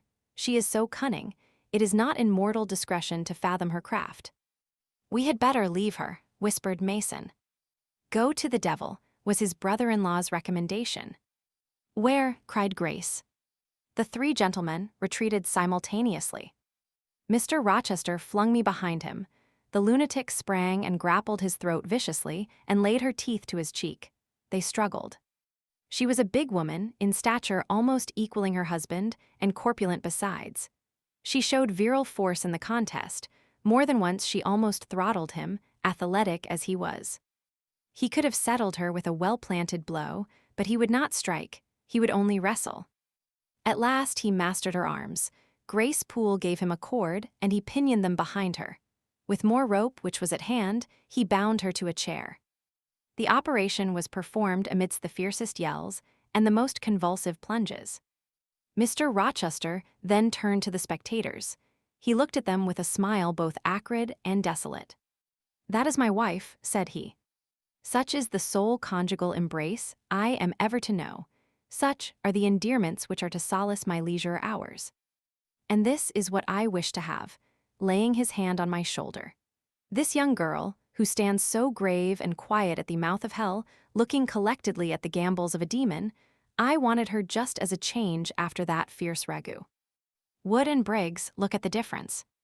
Compare these clear eyes with the red balls yonder, this face with that mask, this form with that bulk. Then judge me, priest of the gospel and man of the law, and remember with what judgment ye judge ye shall be judged. Off with you now. I must shut up my prize. We all withdrew. Mr. Rochester stayed a moment behind us to give some further order to Grace Poole. The solicitor addressed me as he descended the stair. You, madam, said he, are cleared from all blame, your uncle will be glad to hear it, if indeed he should be still living, when Mr. Mason returns to Madeira. My uncle. What of him? Do you know him? Mr. Mason does. Mr. Eyre has been the Funchal correspondent of his house for some years. When your uncle received your letter intimating the contemplated union between yourself and Mr. Rochester, Mr. Mason, who was staying at Madeira to recruit his health on his way back to Jamaica, happened to be with him. Mr. Eyre mentioned the intelligence, for he knew that my client here was acquainted with a gentleman of the name of Rochester. Mr. Mason, astonished and distressed as you may suppose, revealed the real state of matters. Your uncle, I am sorry to say, is now on a sick bed, from which, considering the nature of his disease, decline, and the stage it has reached, it is unlikely he will ever rise. He could not then hasten to England himself, to extricate you from the snare into which you had fallen, but he implored Mr. Mason to lose no time in taking steps to prevent the false marriage. He referred him to me for assistance. I used all dispatch, and am thankful I was not too late, as you doubtless must be also. Were I not morally certain that your uncle will be dead ere you reach Madeira, I would advise you to accompany Mr. Mason back. But as it is, I think you had better remain in England till you can hear further, either from or of Mr. Eyre. Have we anything else to stay for? He inquired of Mr. Mason. No, no, let us be gone, was the anxious reply, and without waiting to take leave of Mr. Rochester, they made their exit at the hall door. The clergyman stayed to exchange a few sentences, either of admonition or reproof, with his haughty parishioner. This duty done, he too departed. I heard him go as I stood at the half-open door of my own room, to which I had now withdrawn. The house cleared, I shut myself in, fastened the bolt that none might intrude, and proceeded, not to weep, not to mourn, I was yet too calm for that, but mechanically to take off the wedding dress, and replace it by the stuff gown I had worn yesterday, as I thought, for the last time. I then sat down. I felt weak and tired. I leaned my arms on a table, and my head dropped on them. And now I thought, till now I had only heard, seen, moved, followed up and down where I was led or dragged, watched event rush on event, disclosure open beyond disclosure. But now, I thought. The morning had been a quiet morning enough, all except the brief scene with the lunatic. The transaction in the church had not been noisy, there was no explosion of passion, no loud altercation, no dispute, no defiance or challenge, no tears, no sobs. A few words had been spoken, a calmly pronounced objection to the marriage made. Some stern, short questions put by Mr. Rochester. Answers, explanations given, evidence adduced. An open admission of the truth had been uttered by my master. Then the living proof had been seen, the intruders were gone, and all was over. I was in my own room as usual, just myself, without obvious change. Nothing had smitten me, or scathed me, or maimed me. And yet where was the Jane Eyre of yesterday? Where was her life? Where were her prospects? Jane Eyre, who had been an ardent, expectant woman, almost a bride, was a cold, solitary girl again. Her life was pale, her prospects were desolate.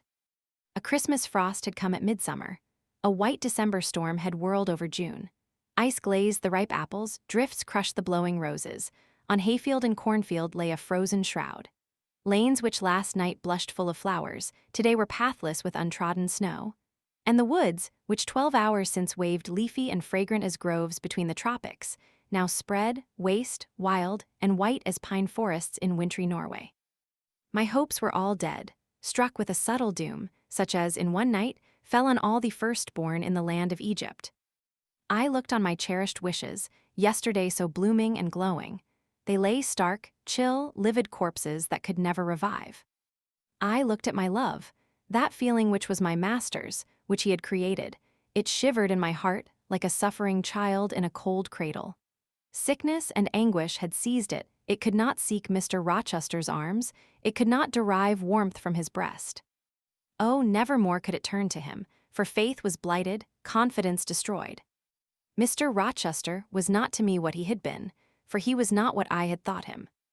I would not ascribe vice to him. I would not say he had betrayed me. But the attribute of stainless truth was gone from his idea, and from his presence I must go. That I perceived well. When, how, whither, I could not yet discern, but he himself, I doubted not, would hurry me from Thornfield.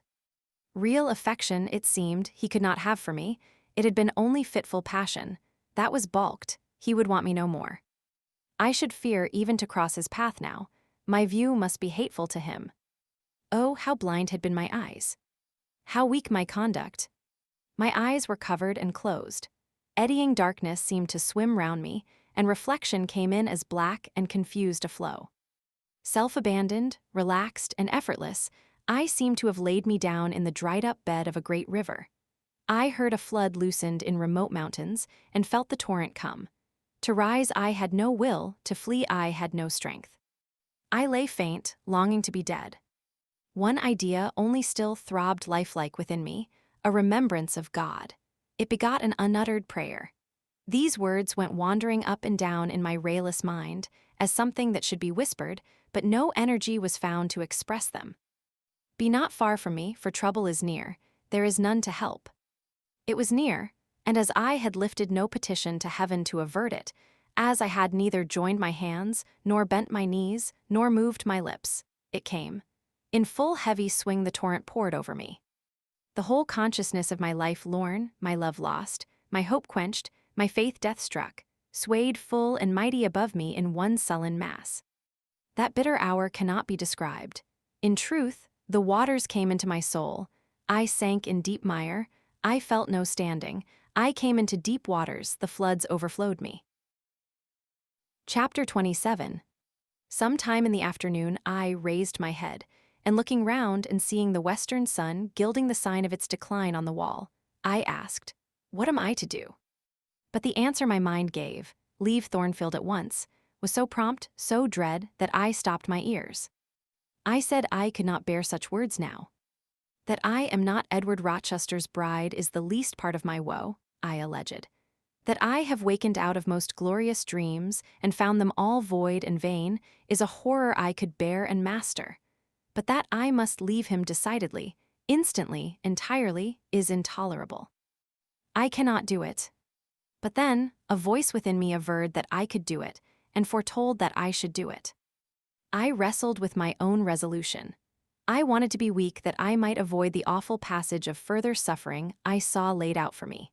And conscience, turned tyrant, held passion by the throat, told her tauntingly she had yet but dipped her dainty foot in the slough, and swore that with that arm of iron he would thrust her down to unsounded depths of agony. "Let me be torn away," then I cried. "Let another help me." "No, you shall tear yourself away, none shall help you. You shall yourself pluck out your right eye, yourself cut off your right hand, your heart shall be the victim, and you the priest to transfix it." I rose up suddenly, terror-struck at the solitude which so ruthless a judge haunted, at the silence which so awful a voice filled. My head swam as I stood erect. I perceived that I was sickening from excitement and inanition. Neither meat nor drink had passed my lips that day, for I had taken no breakfast. And with a strange pang, I now reflected that, long as I had been shut up here, no message had been sent to ask how I was, or to invite me to come down. Not even little Adele had tapped at the door, not even Mrs. Fairfax had sought me. "Friends always forget those whom fortune forsakes," I murmured, as I undrew the bolt and passed out. I stumbled over an obstacle. My head was still dizzy, my sight was dim, and my limbs were feeble. I could not soon recover myself. I fell but not onto the ground. An outstretched arm caught me. I looked up. I was supported by Mr. Rochester, who sat in a chair across my chamber threshold. "You come out at last," he said. "Well, I have been waiting for you long, and listening. Yet not one movement have I heard, nor one sob. 5 minutes more of that death-like hush, and I should have forced the lock like a burglar. So you shun me, you shut yourself up and grieve alone. I would rather you had come, and upbraided me with vehemence. You are passionate, I expected a scene of some kind. I was prepared for the hot rain of tears, only I wanted them to be shed on my breast. Now a senseless floor has received them, or your drenched handkerchief. But Eyre, you have not wept at all. I see a white cheek and a faded eye, but no trace of tears. I suppose, then, your heart has been weeping blood. Well, Jane. Not a word of reproach. Nothing bitter, nothing poignant. Nothing to cut a feeling or sting a passion. You sit quietly where I have placed you, and regard me with a weary, passive look. Jane, I never meant to wound you thus. If the man who had but one little ewe lamb that was dear to him as a daughter, that ate of his bread and drank of his cup, and lay in his bosom, had by some mistake slaughtered it at the shambles, he would not have rued his bloody blunder more than I now rue mine. Will you ever forgive me? Reader, I forgave him at the moment and on the spot. There was such deep remorse in his eye, such true pity in his tone, such manly energy in his manner. And besides, there was such unchanged love in his whole look and mien, I forgave him all. Yet not in words, not outwardly, only at my heart's core. You know I am a scoundrel, Jane? Ere long he inquired wistfully, wondering, I suppose, at my continued silence and tameness, the result rather of weakness than of will. Yes, sir. Then tell me so roundly and sharply, don't spare me. I cannot, I am tired and sick. I want some water. He heaved a sort of shuddering sigh, and taking me in his arms, carried me downstairs. At first I did not know to what room he had borne me. All was cloudy to my glazed sight. Presently I felt the reviving warmth of a fire, for summer as it was, I had become icy cold in my chamber. He put wine to my lips, I tasted it and revived. Then I ate something he offered me, and was soon myself. I was in the library, sitting in his chair, he was quite near. If I could go out of life now, without too sharp a pang, it would be well for me, I thought. Then I should not have to make the effort of cracking my heartstrings in rending them from among Mr. Rochester's. I must leave him, it appears. I do not want to leave him, I cannot leave him. How are you now, Jane? Much better, sir, I shall be well soon. Taste the wine again, Jane. I obeyed him. Then he put the glass on the table, stood before me, and looked at me attentively. Suddenly he turned away, with an inarticulate exclamation, full of passionate emotion of some kind. He walked fast through the room and came back. He stooped towards me as if to kiss me, but I remembered caresses were now forbidden. I turned my face away and put his aside. What, how is this? He exclaimed hastily. Oh, I know. You won't kiss the husband of Bertha Mason. You consider my arms filled, and my embraces appropriated. At any rate, there is neither room nor claim for me, sir. Why, Jane? I will spare you the trouble of much talking. I will answer for you, because I have a wife already, you would reply. I guess rightly. Yes. If you think so, you must have a strange opinion of me. You must regard me as a plotting profligate, a base and low rake who has been simulating disinterested love in order to draw you into a snare deliberately laid, and strip you of honor and rob you of self-respect. What do you say to that? I see you can say nothing. In the first place, you are faint still, and have enough to do to draw your breath. In the second place, you cannot yet accustom yourself to accuse and revile me, and besides, the floodgates of tears are opened, and they would rush out if you spoke much. And you have no desire to expostulate, to upbraid, to make a scene. You are thinking how to act, talking you consider is of no use. I know you, I am on my guard. Sir, I do not wish to act against you, I said, and my unsteady voice warned me to curtail my sentence. Not in your sense of the word, but in mine you are scheming to destroy me. You have as good as said that I am a married man. As a married man you will shun me, keep out of my way. Just now you have refused to kiss me. You intend to make yourself a complete stranger to me, to live under this roof only as Adele's governess. If ever I say a friendly word to you, if ever a friendly feeling inclines you again to me, you will say, that man had nearly made me his mistress. I must be ice and rock to him, and ice and rock you will accordingly become. I cleared and steadied my voice to reply. All is changed about me, sir. I must change too, there is no doubt of that. And to avoid fluctuations of feeling and continual combats with recollections and associations, there is only one way. Adele must have a new governess, sir. Oh, Adele will go to school, I have settled that already. Nor do I mean to torment you with the hideous associations and recollections of Thornfield Hall, this accursed place. This tent of a Chan, this insolent vault, offering the ghastliness of living death to the light of the open sky, this narrow stone hell, with its one real fiend, worse than a legion of such as we imagine. Jane, you shall not stay here, nor will I. I was wrong ever to bring you to Thornfield Hall, knowing as I did how it was haunted. I charged them to conceal from you, before I ever saw you, all knowledge of the curse of the place. Merely because I feared Adele never would have a governess to stay if she knew with what inmate she was housed, and my plans would not permit me to remove the maniac elsewhere. Though I possess an old house, Ferndean Manor, even more retired and hidden than this, where I could have lodged her safely enough, had not a scruple about the unhealthiness of the situation, in the heart of a wood, made my conscience recoil from the arrangement. Probably those damp walls would soon have eased me of her charge, but to each villain his own vice, and mine is not a tendency to indirect assassination, even of what I most hate. Concealing the madwoman's neighborhood from you, however, was something like covering a child with a cloak and laying it down near a upas tree. That demon's vicinage is poisoned, and always was. But I'll shut up Thornfield Hall, I'll nail up the front door and board the lower windows. I'll give Mrs. Poole 200 a year to live here with my wife, as you term that fearful hag.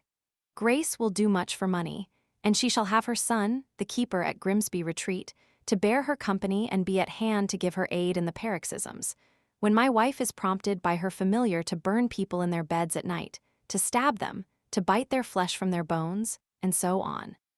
Sir, I interrupted him, you are inexorable for that unfortunate lady. You speak of her with hate, with vindictive antipathy. It is cruel, she cannot help being mad. Jane, my little darling, so I will call you, for so you are, you don't know what you are talking about. You misjudge me again. It is not because she is mad I hate her. If you were mad, do you think I should hate you? I do indeed, sir. Then you are mistaken, and you know nothing about me, and nothing about the sort of love of which I am capable. Every atom of your flesh is as dear to me as my own. In pain and sickness, it would still be dear. Your mind is my treasure, and if it were broken, it would be my treasure still. If you raved, my arms should confine you, and not a straight waistcoat. Your grasp, even in fury, would have a charm for me. If you flew at me as wildly as that woman did this morning, I should receive you in an embrace, at least as fond as it would be restrictive. I should not shrink from you with disgust as I did from her.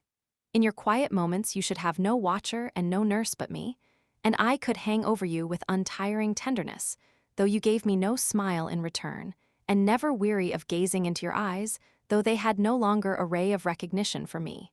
But why do I follow that train of ideas? I was talking of removing you from Thornfield.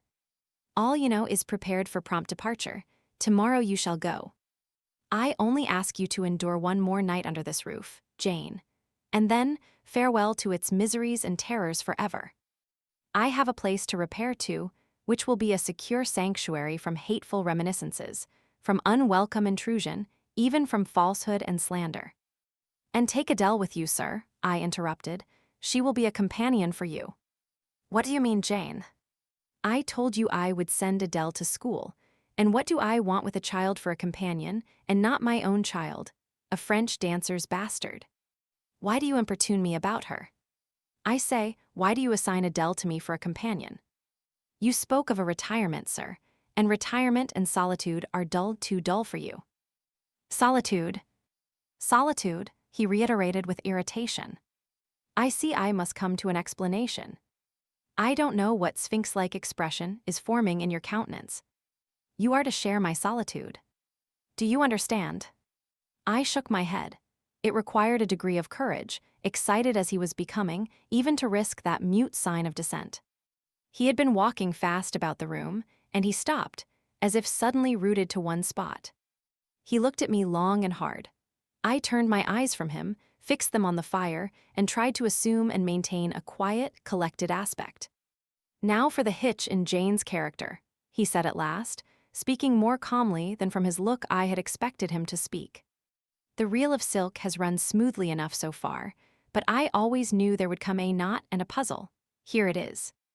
Now for vexation and exasperation and endless trouble. By God, I long to exert a fraction of Samson's strength and break the entanglement-like toe. He recommenced his walk, but soon again stopped, and this time just before me. Jane, will you hear reason? He stooped and approached his lips to my ear, Because, if you won't, I'll try violence. His voice was hoarse, his look that of a man who is just about to burst an insufferable bond and plunge headlong into wild license. I saw that in another moment, and with one impetus of frenzy more, I should be able to do nothing with him. The present, the passing second of time, was all I had in which to control and restrain him. A movement of repulsion, flight, fear would have sealed my doom, and his. But I was not afraid, not in the least. I felt an inward power, a sense of influence which supported me. The crisis was perilous, but not without its charm, such as the Indian, perhaps, feels when he slips over the rapid in his canoe. I took hold of his clenched hand, loosened the contorted fingers, and said to him, soothingly, "Sit down, I'll talk to you as long as you like, and hear all you have to say, whether reasonable or unreasonable." He sat down, but he did not get leave to speak directly. I had been struggling with tears for some time. I had taken great pains to repress them, because I knew he would not like to see me weep. Now, however, I considered it well to let them flow as freely and as long as they liked. If the flood annoyed him, so much the better. So I gave way and cried heartily. Soon I heard him earnestly entreating me to be composed. I said I could not while he was in such a passion. "But I am not angry, Jane. I only love you too well, and you had steeled your little pale face with such a resolute, frozen look, I could not endure it. Hush now and wipe your eyes." His softened voice announced that he was subdued, so I, in my turn, became calm. Now he made an effort to rest his head on my shoulder, but I would not permit it. Then he would draw me to him. "No. Jane." "Jane," he said, in such an accent of bitter sadness it thrilled along every nerve I had. "You don't love me then." "It was only my station, and the rank of my wife that you valued. Now that you think me disqualified to become your husband, you recoil from my touch as if I were some toad or ape." These words cut me, yet what could I do or I say? I ought probably to have done or said nothing, but I was so tortured by a sense of remorse at thus hurting his feelings, I could not control the wish to drop bomb where I had wounded. "I do love you," I said, "more than ever, but I must not show or indulge the feeling, and this is the last time I must express it. The last time, Jane." "What? Do you think you can live with me and see me daily, and yet, if you still love me, be always cold and distant?" "No, sir, that I am certain I could not, and therefore I see there is but one way, but you will be furious if I mention it." "Oh, mention it." "If I storm, you have the art of weeping." "Mr. Rochester, I must leave you." "For how long, Jane?" "For a few minutes while you smooth your hair, which is somewhat disheveled, and bathe your face, which looks feverish." "I must leave Adele and Thornfield." "I must part with you for my whole life. I must begin a new existence among strange faces and strange scenes." "Of course, I told you you should." "I pass over the madness about parting from me." "You mean you must become a part of me." "As to the new existence, it is all right. You shall yet be my wife. I am not married." "You shall be Mrs. Rochester, both virtually and nominally." "I shall keep only to you so long as you and I live." "You shall go to a place I have in the south of France, a whitewashed villa on the shores of the Mediterranean. There you shall live a happy and guarded and most innocent life. Never fear that I wish to lure you into error, to make you my mistress." Why did you shake your head? "Jane, you must be reasonable, or in truth I shall again become frantic." His voice and hand quivered, his large nostrils dilated, his eye blazed, still I dared to speak. "Sir, your wife is living. That is a fact acknowledged this morning by yourself. If I lived with you as you desire, I should then be your mistress. To say otherwise is sophistical, is false." "Jane, I am not a gentle-tempered man, you forget that. I am not long-enduring, I am not cool and dispassionate. Out of pity to me and yourself, put your finger on my pulse, feel how it throbs, and beware." He bared his wrist and offered it to me. The blood was forsaking his cheek and lips, they were growing livid. I was distressed on all hands. To agitate him thus deeply, by a resistance he so abhorred, was cruel. To yield was out of the question.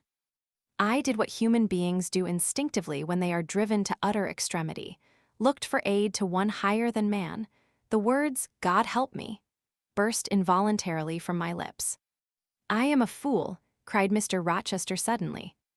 "I keep telling her I am not married, and do not explain to her why. I forget she knows nothing of the character of that woman, or of the circumstances attending my infernal union with her. Oh, I am certain Jane will agree with me in opinion when she knows all that I know. Just put your hand in mine, Janet, that I may have the evidence of touch as well as sight to prove you are near me, and I will in a few words show you the real state of the case. Can you listen to me?" "Yes, sir, for hours if you will." "I ask only minutes.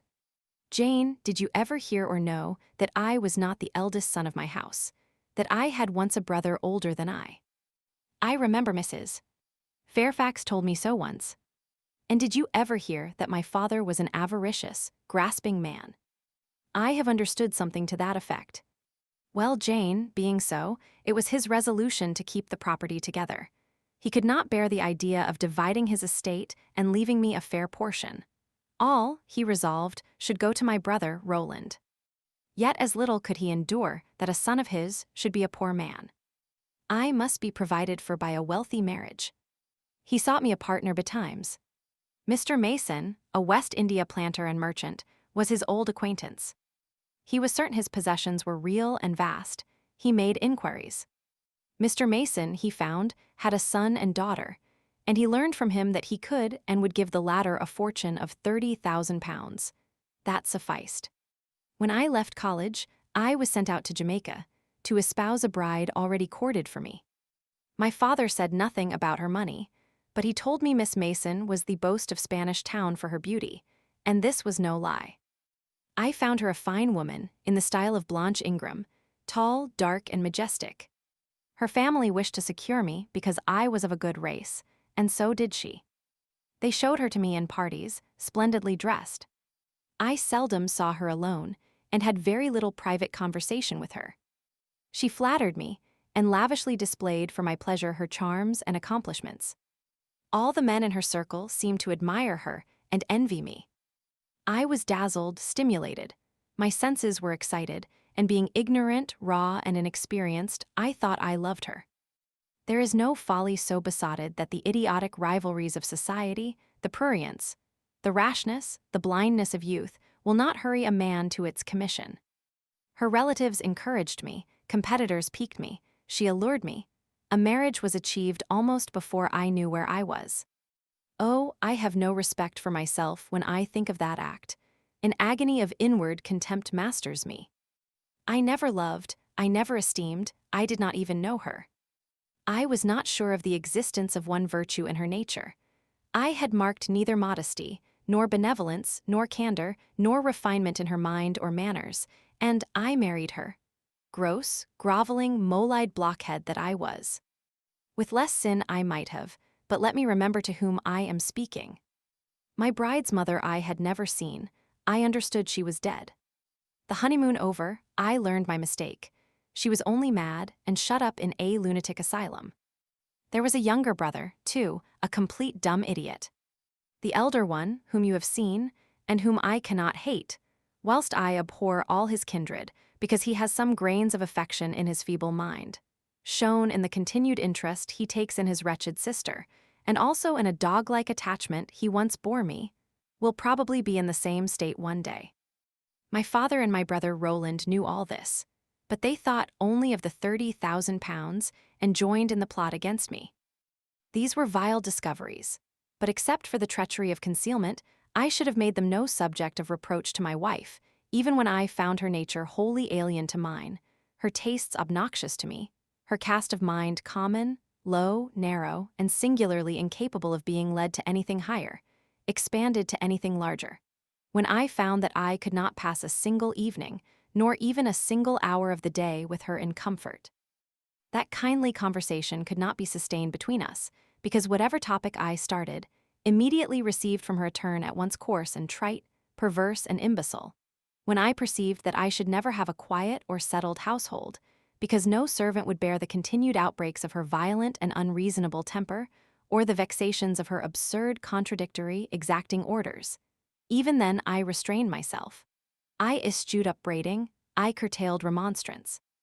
I tried to devour my repentance and disgust in secret. I repressed the deep antipathy I felt. Jane, I will not trouble you with abominable details. Some strong words shall express what I have to say. I lived with that woman upstairs 4 years, and before that time she had tried me indeed. Her character ripened and developed with frightful rapidity. Her vices sprang up fast and rank. They were so strong, only cruelty could check them, and I would not use cruelty. What a pygmy intellect she had, and what giant propensities. How fearful were the curses those propensities entailed on me. Bertha Mason, the true daughter of an infamous mother, dragged me through all the hideous and degrading agonies which must attend a man bound to a wife at once intemperate and unchaste. My brother in the interval was dead, and at the end of the 4 years, my father died too. I was rich enough now, yet poor to hideous indigence. A nature the most gross, impure, depraved I ever saw was associated with mine and called by the law and by society a part of me. And I could not rid myself of it by any legal proceedings, for the doctors now discovered that my wife was mad. Her excesses had prematurely developed the germs of insanity. Jane, you don't like my narrative. You look almost sick. Shall I defer the rest to another day? No, sir, finish it now. I pity you, I do earnestly pity you. Pity, Jane, from some people is a noxious and insulting sort of tribute, which one is justified in hurling back in the teeth of those who offer it. But that is the sort of pity native to callous, selfish hearts. It is a hybrid, egotistical pain at hearing of woes, crossed with ignorant contempt for those who have endured them. But that is not your pity, Jane. It is not the feeling of which your whole face is full at this moment, with which your eyes are now almost overflowing, with which your heart is heaving, with which your hand is trembling in mine. Your pity, my darling, is the suffering mother of love. Its anguish is the very natal pang of the divine passion. I accept it, Jane. Let the daughter have free advent. My arms wait to receive her. Now, sir, proceed. What did you do when you found she was mad? Jane, I approached the verge of despair. A remnant of self-respect was all that intervened between me and the gulf. In the eyes of the world, I was doubtless covered with grimy dishonor, but I resolved to be clean in my own sight, and to the last I repudiated the contamination of her crimes and wrenched myself from connection with her mental defects. Still, society associated my name and person with hers. I yet saw her and heard her daily. Something of her breath, faugh, mixed with the air I breathed, and besides, I remembered I had once been her husband. That recollection was then, and is now, inexpressibly odious to me.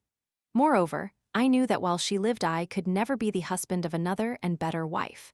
And though 5 years my senior, her family and her father had lied to me even in the particular of her age, she was likely to live as long as I, being as robust in frame as she was infirm in mind. Thus, at the age of 26, I was hopeless. One night I had been awakened by her yells. Since the medical men had pronounced her mad, she had, of course, been shut up.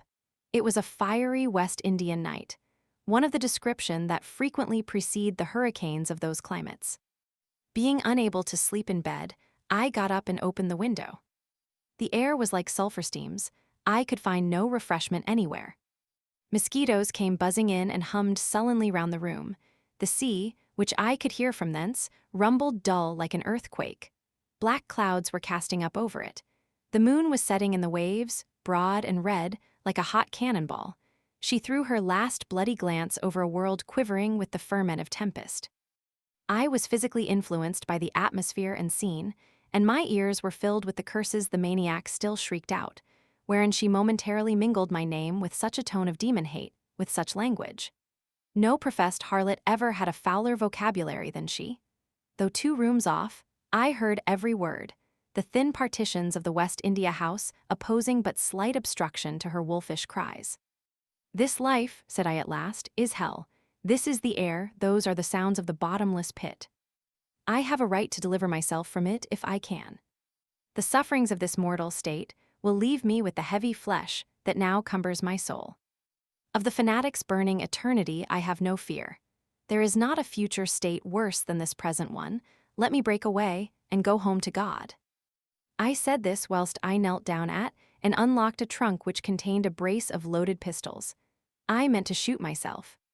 I only entertained the intention for a moment. For, not being insane, the crisis of exquisite and unalloyed despair, which had originated the wish and design of self-destruction, was past in a second. A wind fresh from Europe blew over the ocean and rushed through the open casement. The storm broke, streamed, thundered, blazed, and the air grew pure. I then framed and fixed a resolution. While I walked under the dripping orange trees of my wet garden, and amongst its drenched pomegranates and pineapples, and while the refulgent dawn of the tropics kindled round me, I reasoned thus, Jane, and now listen. For it was true wisdom that consoled me in that hour, and showed me the right path to follow. The sweet wind from Europe was still whispering in the refreshed leaves, and the Atlantic was thundering in glorious liberty. My heart dried up and scorched for a long time, swelled to the tone, and filled with living blood. My being longed for renewal. My soul thirsted for a pure draught. I saw hope revive, and felt regeneration possible. From a flowery arch at the bottom of my garden I gazed over the sea, bluer than the sky. The old world was beyond. Clear prospects opened thus. Go, said Hope, and live again in Europe. There it is not known what a sullied name you bear, nor what a filthy burden is bound to you. You may take the maniac with you to England. Confine her with due attendance and precautions at Thornfield. Then travel yourself to what clime you will, and form what new tie you like. That woman who has so abused your long-suffering, so sullied your name, so outraged your honor, so blighted your youth, is not your wife, nor are you her husband. See that she is cared for as her condition demands, and you have done all that God and humanity require of you. Let her identity, her connection with yourself, be buried in oblivion. You are bound to impart them to no living being. Place her in safety and comfort, shelter her degradation with secrecy, and leave her. I acted precisely on this suggestion. My father and brother had not made my marriage known to their acquaintance, because, in the very first letter, I wrote to apprise them of the union, having already begun to experience extreme disgust of its consequences, and, from the family character and constitution, seeing a hideous future opening to me, I added an urgent charge to keep it secret. And very soon the infamous conduct of the wife my father had selected for me was such as to make him blush to own her as his daughter-in-law. Far from desiring to publish the connection, he became as anxious to conceal it as myself. To England, then, I conveyed her. A fearful voyage I had with such a monster in the vessel. Glad was I when I at last got her to Thornfield, and saw her safely lodged in that third-story room, of whose secret inner cabinet she has now for 10 years made a wild beast's den, a goblin's cell. I had some trouble in finding an attendant for her, as it was necessary to select one on whose fidelity dependence could be placed, for her ravings would inevitably betray my secret. Besides, she had lucid intervals of days, sometimes weeks, which she filled up with abuse of me. At last I hired Grace Poole from the Grimsey retreat. She and the surgeon, Carter, who dressed Mason's wounds that night he was stabbed and worried, are the only two I have ever admitted to my confidence. Mrs. Fairfax may indeed have suspected something, but she could have gained no precise knowledge as to facts. Grace has, on the whole, proved a good keeper, though, owing partly to a fault of her own, of which it appears nothing can cure her, and which is incident to her harassing profession, her vigilance has been more than once lulled and baffled. The lunatic is both cunning and malignant. She has never failed to take advantage of her guardian's temporary lapses, once to secrete the knife with which she stabbed her brother, and twice to possess herself of the key of her cell and issue therefrom in the night time. On the first of these occasions, she perpetrated the attempt to burn me in my bed. On the second, she paid that ghastly visit to you. I thank Providence, who watched over you, that she then spent her fury on your wedding apparel, which perhaps brought back vague reminiscences of her own bridal days. But on what might have happened, I cannot endure to reflect. When I think of the thing which flew at my throat this morning, hanging its black and scarlet visage over the nest of my dove, my blood curdles. And what, sir, I asked while he paused, did you do when you had settled her here? Where did you go? What did I do, Jane? I transformed myself into a will-o'-the-wisp. Where did I go? I pursued wanderings as wild as those of the March spirit. I sought the continent and went devious through all its lands. My fixed desire was to seek and find a good and intelligent woman whom I could love, a contrast to the fury I left at Thornfield. But you could not marry, sir. I had determined and was convinced that I could and ought. It was not my original intention to deceive, as I have deceived you. I meant to tell my tale plainly and make my proposals openly, and it appeared to me so absolutely rational that I should be considered free to love and be loved. I never doubted some woman might be found willing and able to understand my case and accept me, in spite of the curse with which I was burdened. Well, sir, when you are inquisitive, Jane, you always make me smile. You open your eyes like an eager bird and make every now and then a restless movement, as if answers in speech did not flow fast enough for you, and you wanted to read the tablet of one's heart. But before I go on, tell me what you mean by your well, sir. It is a small phrase very frequent with you, and which many a time has drawn me on and on through interminable talk. I don't very well know why. I mean, what next? How did you proceed? What came of such an event? Precisely. And what do you wish to know now? Whether you found anyone you liked, whether you asked her to marry you, and what she said. I can tell you whether I found anyone I liked, and whether I asked her to marry me. But what she said is yet to be recorded in the book of fate. For 10 long years I roved about, living first in one capital, then another. Sometimes in St. Petersburg, oftener in Paris, occasionally in Rome, Naples, and Florence. Provided with plenty of money and the passport of an old name, I could choose my own society. No circles were closed against me. I sought my ideal of a woman amongst English ladies, French countesses, Italian signoras, and German Graffinnen. I could not find her. Sometimes, for a fleeting moment, I thought I caught a glance, heard a tone, beheld a form which announced the realization of my dream. But I was presently undeceived. You are not to suppose that I desired perfection, either of mind or person. I longed only for what suited me, for the antipodes of the Creole, and I longed vainly. Amongst them all I found not one whom, had I been ever so free, I, warned as I was of the risks, the horrors, the loathings of incongruous unions, would have asked to marry me. Disappointment made me reckless. I tried dissipation, never debauchery, that I hated and hate. That was my Indian Messalina's attribute. Rooted disgust at it, and her restrained me much, even in pleasure. Any enjoyment that bordered on riot seemed to approach me to her and her vices, and I eschewed it. Yet I could not live alone, so I tried the companionship of mistresses. The first I chose was Céline Varens, another of those steps which make a man spurn himself when he recalls them. You already know what she was, and how my liaison with her terminated. She had 2 successors, an Italian, Jacinta, and a German, Clara, both considered singularly handsome. What was their beauty to me in a few weeks? Jacinta was unprincipled and violent. I tired of her in 3 months. Clara was honest and quiet, but heavy, mindless, and unimpressible, not one whit to my taste. I was glad to give her a sufficient sum to set her up in a good line of business, and so get decently rid of her. But Jane, I see by your face you are not forming a very favorable opinion of me just now. You think me an unfeeling, loose-principled rake, don't you? I don't like you so well as I have done sometimes, indeed, sir. Did it not seem to you in the least wrong to live in that way, first with one mistress and then another? You talk of it as a mere matter of course. It was with me, and I did not like it. It was a groveling fashion of existence. I should never like to return to it.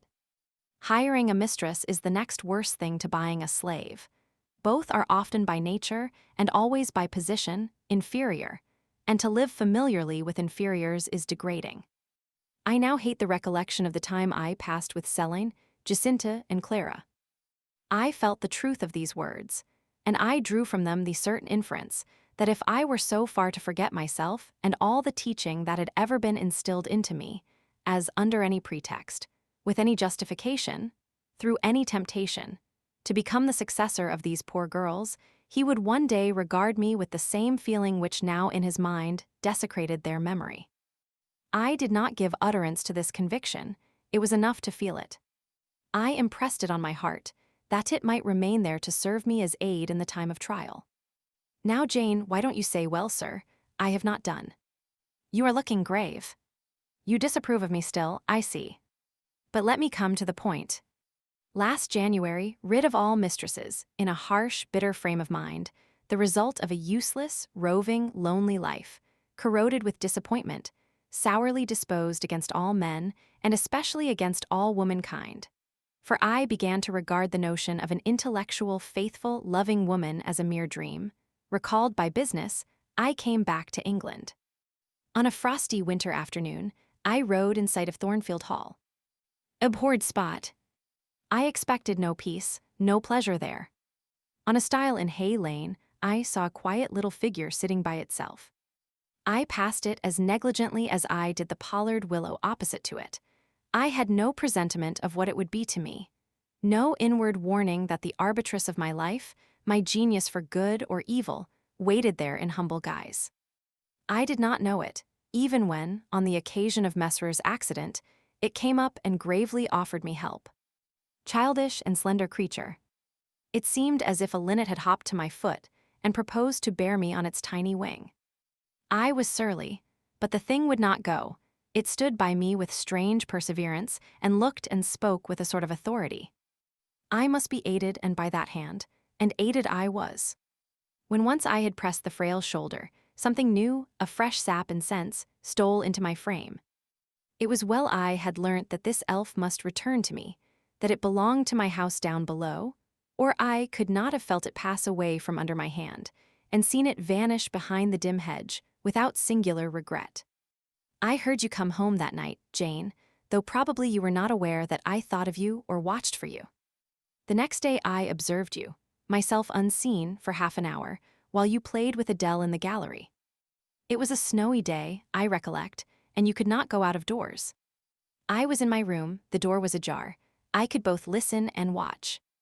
Adele claimed your outward attention for a while, yet I fancied your thoughts were elsewhere. But you were very patient with her, my little Jane. You talked to her and amused her a long time. When at last she left you, you lapsed at once into deep reverie. You betook yourself slowly to pace the gallery. Now and then, in passing a casement, you glanced out at the thick-falling snow. You listened to the sobbing wind, and again you paced gently on and dreamed. I think those day visions were not dark. There was a pleasurable illumination in your eye occasionally, a soft excitement in your aspect, which told of no bitter, bilious, hypochondriac brooding. Your look revealed rather the sweet musings of youth when its spirit follows on willing wings the flight of hope up and on to an ideal heaven. The voice of Mrs. Fairfax, speaking to a servant in the hall, wakened you, and how curiously you smiled to and at yourself, Janet. There was much sense in your smile. It was very shrewd, and seemed to make light of your own abstraction. It seemed to say, my fine visions are all very well, but I must not forget they are absolutely unreal. I have a rosy sky and a green flowery Eden in my brain, but without, I am perfectly aware, lies at my feet a rough track to travel, and around me gather black tempests to encounter. You ran downstairs and demanded of Mrs. Fairfax some occupation, the weekly house accounts to make up, or something of that sort, I think it was. I was vexed with you for getting out of my sight. Impatiently I waited for evening, when I might summon you to my presence. An unusual to me, a perfectly new character I suspected was yours. I desired to search it deeper and know it better. You entered the room with a look and air at once shy and independent. You were quaintly dressed, much as you are now. I made you talk. Ere long I found you full of strange contrasts.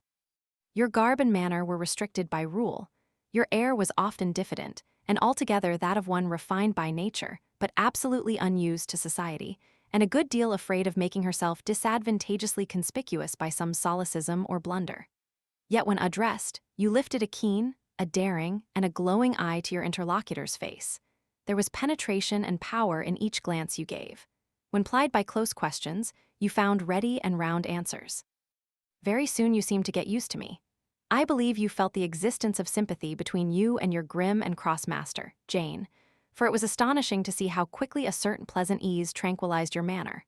Snarl as I would, you showed no surprise, fear, annoyance, or displeasure at my moroseness. You watched me, and now and then smiled at me with a simple yet sagacious grace I cannot describe. I was at once content and stimulated with what I saw. I liked what I had seen and wished to see more. Yet for a long time, I treated you distantly and sought your company rarely. I was an intellectual epicure and wished to prolong the gratification of making this novel and piquant acquaintance. Besides, I was for a while troubled with a haunting fear that if I handled the flower freely, its bloom would fade. The sweet charm of freshness would leave it. I did not then know that it was no transitory blossom, but rather the radiant resemblance of one, cut in an indestructible gem. Moreover, I wished to see whether you would seek me if I shunned you, but you did not. You kept in the schoolroom as still as your own desk and easel.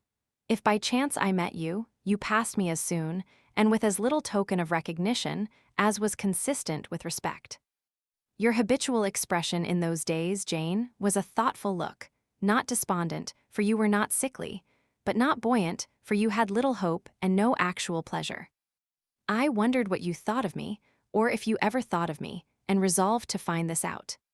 I resumed my notice of you. There was something glad in your glance and genial in your manner when you conversed. I saw you had a social heart. It was the silent schoolroom, it was the tedium of your life, that made you mournful. I permitted myself the delight of being kind to you. Kindness stirred emotion soon. Your face became soft in expression, your tones gentle. I liked my name pronounced by your lips in a grateful, happy accent. I used to enjoy a chance meeting with you, Jane. At this time, there was a curious hesitation in your manner. You glanced at me with a slight trouble, a hovering doubt. You did not know what my caprice might be, whether I was going to play the master and be stern, or the friend and be benignant. I was now too fond of you often to simulate the first whim, and when I stretched my hand out cordially, such bloom and light and bliss rose to your young, wistful features. I had much ado often to avoid straining you then and there to my heart. Don't talk any more of those days, sir, I interrupted, furtively dashing away some tears from my eyes.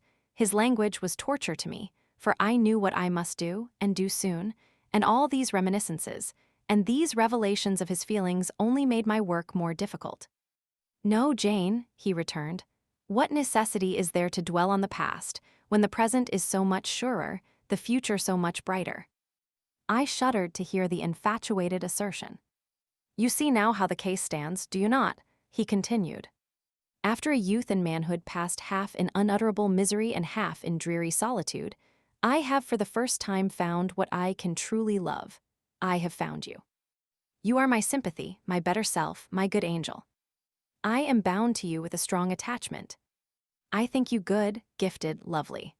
A fervent, a solemn passion is conceived in my heart. It leans to you, draws you to my center and spring of life, wraps my existence about you, and, kindling in pure, powerful flame, fuses you and me in one. It was because I felt and knew this, that I resolved to marry you. To tell me that I had already a wife is empty mockery. You know now that I had but a hideous demon. I was wrong to attempt to deceive you, but I feared a stubbornness that exists in your character. I feared early instilled prejudice. I wanted to have you safe before hazarding confidences. This was cowardly.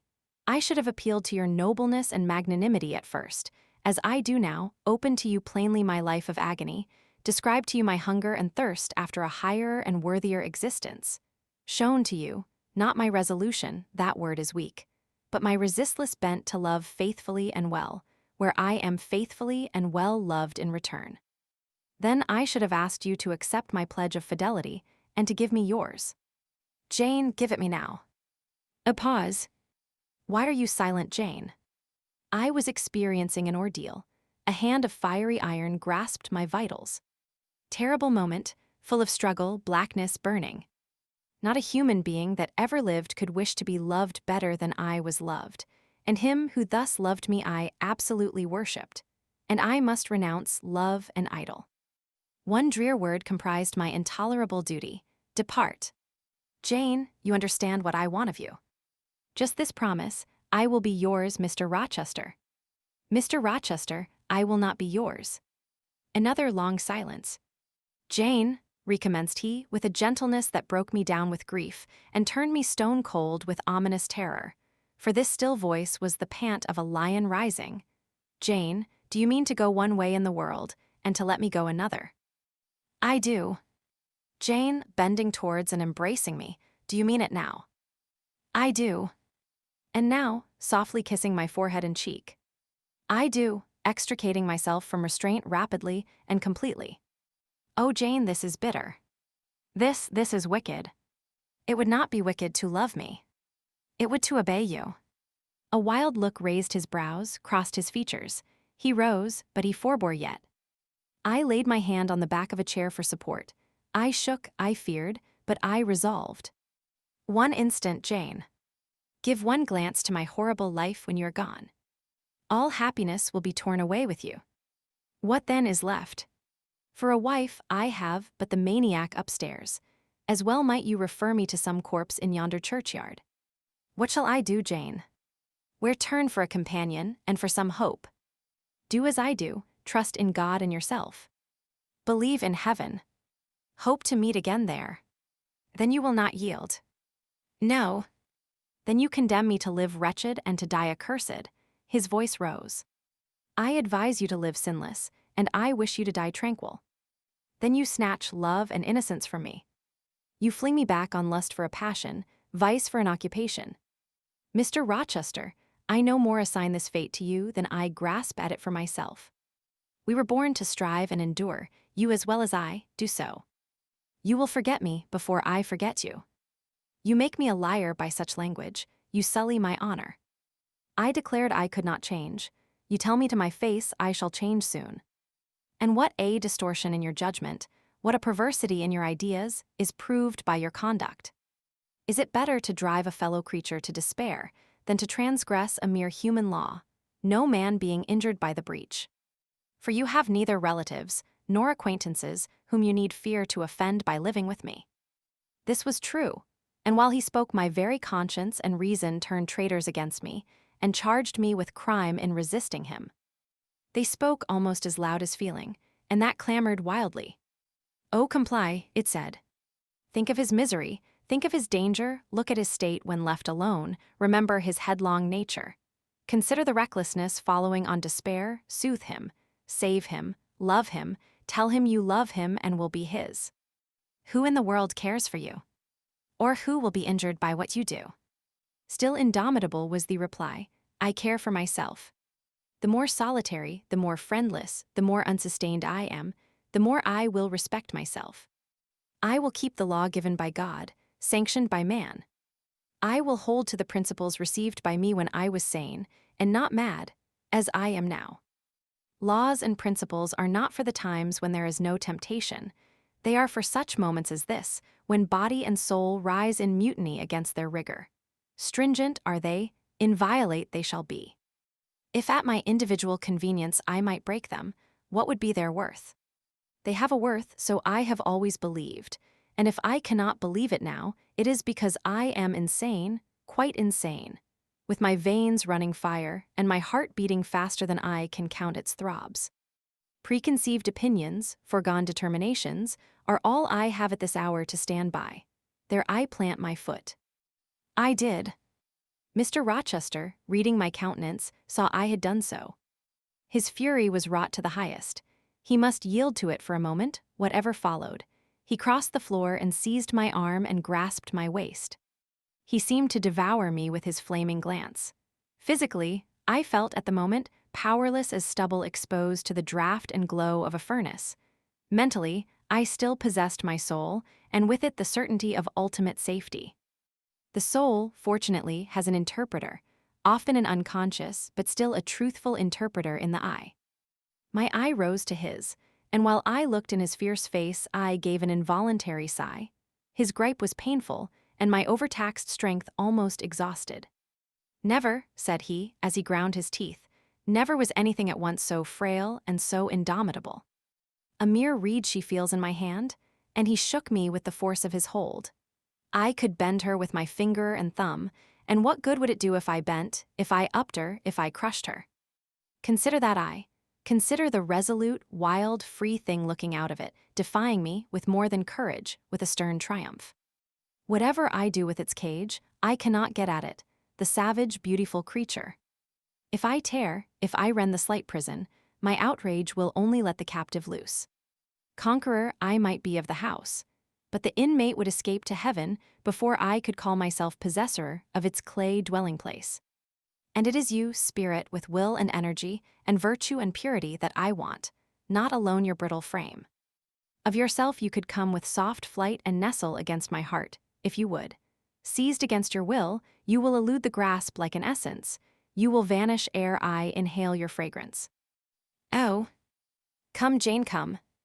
As he said this, he released me from his clutch and only looked at me. The look was far worse to resist than the frantic strain. Only an idiot, however, would have succumbed now.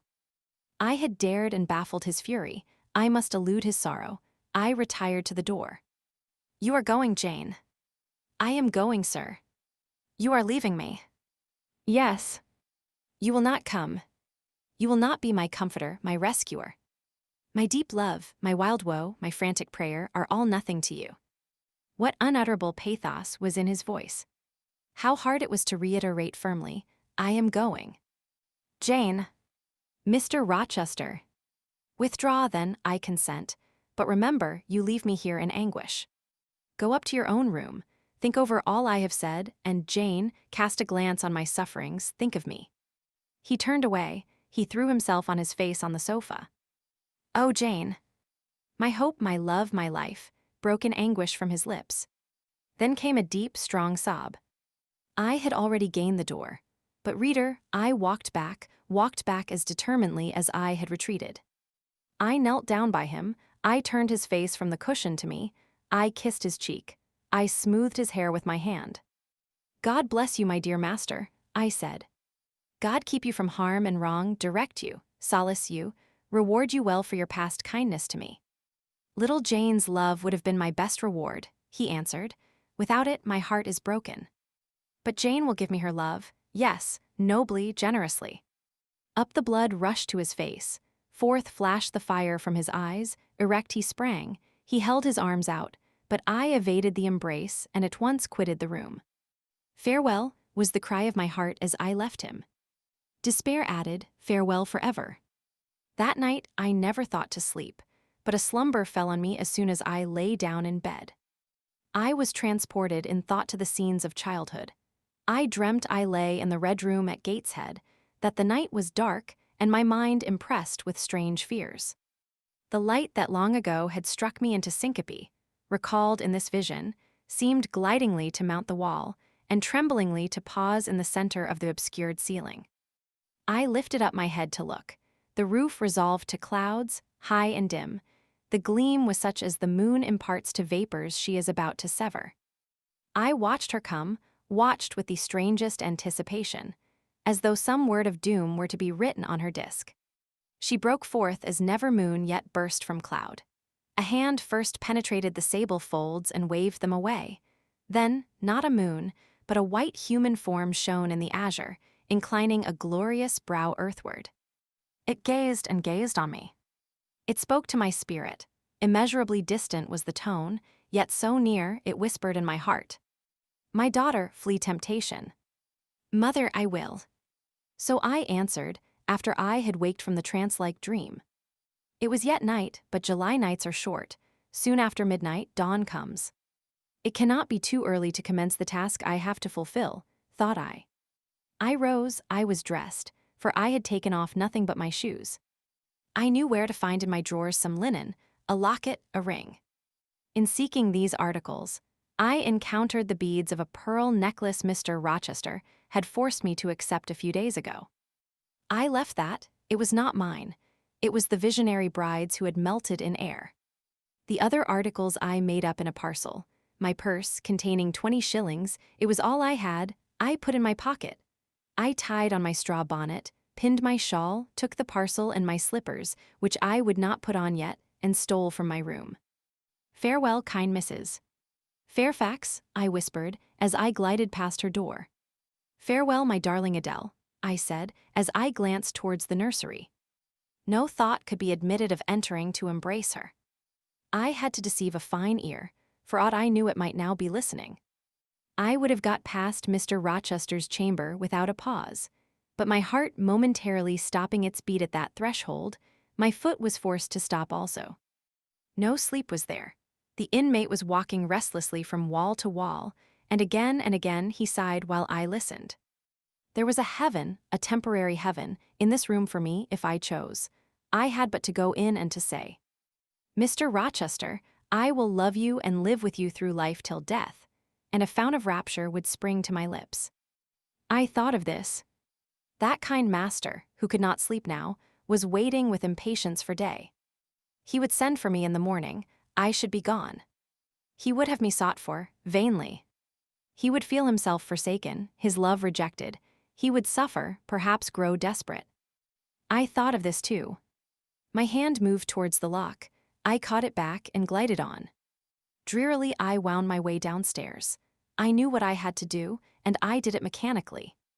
I sought the key of the side door in the kitchen. I sought, too, a phial of oil and a feather. I oiled the key and the lock. I got some water, I got some bread. For perhaps I should have to walk far, and my strength, sorely shaken of late, must not break down. All this I did without one sound. I opened the door, passed out, shut it softly. Dim dawn glimmered in the yard. The great gates were closed and locked, but a wicket in one of them was only latched. Through that I departed, it too I shut, and now I was out of Thornfield.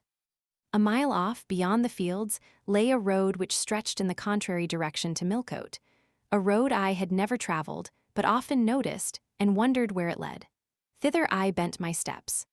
No reflection was to be allowed now. Not one glance was to be cast back, not even one forward. Not one thought was to be given either to the past or the future. The first was a page so heavenly sweet, so deadly sad, that to read one line of it would dissolve my courage and break down my energy.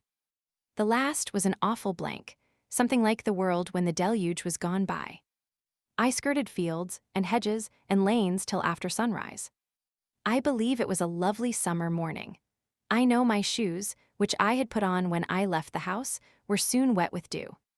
But I looked neither to rising sun, nor smiling sky, nor wakening nature.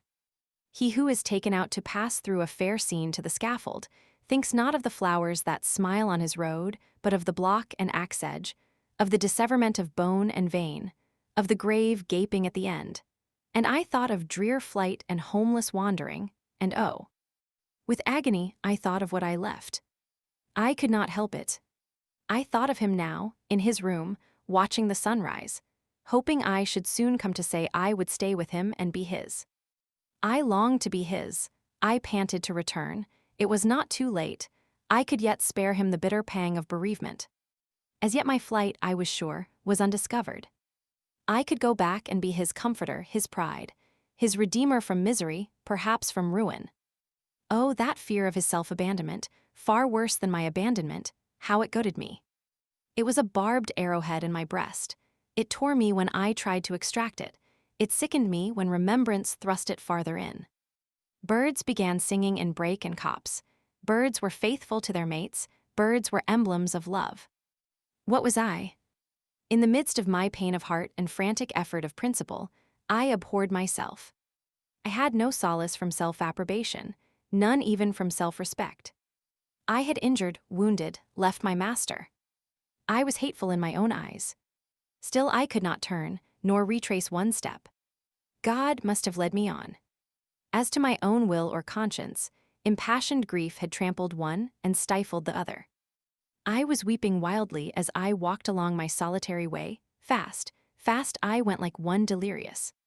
A weakness, beginning inwardly, extending to the limbs, seized me, and I fell. I lay on the ground some minutes, pressing my face to the wet turf. I had some fear or hope that here I should die. But I was soon up, crawling forwards on my hands and knees, and then again raised to my feet, as eager and as determined as ever to reach the road. When I got there, I was forced to sit to rest me under the hedge, and while I sat, I heard wheels and saw a coach come on. I stood up and lifted my hand. It stopped. I asked where it was going. The driver named a place a long way off, and where I was sure Mr. Rochester had no connections. I asked for what sum he would take me there. He said 30 shillings. I answered I had but 20. Well, he would try to make it do. He further gave me leave to get into the inside, as the vehicle was empty. I entered, was shut in, and it rolled on its way. Gentle reader, may you never feel what I then felt. May your eyes never shed such stormy, scalding, heart-wrung tears as poured from mine. May you never appeal to heaven in prayers so hopeless and so agonized as in that hour left my lips. For never may you, like me, dread to be the instrument of evil to what you wholly love. Chapter 28. 2 days are past. It is a summer evening. The coachman has set me down at a place called Whitcross. He could take me no farther for the sum I had given, and I was not possessed of another shilling in the world. The coach is a mile off by this time. I am alone. At this moment, I discover that I forgot to take my parcel out of the pocket of the coach, where I had placed it for safety. There it remains, there it must remain, and now I am absolutely destitute. Whitcross is no town, nor even a hamlet. It is but a stone pillar set up where 4 roads meet, whitewashed, I suppose, to be more obvious at a distance and in darkness. 4 arms spring from its summit. The nearest town to which these point is, according to the inscription, distant 10 miles, the farthest above 20. From the well-known names of these towns I learn in what county I have lighted. A North Midland shire, dusk with moorland, ridged with mountain. This I see. There are great moors behind and on each hand of me. There are waves of mountains far beyond that deep valley at my feet. The population here must be thin, and I see no passengers on these roads. They stretch out east, west, north, and south. White, broad, lonely, they are all cut in the moor, and the heather grows deep and wild to their very verge. Yet a chance traveler might pass by, and I wish no eye to see me now. Strangers would wonder what I am doing, lingering here at the sign-post, evidently objectless and lost. I might be questioned. I could give no answer, but what would sound incredible and excite suspicion. Not a tie holds me to human society at this moment. Not a charm or hope calls me where my fellow creatures are. None that saw me would have a kind thought or a good wish for me.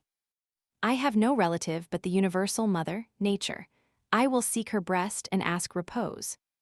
I struck straight into the heath. I held on to a hollow I saw deeply furrowing the brown moorside.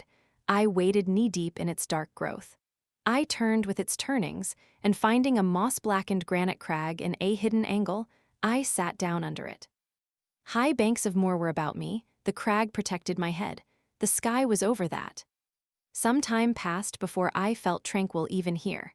I had a vague dread that wild cattle might be near, or that some sportsman or poacher might discover me. If a gust of wind swept the waste, I looked up, fearing it was the rush of a bull. If a plover whistled, I imagined it a man. Finding my apprehensions unfounded, however, and calmed by the deep silence that reigned as evening declined at nightfall, I took confidence. As yet I had not thought. I had only listened, watched, dreaded. Now I regained the faculty of reflection. What was I to do? Where to go? Oh, intolerable questions, when I could do nothing and go nowhere. When a long way must yet be measured by my weary, trembling limbs before I could reach human habitation. When cold charity must be entreated before I could get a lodging.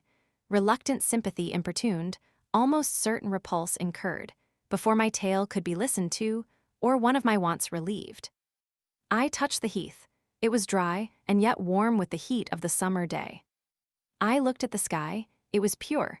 A kindly star twinkled just above the chasm ridge. The dew fell, but with propitious softness. No breeze whispered. Nature seemed to me benign and good. I thought she loved me, outcast as I was. And I, who from man could anticipate only mistrust, rejection, insult, clung to her with filial fondness. Tonight, at least, I would be her guest, as I was her child. My mother would lodge me without money and without price. I had one morsel of bread yet. The remnant of a roll I had bought in a town we passed through at noon with a stray penny, my last coin. I saw ripe bilberries gleaming here and there, like jet beads in the heath. I gathered a handful and ate them with the bread. My hunger, sharp before, was, if not satisfied, appeased by this hermit's meal. I said my evening prayers at its conclusion, and then chose my couch. I said my evening prayers. Beside the crag the heath was very deep. When I lay down my feet were buried in it. Rising high on each side, it left only a narrow space for the night air to invade. I folded my shawl double and spread it over me for a coverlet. A low, mossy swell was my pillow. Thus lodged, I was not, at least at the commencement of the night, cold. My rest might have been blissful enough, only a sad heart broke it. It plained of its gaping wounds, its inward bleeding, its riven cords. It trembled for Mr. Rochester and his doom. It bemoaned him with bitter pity. It demanded him with ceaseless longing, and, impotent as a bird with both wings broken, it still quivered its shattered pinions in vain attempts to seek him. Worn out with this torture of thought, I rose to my knees. Night was come and her planets were risen. A safe, still night, too serene for the companionship of fear. We know that God is everywhere, but certainly we feel his presence most when his works are on the grandest scale spread before us. And it is in the unclouded night sky, where his worlds wheel their silent course, that we read clearest his infinitude, his omnipotence, his omnipresence. I had risen to my knees to pray for Mr. Rochester. Looking up, I, with tear-dimmed eyes, saw the mighty Milky Way. Remembering what it was, what countless systems there swept space like a soft trace of light, I felt the might and strength of God. Sure was I of his efficiency to save what he had made. Convinced I grew that neither earth should perish, nor one of the souls it treasured. I turned my prayer to thanksgiving. The source of life was also the savior of spirits. Mr. Rochester was safe. He was God's, and by God would he be guarded. I again nestled to the breast of the hill, and ere long in sleep forgot sorrow. But next day, want came to me pale and bare. Long after the little birds had left their nests. Long after bees had come in the sweet prime of day to gather the heath honey before the dew was dried, when the long morning shadows were curtailed, and the sun filled earth and sky, I got up, and I looked round me. What a still, hot, perfect day. What a golden desert this spreading moor. Everywhere sunshine. I wished I could live in it and on it. I saw a lizard run over the crag. I saw a bee busy among the sweet bilberries. I would fain at the moment have become bee or lizard, that I might have found fitting nutriment, permanent shelter here. But I was a human being, and had a human being's wants. I must not linger where there was nothing to supply them. I rose, I looked back at the bed I had left. Hopeless of the future, I wished but this, that my Maker had that night thought good to require my soul of me while I slept, and that this weary frame, absolved by death from further conflict with fate, had now but to decay quietly and mingle in peace with the soil of this wilderness. Life, however, was yet in my possession, with all its requirements and pains and responsibilities. The burden must be carried, the want provided for, the suffering endured, the responsibility fulfilled. I set out. Whitcross regained, I followed a road which led from the sun, now fervent and high. By no other circumstance had I will to decide my choice.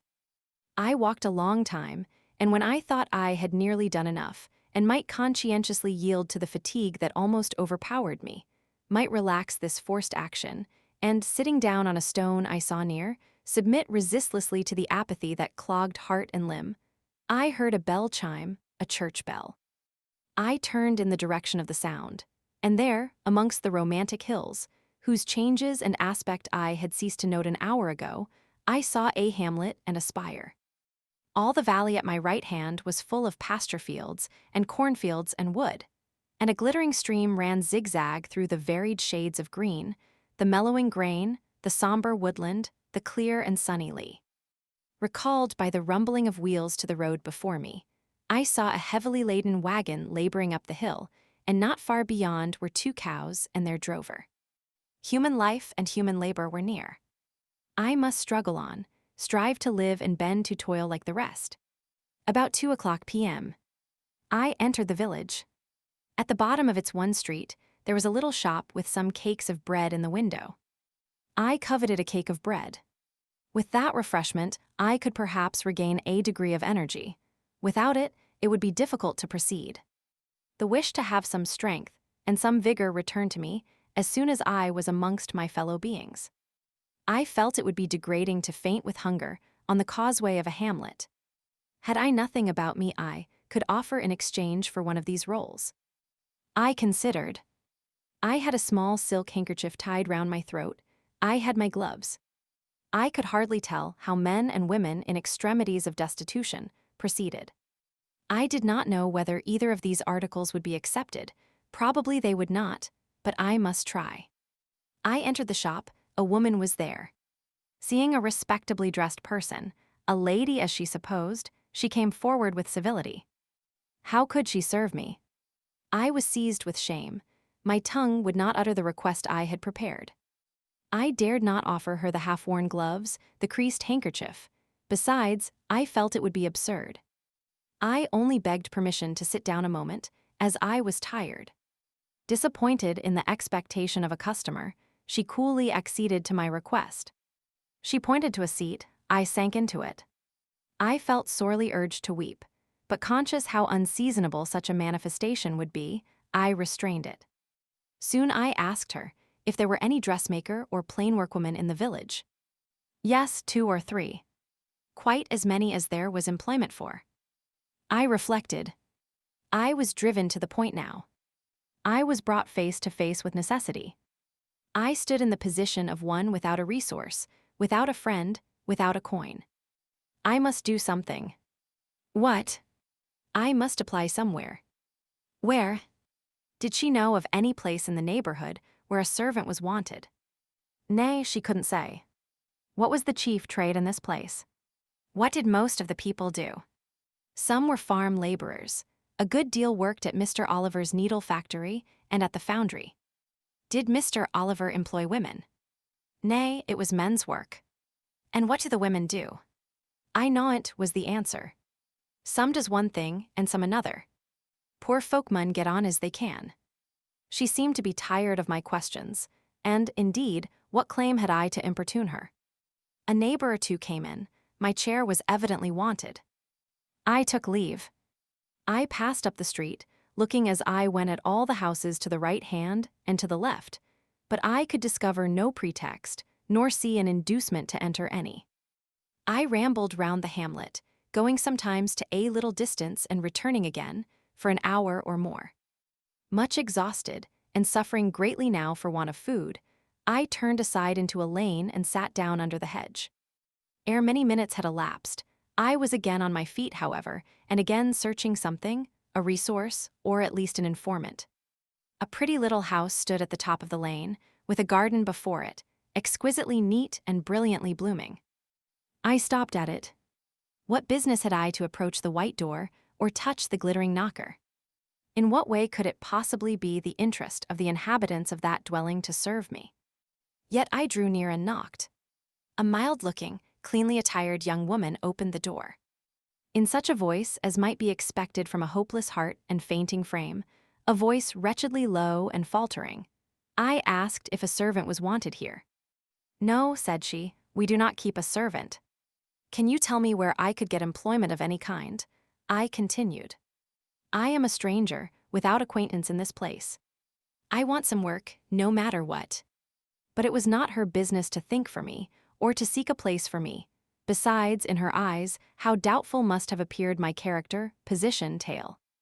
She shook her head. She was sorry she could give me no information, and the white door closed, quite gently and civilly, but it shut me out.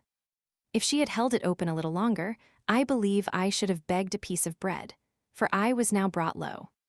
I could not bear to return to the sordid village, where, besides, no prospect of aid was visible. I should have longed rather to deviate to a wood I saw not far off, which appeared in its thick shade to offer inviting shelter. But I was so sick, so weak, so gnawed with nature's cravings, instinct kept me roaming round abodes where there was a chance of food. Solitude would be no solitude, rest no rest, while the vulture hunger thus sank beak and talons in my side. I drew near houses. I left them, and came back again, and again I wandered away, always repelled by the consciousness of having no claim to ask, no right to expect interest in my isolated lot. Meantime, the afternoon advanced, while I thus wandered about like a lost and starving dog. In crossing a field, I saw the church spire before me. I hastened towards it.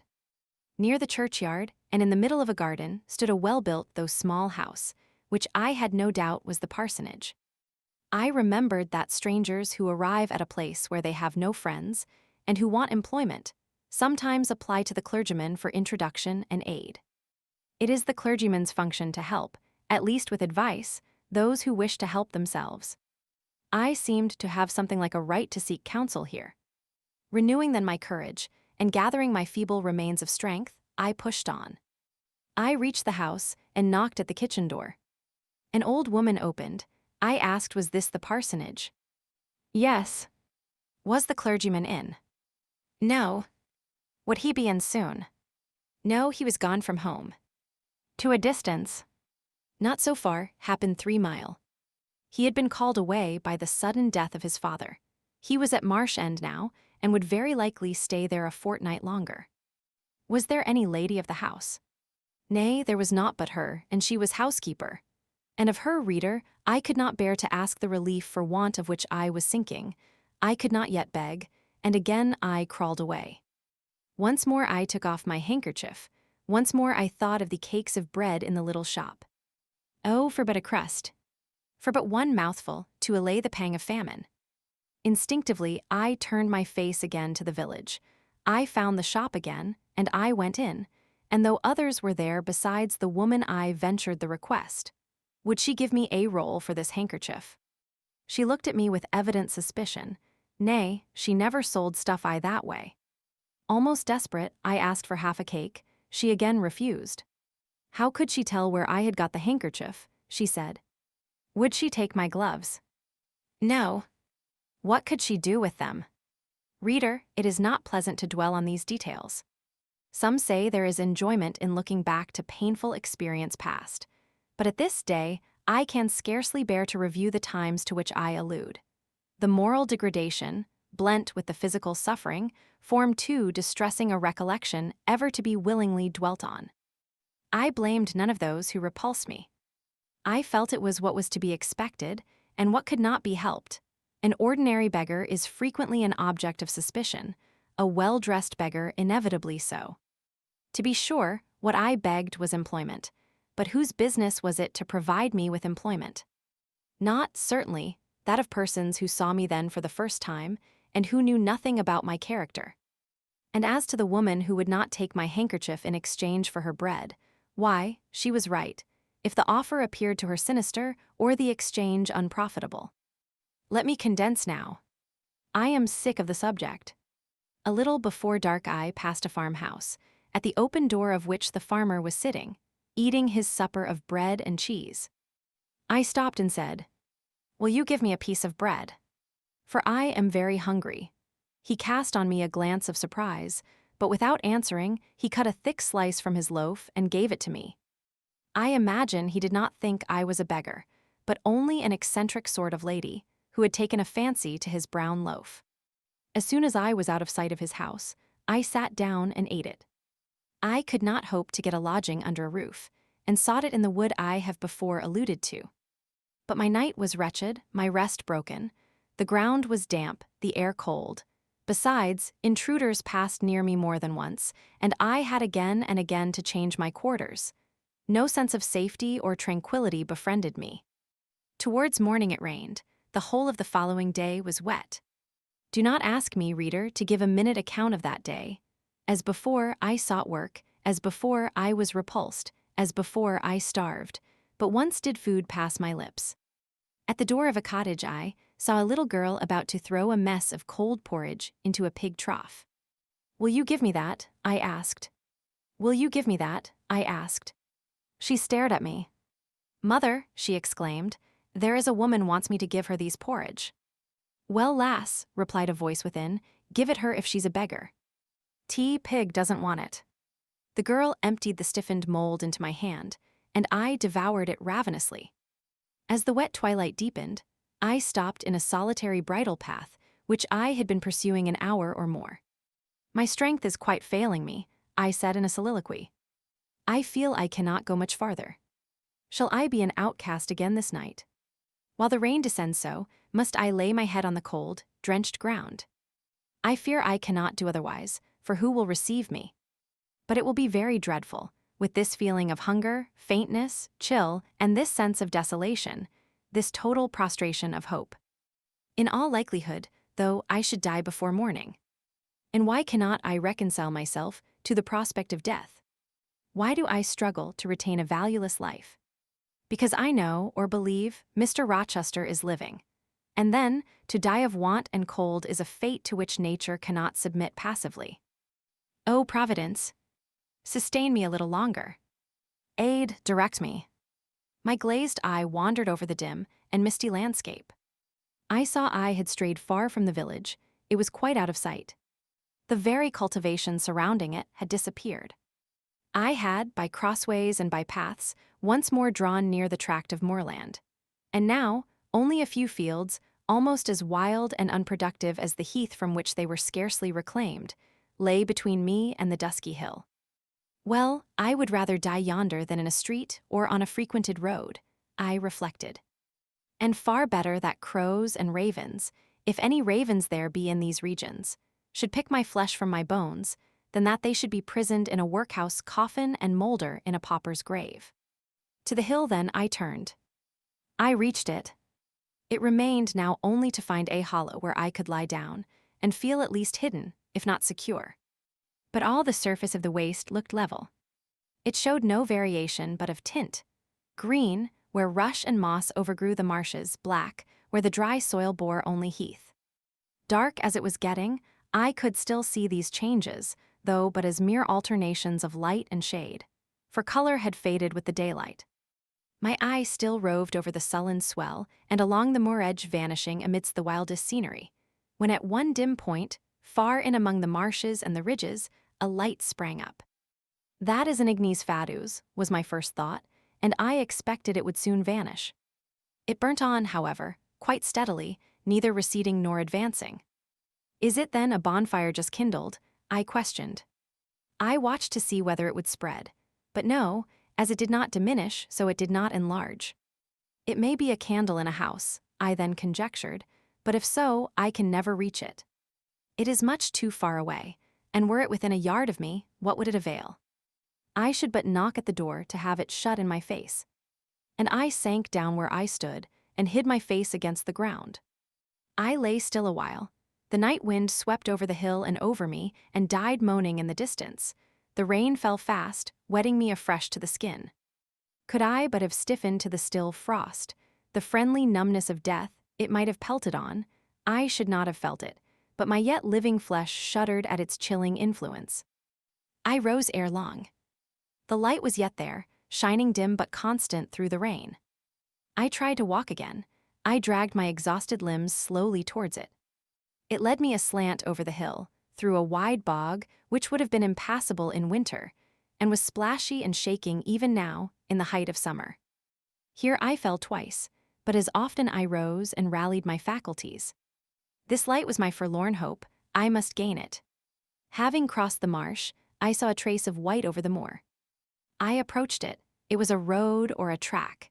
It led straight up to the light, which now beamed from a sort of knoll, amidst a clump of trees, firs, apparently, from what I could distinguish of the character of their forms and foliage through the gloom. My star vanished as I drew near. Some obstacle had intervened between me and it. I put out my hand to feel the dark mass before me. I discriminated the rough stones of a low wall, above it, something like palisades, and within, a high and prickly hedge. I groped on. Again a whitish object gleamed before me. It was a gate, a wicket. It moved on its hinges as I touched it. On each side stood a sable bush, holly or yew. Entering the gate and passing the shrubs, the silhouette of a house rose to view, black, low, and rather long. But the guiding light shone nowhere. All was obscurity. Were the inmates retired to rest? I feared it must be so. In seeking the door, I turned an angle.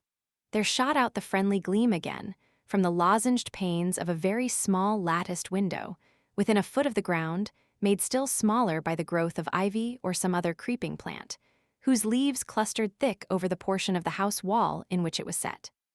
The aperture was so screened and narrow that curtain or shutter had been deemed unnecessary, and when I stooped down and put aside the spray of foliage shooting over it, I could see all within. I could see clearly a room with a sanded floor, clean scoured, a dresser of walnut with pewter plates ranged in rows, reflecting the redness and radiance of a glowing peat fire. I could see a clock, a white deal table, some chairs. The candle, whose ray had been my beacon, burnt on the table, and by its light an elderly woman, somewhat rough-looking, but scrupulously clean like all about her, was knitting a stocking. I noticed these objects cursorily only. In them there was nothing extraordinary. A group of more interest appeared near the hearth, sitting still amidst the rosy peace and warmth suffusing it. Two young, graceful women, ladies in every point, sat, one in a low rocking chair, the other on a lower stool. Both wore deep mourning of crepe and bombazine, which somber garb singularly set off very fair necks and faces. A large old pointer dog rested its massive head on the knee of one girl. In the lap of the other was cushioned a black cat. A strange place was this humble kitchen for such occupants. Who were they? They could not be the daughters of the elderly person at the table, for she looked like a rustic, and they were all delicacy and cultivation. I had nowhere seen such faces as theirs, and yet, as I gazed on them, I seemed intimate with every lineament. I cannot call them handsome, they were too pale and grave for the word. As they each bent over a book, they looked thoughtful almost to severity. A stand between them supported a second candle and two great volumes, to which they frequently referred, comparing them, seemingly, with the smaller books they held in their hands, like people consulting a dictionary to aid them in the task of translation. This scene was as silent as if all the figures had been shadows and the firelit apartment a picture. So hushed was it, I could hear the cinders fall from the grate, the clock tick in its obscure corner, and I even fancied I could distinguish the click-click of the woman's knitting needles. When, therefore, a voice broke the strange stillness at last, it was audible enough to me. "Listen, Diana," said one of the absorbed students. "France and old Daniel are together in the night time, and France is telling a dream from which he has awakened in terror. Listen." And in a low voice she read something, of which not one word was intelligible to me, for it was in an unknown tongue, neither French nor Latin. Whether it were Greek or German I could not tell. "That is strong," she said when she had finished. "I relish it." The other girl, who had lifted her head to listen to her sister, repeated, while she gazed at the fire, a line of what had been read. At a later day, I knew the language and the book. Therefore, I will here quote the line, though, when I first heard it, it was only like a stroke on sounding brass to me, conveying no meaning. "De trat herver einer, anzusahen wie die Sternen nackt." Good. Good, she exclaimed, while her dark and deep eye sparkled. There you have a dim and mighty archangel fitly set before you. The line is worth 100 pages of fustian. Ik wage die Jedenken in der Shale, mains Zorns und die Work mit dem Jewicht mains Grims. I like it. Both were again silent. "Is there any country where they talk I that way?" asked the old woman, looking up from her knitting.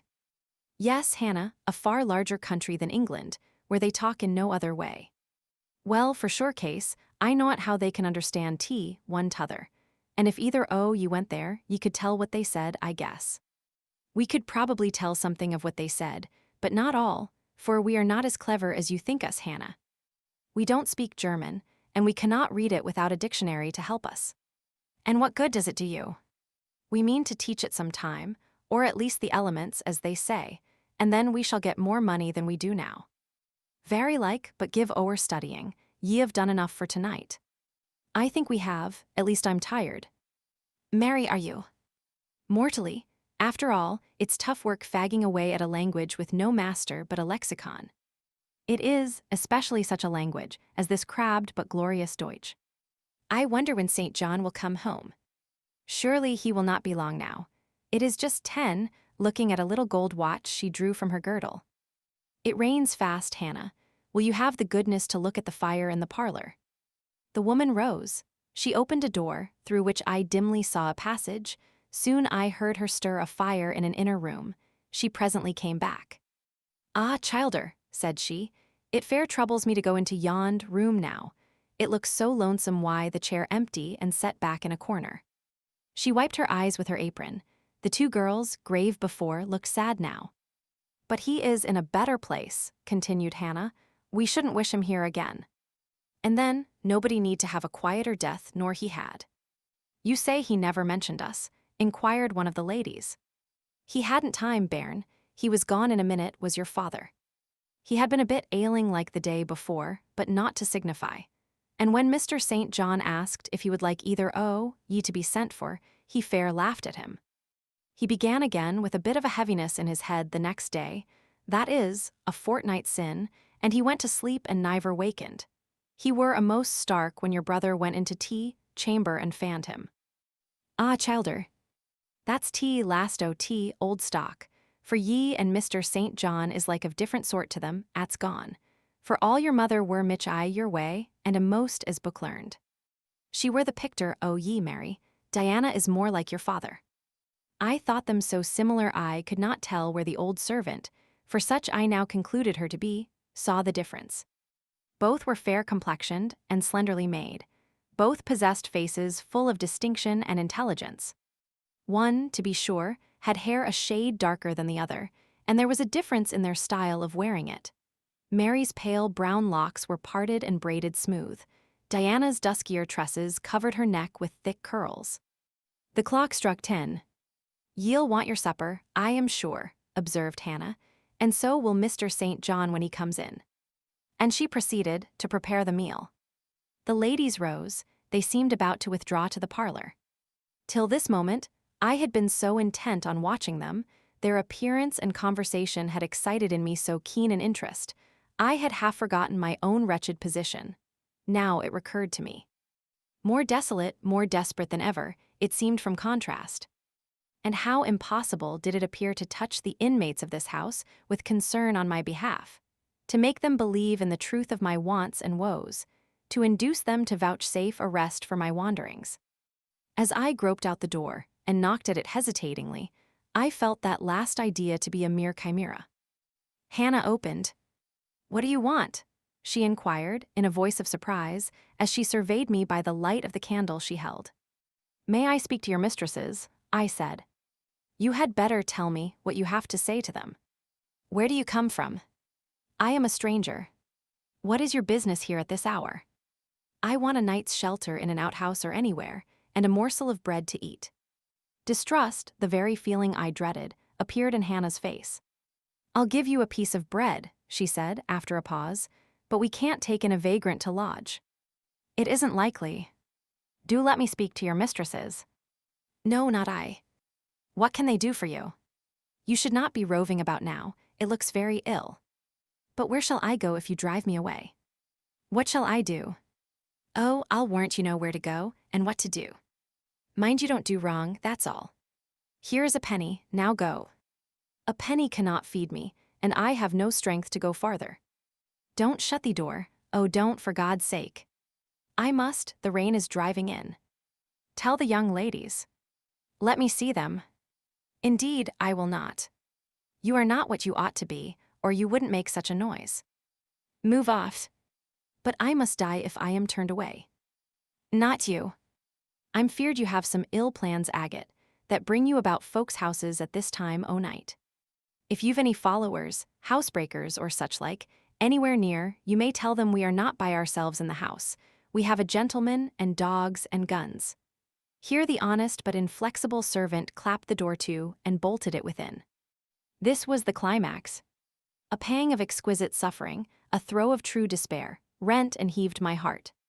Worn out, indeed, I was, not another step could I stir. I sank on the wet doorstep. I groaned, I wrung my hands, I wept in utter anguish. Oh, this specter of death! Oh, this last hour, approaching in such horror! Alas, this isolation, this banishment from my kind! Not only the anchor of hope, but the footing of fortitude was gone, at least for a moment, but the last I soon endeavored to regain. "I can but die," I said, "and I believe in God. Let me try to wait his will in silence." These words I not only thought, but uttered, and thrusting back all my misery into my heart, I made an effort to compel it to remain there, dumb and still. All men must die, said a voice quite close at hand, but all are not condemned to meet a lingering and premature doom, such as yours would be if you perished here of want. Who or what speaks? I asked, terrified at the unexpected sound, and incapable now of deriving from any occurrence a hope of aid. A form was near. What form, the pitch-dark night and my enfeebled vision prevented me from distinguishing. With a loud long knock, the newcomer appealed to the door. "Is it you, Mr. St. John?" cried Hannah. "Yes, yes, open quickly." "Well, how wet and cold you must be, such a wild night as it is. Come in, your sisters are quite uneasy about you, and I believe there are bad folks about. There has been a beggar woman, I declare she is not gone yet, laid down there. Get up. For shame. Move off, I say." "Hushed, Hannah. I have a word to say to the woman. You have done your duty in excluding, now let me do mine in admitting her. I was near, and listened to both you and her. I think this is a peculiar case, I must at least examine into it. Young woman, rise, and pass before me into the house." "Hush, Hannah, I have a word to say to the woman." With difficulty I obeyed him. Presently I stood within that clean, bright kitchen on the very hearth, trembling, sickening, conscious of an aspect in the last degree ghastly, wild, and weather-beaten. The two ladies, their brother, Mr. St. John, the old servant, were all gazing at me. "St. John, who is it?" I heard one ask. "I cannot tell, I found her at the door," was the reply. "She does look white," said Hannah. "As white as clay or death," was responded. "She will fall, let her sit." And indeed my head swam, I dropped, but a chair received me. I still possessed my senses, though just now I could not speak. Perhaps a little water would restore her. "Hannah, fetch some." But she is worn to nothing. How very thin, and how very bloodless. A mere spectre. Is she ill, or only famished? Famished, I think. "Hannah, is that milk? Give it me, and a piece of bread."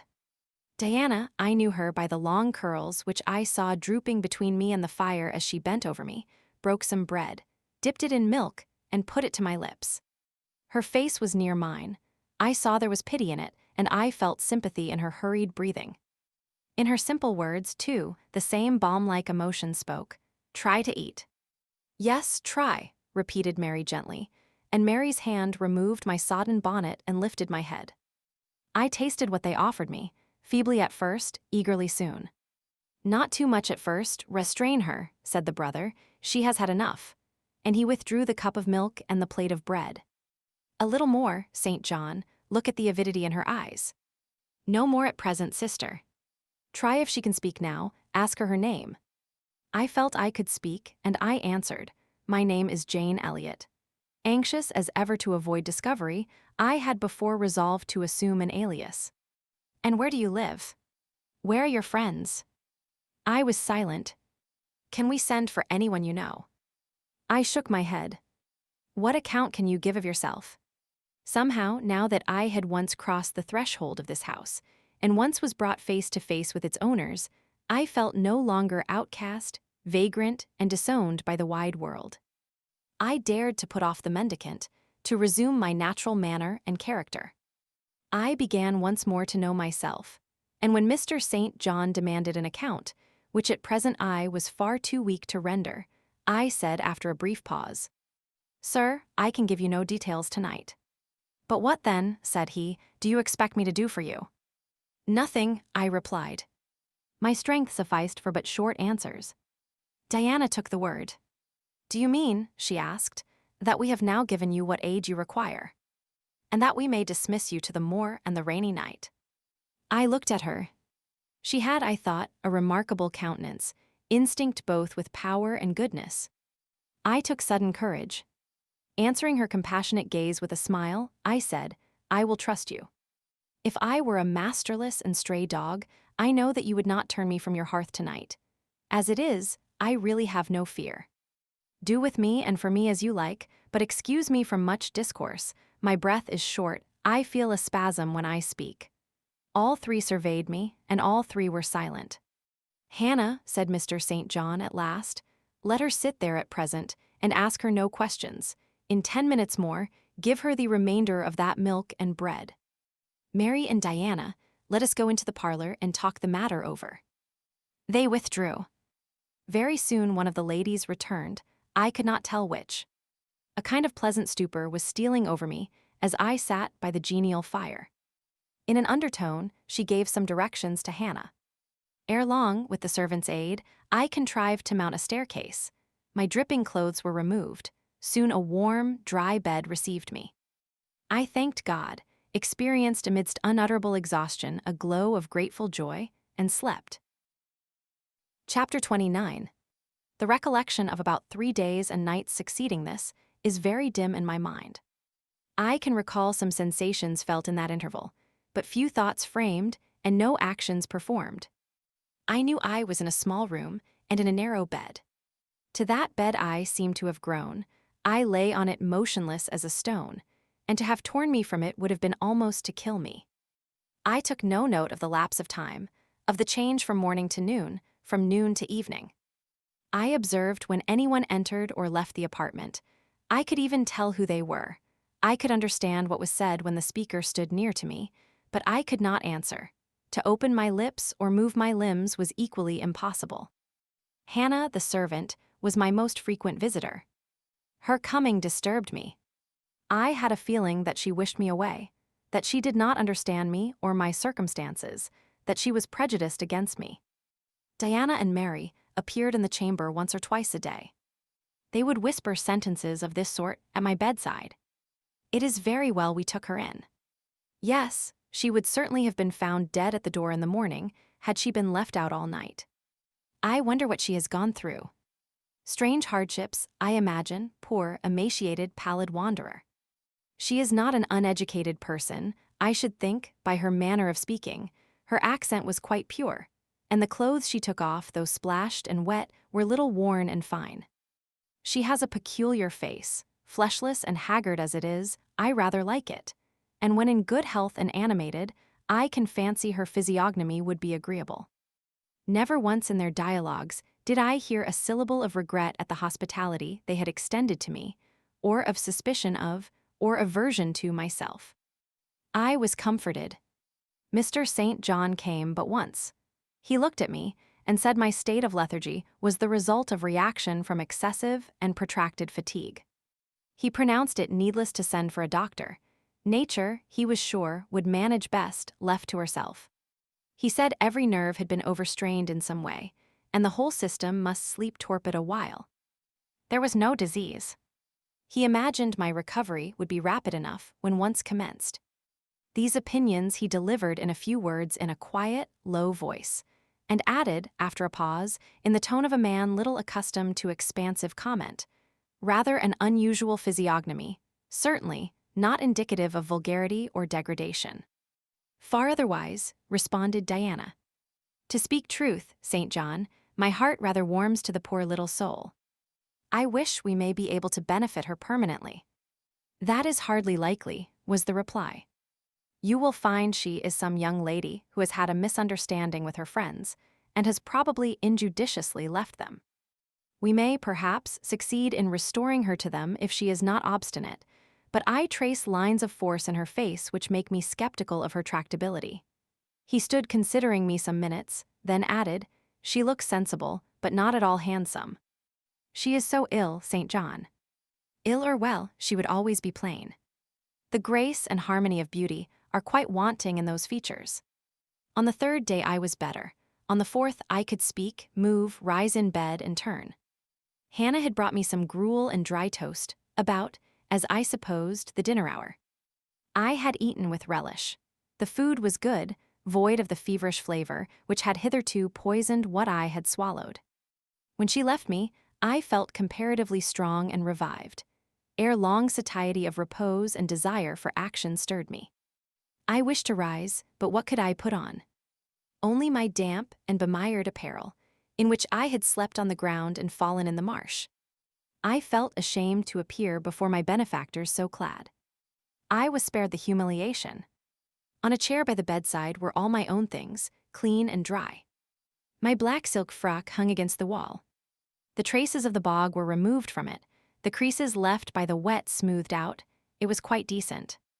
My very shoes and stockings were purified and rendered presentable. There were the means of washing in the room, and a comb and brush to smooth my hair. After a weary process, and resting every 5 minutes, I succeeded in dressing myself. My clothes hung loose on me, for I was much wasted, but I covered deficiencies with a shawl and once more, clean and respectable looking. No speck of the dirt, no trace of the disorder I so hated, and which seemed so to degrade me, left. I crept down a stone staircase with the aid of the banisters to a narrow low passage, and found my way presently to the kitchen. It was full of the fragrance of new bread and the warmth of a generous fire. Hannah was baking. Prejudices, it is well known, are most difficult to eradicate from the heart, whose soil has never been loosened or fertilized by education. They grow there, firm as weeds among stones. Hannah had been cold and stiff indeed at the first. Latterly she had begun to relent a little, and when she saw me come in tidy and well-dressed, she even smiled. "What you have got up," she said. "You are better, then. You may sit you down in my chair on the hearthstone, if you will." She pointed to the rocking chair. I took it. She bustled about, examining me every now and then with the corner of her eye. Turning to me, as she took some loaves from the oven, she asked bluntly, "Did you ever go a-begging afore you came here?" I was indignant for a moment, but remembering that anger was out of the question, and that I had indeed appeared as a beggar to her, I answered quietly, but still not without a certain marked firmness. "You are mistaken in supposing me a beggar. I am no beggar, any more than yourself or your young ladies." After a pause she said, "I do not understand that. You've like no house nor no brass, I guess." The want of house or brass, by which I suppose you mean money, does not make a beggar in your sense of the word. "Are you book-learned?" she inquired presently. "Yes, very." "But you've never been to a boarding school." "I was at a boarding school 8 years." She opened her eyes wide. "Whatever cannot ye keep yourself for then?" "I have kept myself, and I trust shall keep myself again." "What are you going to do with these gooseberries?" I inquired as she brought out a basket of the fruit. "Mak 'em into pies." "Give them to me, and I'll pick them." "Nay, I do not want you to do naught." "But I must do something." "Let me have them." She consented, and she even brought me a clean towel to spread over my dress, lest, as she said, I should mucky it. "Ye have not been used to sarvant's work, I see by your hands," she remarked. "Happen ye have been a dressmaker." "No, you are wrong." "And now, never mind what I have been. Don't trouble your head further about me, but tell me the name of the house where we are." "Some calls it Marsh End, and some calls it Moor House. And the gentleman who lives here is called Mr. St. John." "Nay, he doesn't live here, he is only staying a while. When he is at home, he is in his own parish at Morton." "That village a few miles off." "Aye. And what is he?" "He is a parson." I remembered the answer of the old housekeeper at the parsonage, when I had asked to see the clergyman. This, then, was his father's residence.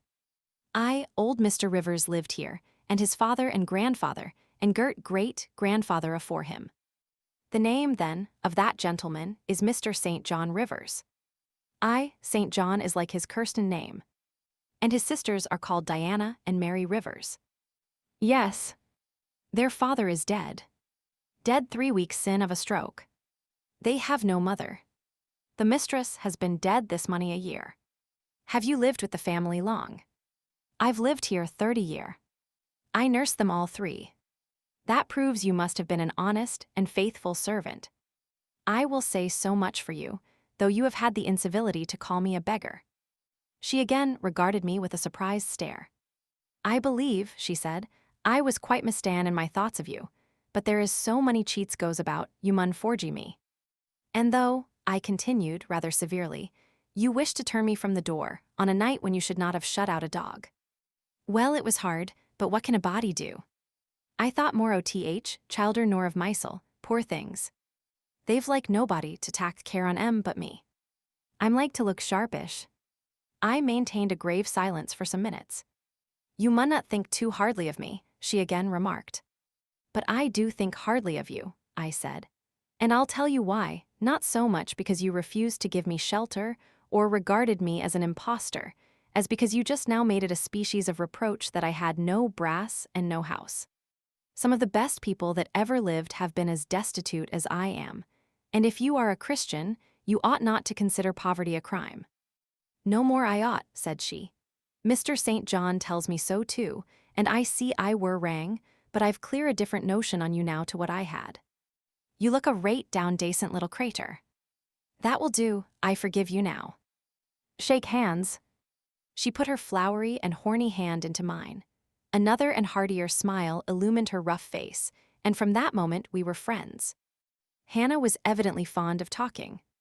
While I picked the fruit and she made the paste for the pies, she proceeded to give me sundry details about her deceased master and mistress, and the childer, as she called the young people.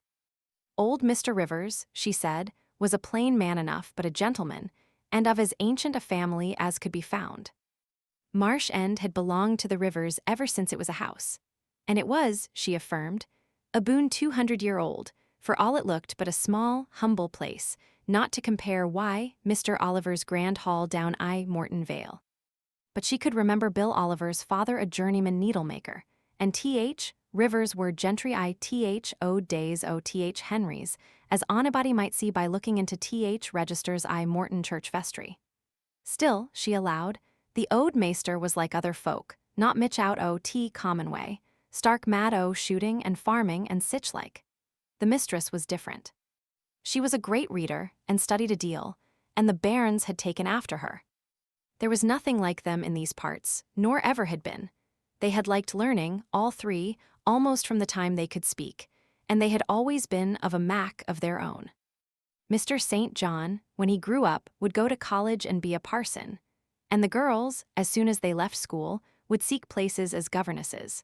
For they had told her their father had some years ago lost a great deal of money by a man he had trusted turning bankrupt, and as he was now not rich enough to give them fortunes, they must provide for themselves. They had lived very little at home for a long while, and were only come now to stay a few weeks on account of their father's death. But they did so like Marsh End and Morton, and all these moors and hills about. They had been in London and many other grand towns, but they always said there was no place like home, and then they were so agreeable with each other, never fell out nor threeped. She did not know where there was such a family for being united. Having finished my task of gooseberry picking, I asked where the two ladies and their brother were now. Gone over to Morton for a walk, but they would be back in half an hour to tea. They returned within the time Hannah had allotted them. They entered by the kitchen door. Mr. St. John, when he saw me, merely bowed and passed through. The two ladies stopped. Mary, in a few words, kindly and calmly expressed the pleasure she felt in seeing me well enough to be able to come down. Diana took my hand. She shook her head at me. You should have waited for my leave to descend, she said. You still look very pale, and so thin. Poor child, poor girl. Diana had a voice toned, to my ear, like the cooing of a dove. She possessed eyes whose gaze I delighted to encounter. Her whole face seemed to me full of charm. Mary's countenance was equally intelligent, her features equally pretty, but her expression was more reserved, and her manners, though gentle, more distant. Diana looked and spoke with a certain authority. She had a will, evidently.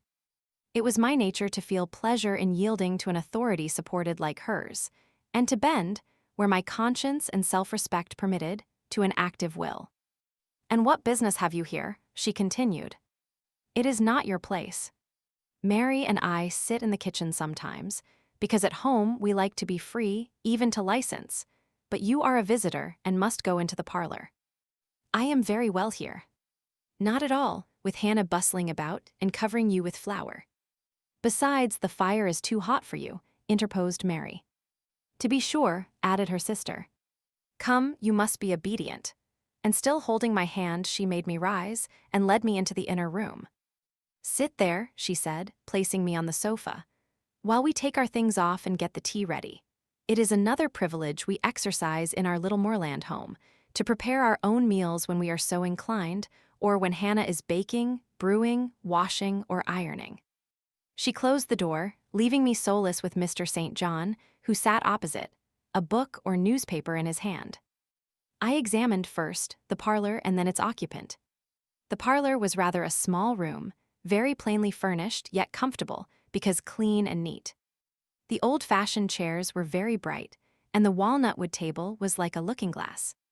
A few strange, antique portraits of the men and women of other days decorated the stained walls. A cupboard with glass doors contained some books and an ancient set of china. There was no superfluous ornament in the room, not one modern piece of furniture, save a brace of workboxes and a lady's desk in rosewood, which stood on a side table. Everything, including the carpet and curtains, looked at once well-worn and well-saved. Mr. St. John, sitting as still as one of the dusty pictures on the walls, keeping his eyes fixed on the page he perused, and his lips mutely sealed, was easy enough to examine. Had he been a statue instead of a man, he could not have been easier. He was young, perhaps from 28 to 30, tall, slender. His face riveted the eye. It was like a Greek face, very pure in outline. Quite a straight, classic nose, quite an Athenian mouth and chin. It is seldom, indeed, an English face comes so near the antique models as did his. He might well be a little shocked at the irregularity of my lineaments, his own being so harmonious. His eyes were large and blue, with brown lashes. His high forehead, colorless as ivory, was partially streaked over by careless locks of fair hair. This is a gentle delineation, is it not, reader? Yet he whom it describes scarcely impressed one with the idea of a gentle, a yielding, an impressible, or even of a placid nature. Quiescent as he now sat, there was something about his nostril, his mouth, his brow, which, to my perceptions, indicated elements within either restless or hard or eager. He did not speak to me one word, nor even direct to me one glance, till his sisters returned. Diana, as she passed in and out, in the course of preparing tea, brought me a little cake, baked on the top of the oven. "Eat that now," she said. "You must be hungry. Hannah says you have had nothing but some gruel since breakfast." I did not refuse it, for my appetite was awakened and keen. Mr. Rivers now closed his book, approached the table, and, as he took a seat, fixed his blue, pictorial-looking eyes full on me. There was an unceremonious directness, a searching, decided steadfastness in his gaze now, which told that intention, and not diffidence, had hitherto kept it averted from the stranger. "You are very hungry," he said. "I am, sir. It is my way, it always was my way, by instinct, ever to meet the brief with brevity, the direct with plainness. It is well for you that a low fever has forced you to abstain for the last 3 days. There would have been danger in yielding to the cravings of your appetite at first. Now you may eat, though still not immoderately." "I trust I shall not eat long at your expense, sir," was my very clumsily contrived, unpolished answer. "No," he said coolly. "When you have indicated to us the residence of your friends, we can write to them, and you may be restored to home. That, I must plainly tell you, is out of my power to do, being absolutely without home and friends." The three looked at me, but not distrustfully. I felt there was no suspicion in their glances, there was more of curiosity. I speak particularly of the young ladies. St. John's eyes, though clear enough in a literal sense, in a figurative one were difficult to fathom. He seemed to use them rather as instruments to search other people's thoughts, than as agents to reveal his own, the which combination of keenness and reserve was considerably more calculated to embarrass than to encourage. "Do you mean to say," he asked, "that you are completely isolated from every connection?" "I do. Not a tie links me to any living thing. Not a claim do I possess to admittance under any roof in England. A most singular position at your age." Here I saw his glance directed to my hands, which were folded on the table before me. I wondered what he sought there. His words soon explained the quest. "You have never been married. You are a spinster." Diana laughed. "Why, she can't be above 17 or 18 years old, St. John," said she. "I am near 19, but I am not married." "No." I felt a burning glow mount to my face, for bitter and agitating recollections were awakened by the allusion to marriage. They all saw the embarrassment and the emotion. Diana and Mary relieved me by turning their eyes elsewhere than to my crimsoned visage, but the colder and sterner brother continued to gaze, till the trouble he had excited forced out tears as well as color. "Where did you last reside?" he now asked. "You are too inquisitive, St. John," murmured Mary in a low voice, but he leaned over the table and required an answer by a second firm and piercing look. "The name of the place where, and of the person with whom I lived, is my secret," I replied concisely. "Which, if you like, you have, in my opinion, a right to keep, both from St. John and every other questioner," remarked Diana. "Yet if I know nothing about you or your history, I cannot help you," he said. "And you need help, do you not?" "I need it, and I seek it so far, sir, that some true philanthropist will put me in the way of getting work which I can do, and the remuneration for which will keep me, if but in the barest necessaries of life. I know not whether I am a true philanthropist, yet I am willing to aid you to the utmost of my power in a purpose so honest. First, then, tell me what you have been accustomed to do, and what you can do." I had now swallowed my tea. I was mightily refreshed by the beverage, as much so as a giant with wine. It gave new tone to my unstrung nerves, and enabled me to address this penetrating young judge steadily. "Mr. Rivers," I said, turning to him and looking at him as he looked at me openly and without diffidence, "you and your sisters have done me a great service. The greatest man can do his fellow being. You have rescued me by your noble hospitality from death. This benefit conferred gives you an unlimited claim on my gratitude, and a claim, to a certain extent, on my confidence. I will tell you as much of the history of the wanderer you have harbored as I can tell without compromising my own peace of mind, my own security, moral and physical, and that of others. I am an orphan, the daughter of a clergyman. My parents died before I could know them. I was brought up a dependent, educated in a charitable institution. I will even tell you the name of the establishment where I passed 6 years as a pupil and 2 as a teacher, Lode Orphan Asylum. Shire, you will have heard of it, Mr. Rivers. The Rev. Robert Brocklehurst is the treasurer. I have heard of Mr. Brocklehurst, and I have seen the school. I left Lode nearly a year since to become a private governess. I obtained a good situation and was happy. This place I was obliged to leave 4 days before I came here. The reason of my departure I cannot and ought not to explain. It would be useless, dangerous, and would sound incredible. No blame attached to me. I am as free from culpability as any one of you 3.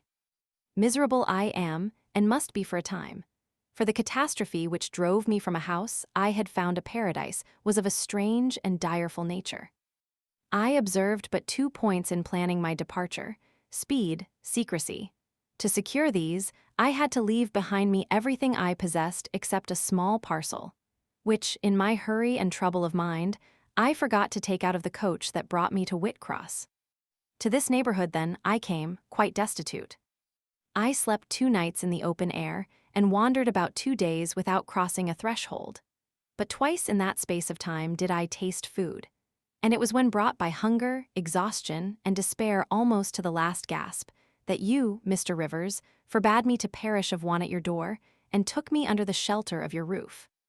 I know all your sisters have done for me since, for I have not been insensible during my seeming torpor, and I owe to their spontaneous, genuine, genial compassion as large a debt as to your evangelical charity. Don't make her talk any more now, St. John, said Diana, as I paused. She is evidently not yet fit for excitement. Come to the sofa and sit down now, Miss Elliot. I gave an involuntary half-start at hearing the alias. I had forgotten my new name. Mr. Rivers, whom nothing seemed to escape, noticed it at once. You said your name was Jane Elliot, he observed. I did say so, and it is the name by which I think it expedient to be called at present, but it is not my real name, and when I hear it, it sounds strange to me. Your real name you will not give. No, I fear discovery above all things, and whatever disclosure would lead to it, I avoid. You are quite right, I am sure, said Diana. Now do, brother, let her be at peace a while.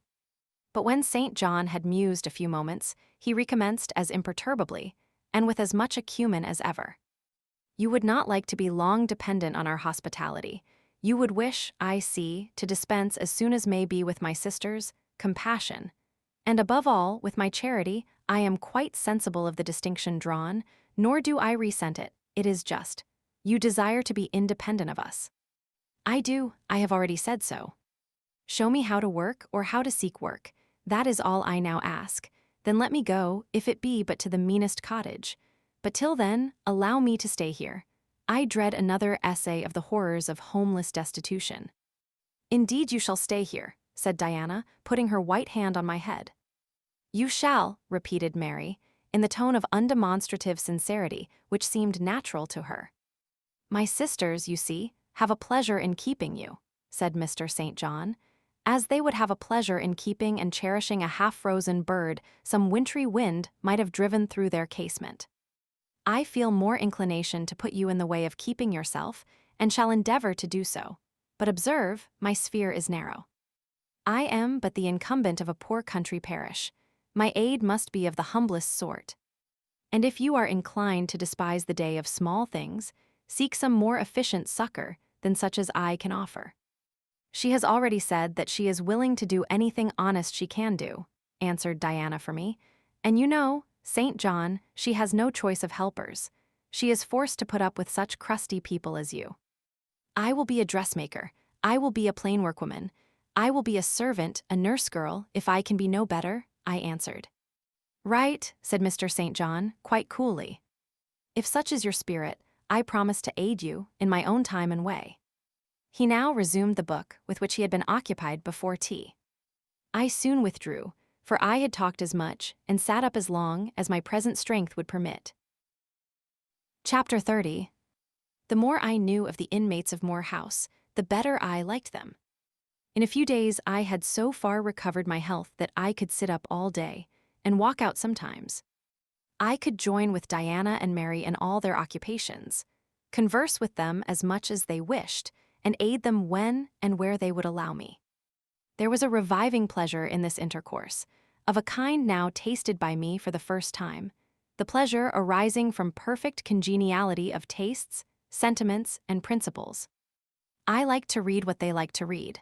What they enjoyed delighted me, what they approved I reverenced. They loved their sequestered home. I, too, in the gray, small, antique structure, with its low roof, its latticed casements, its moldering walls, its avenue of aged firs, all grown aslant under the stress of mountain winds, its garden dark with yew and holly, and where no flowers but of the hardiest species would bloom, found a charm both potent and permanent. They clung to the purple moors behind and around their dwelling, to the hollow vale into which the pebbly bridle path leading from their gate descended, and which wound between fern banks first, and then amongst a few of the wildest little pasture fields that ever bordered a wilderness of heath, or gave sustenance to a flock of gray moorland sheep, with their little mossy-faced lambs. They clung to this scene, I say, with a perfect enthusiasm of attachment. I could comprehend the feeling, and share both its strength and truth. I saw the fascination of the locality. I felt the consecration of its loneliness. My eye feasted on the outline of swell and sweep, on the wild coloring communicated to ridge and dell by moss, by heath-bell, by flower-sprinkled turf, by brilliant bracken, and mellow granite crag. These details were just to me what they were to them, so many pure and sweet sources of pleasure. The strong blast and the soft breeze, the rough and the halcyon day, the hours of sunrise and sunset, the moonlight and the clouded night developed for me in these regions the same attraction as for them, wound round my faculties the same spell that entranced theirs. Indoors we agreed equally well. They were both more accomplished and better read than I was, but with eagerness I followed in the path of knowledge they had trodden before me. I devoured the books they lent me. Then it was full satisfaction to discuss with them in the evening what I had perused during the day. Thought fitted thought, opinion met opinion, we coincided in short perfectly.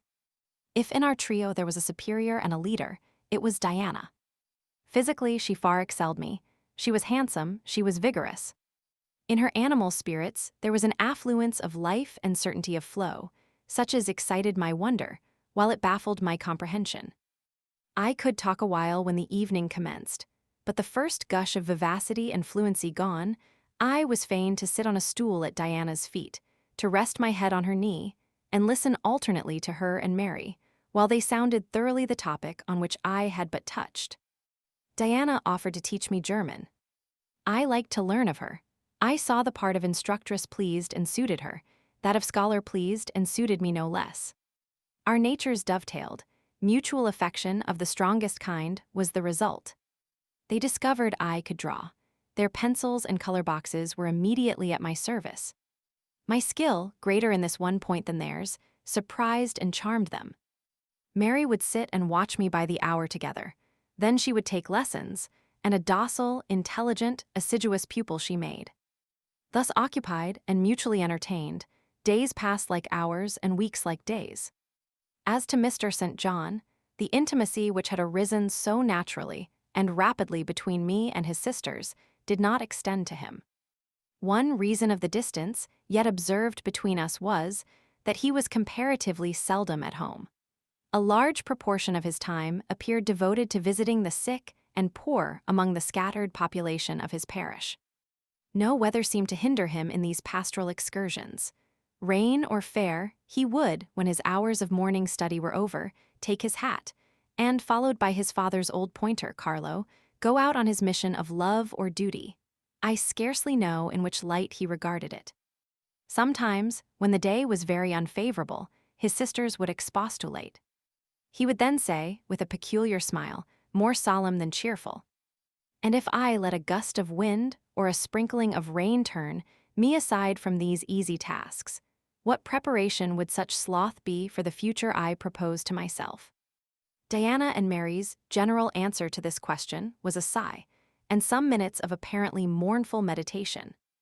But besides his frequent absences, there was another barrier to friendship with him. He seemed of a reserved, an abstracted, and even of a brooding nature. Zealous in his ministerial labors, blameless in his life and habits, he yet did not appear to enjoy that mental serenity, that inward content, which should be the reward of every sincere Christian and practical philanthropist. Often, of an evening, when he sat at the window, his desk and papers before him, he would cease reading or writing, rest his chin on his hand, and deliver himself up to I know not what course of thought. But that it was perturbed and exciting might be seen in the frequent flash and changeful dilation of his eye. I think, moreover, that nature was not to him that treasury of delight it was to his sisters. He expressed once, and but once in my hearing, a strong sense of the rugged charm of the hills and an inborn affection for the dark roof and hoary walls he called his home. But there was more of gloom than pleasure in the tone and words in which the sentiment was manifested. And never did he seem to roam the moors for the sake of their soothing silence, never seek out or dwell upon the thousand peaceful delights they could yield. Incommunicative as he was, some time elapsed before I had an opportunity of gauging his mind. I first got an idea of its caliber when I heard him preach in his own church at Morton. I wish I could describe that sermon, but it is past my power. I cannot even render faithfully the effect it produced on me. It began calm, and indeed, as far as delivery and pitch of voice went, it was calm to the end. An earnestly felt, yet strictly restrained zeal breathed soon in the distinct accents and prompted the nervous language. This grew to force, compressed, condensed, controlled. The heart was thrilled, the mind astonished by the power of the preacher, neither were softened. Throughout there was a strange bitterness, an absence of consolatory gentleness. Stern allusions to Calvinistic doctrines, election, predestination, reprobation were frequent, and each reference to these points sounded like a sentence pronounced for doom. When he had done, instead of feeling better, calmer, more enlightened by his discourse, I experienced an inexpressible sadness. For it seemed to me, I know not whether equally so to others, that the eloquence to which I had been listening had sprung from a depth where lay turbid dregs of disappointment, where moved troubling impulses of insatiate yearnings and disquieting aspirations. I was sure St. John Rivers, pure-lived, conscientious, zealous as he was, had not yet found that peace of God which passeth all understanding. He had no more found it, I thought, than had I with my concealed and racking regrets for my broken idol and lost Elysium, regrets to which I have latterly avoided referring, but which possessed me and tyrannized over me ruthlessly. Meantime, a month was gone. Diana and Mary were soon to leave Moor House and return to the far different life and scene which awaited them, as governesses in a large, fashionable, south of England city, where each held a situation in families by whose wealthy and haughty members they were regarded only as humble dependents, and who neither knew nor sought out their innate excellences, and appreciated only their acquired accomplishments as they appreciated the skill of their cook or the taste of their waiting woman.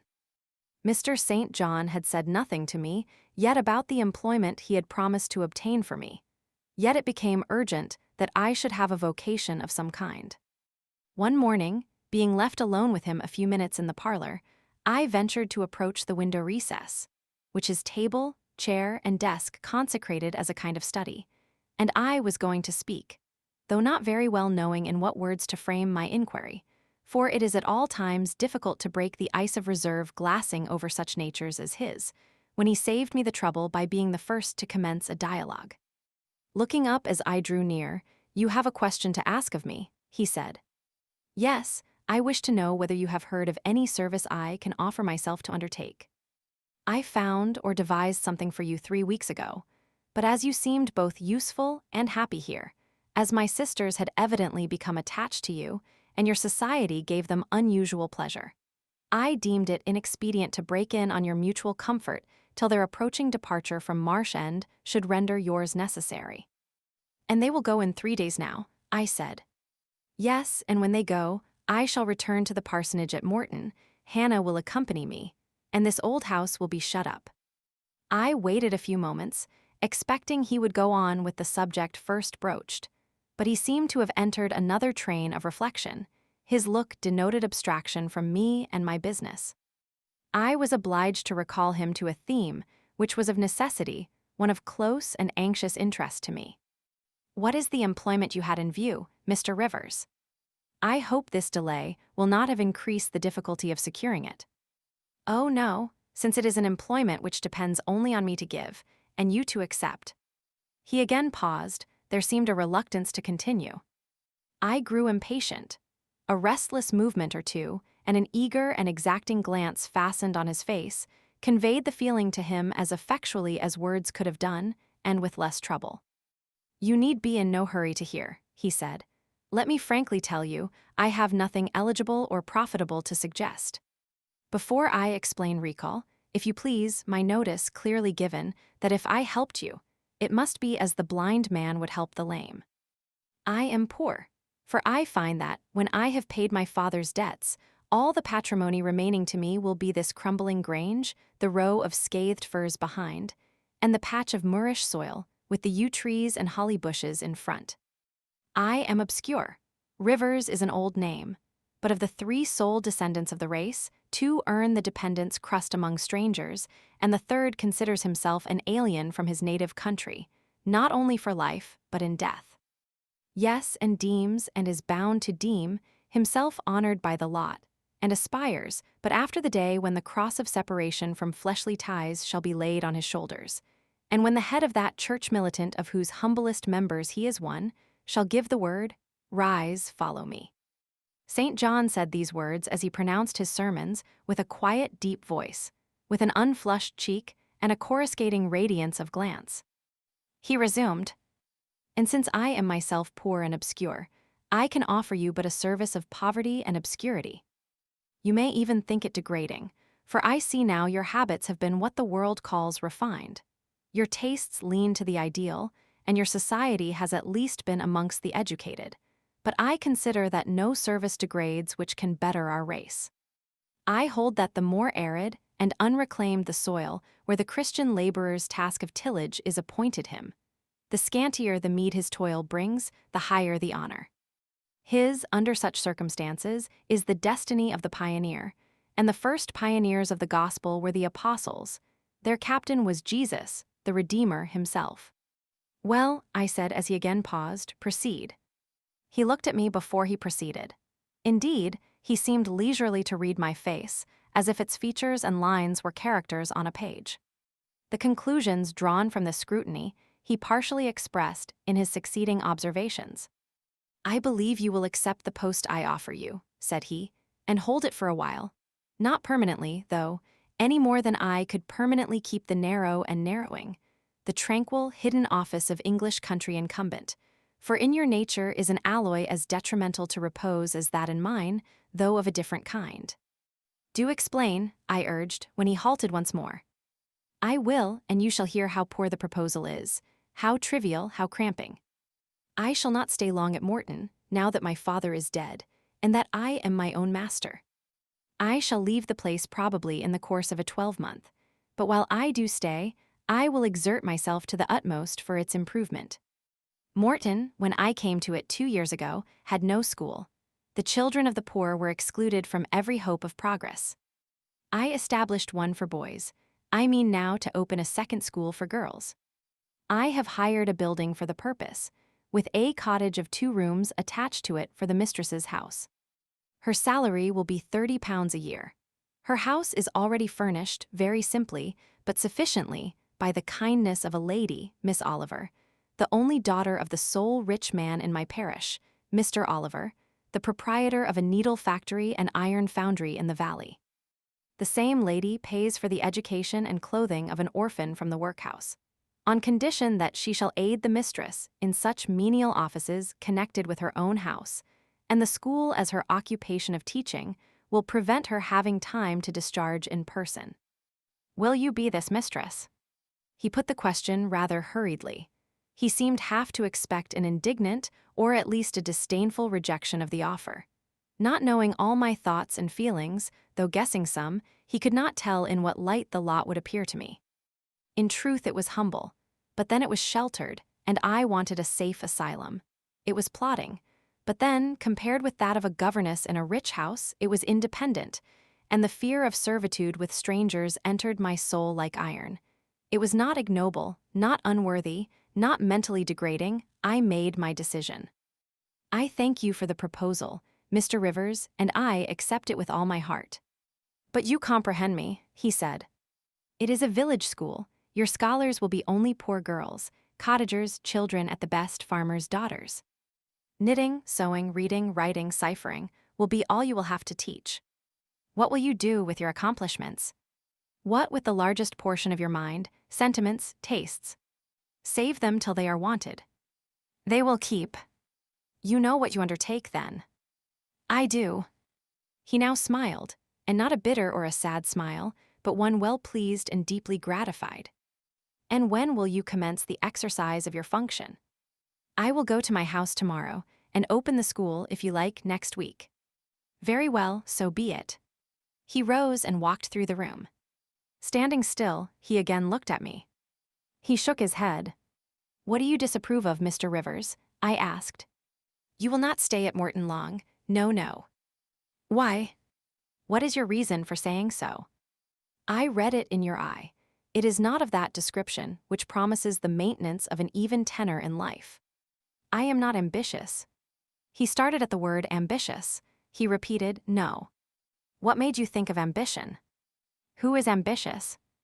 "I know I am, but how did you find it out?" "I was speaking of myself." "Well, if you're not ambitious, you are." He paused. "What?" "I was going to say, impassioned, but perhaps you would have misunderstood the word and been displeased. I mean that human affections and sympathies have a most powerful hold on you. I am sure you cannot long be content to pass your leisure in solitude, and to devote your working hours to a monotonous labor wholly void of stimulus. Any more than I can be content," he added with emphasis, "to live here buried in morass, pent in with mountains, my nature, that God gave me, contravened, my faculties, heaven bestowed, paralyzed, made useless. You hear now how I contradict myself. I, who preached contentment with a humble lot, and justified the vocation even of hewers of wood and drawers of water in God's service. I, his ordained minister, almost rave in my restlessness. Well, propensities and principles must be reconciled by some means." He left the room. In this brief hour I had learnt more of him than in the whole previous month, yet still he puzzled me. Diana and Mary Rivers became more sad and silent as the day approached for leaving their brother and their home. They both tried to appear as usual. but the sorrow they had to struggle against was one that could not be entirely conquered or concealed. Diana intimated that this would be a different parting from any they had ever yet known. It would probably, as far as St. John was concerned, be a parting for years. It might be a parting for life. He will sacrifice all to his long-framed resolves, she said, natural affection and feelings more potent still. St. John looks quiet, Jane, but he hides a fever in his vitals. You would think him gentle, yet in some things he is inexorable as death, and the worst of it is, my conscience will hardly permit me to dissuade him from his severe decision. Certainly, I cannot for a moment blame him for it. It is right, noble Christian, yet it breaks my heart, and the tears gushed to her fine eyes. Mary bent her head low over her work. We are now without father, we shall soon be without home and brother, she murmured. At that moment, a little accident supervened, which seemed decreed by fate purposely to prove the truth of the adage, that misfortunes never come singly, and to add to their distresses the vexing, one of the slip between the cup and the lip. St. John passed the window, reading a letter. He entered. Our Uncle John is dead, said he. Both the sisters seemed struck. Not shocked or appalled, the tidings appeared in their eyes rather momentous than afflicting. Dead, repeated Diana. Yes. She riveted a searching gaze on her brother's face. And what then? She demanded in a low voice. What then, Di? He replied, maintaining a marble immobility of feature. What then? Why, nothing. Read. He threw the letter into her lap. She glanced over it and handed it to Mary. Mary perused it in silence and returned it to her brother. All three looked at each other, and all three smiled, a dreary, pensive smile enough. Amen. We can yet live, said Diana at last.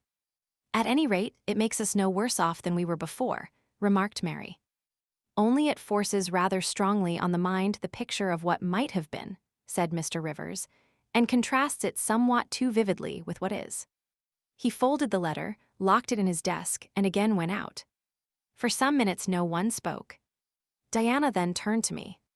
Jane, you will wonder at us and our mysteries, she said, and think us hard-hearted beings not to be more moved at the death of so near a relation as an uncle, but we have never seen him or known him. He was my mother's brother. My father and he quarreled long ago.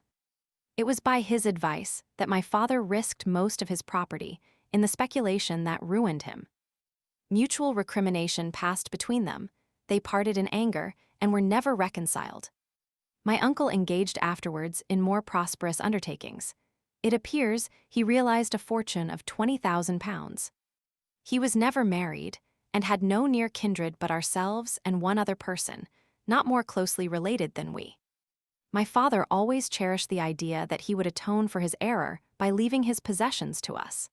That letter informs us that he has bequeathed every penny to the other relation, with the exception of 30 guineas, to be divided between St. John Diana and Mary Rivers for the purchase of 3 mourning rings.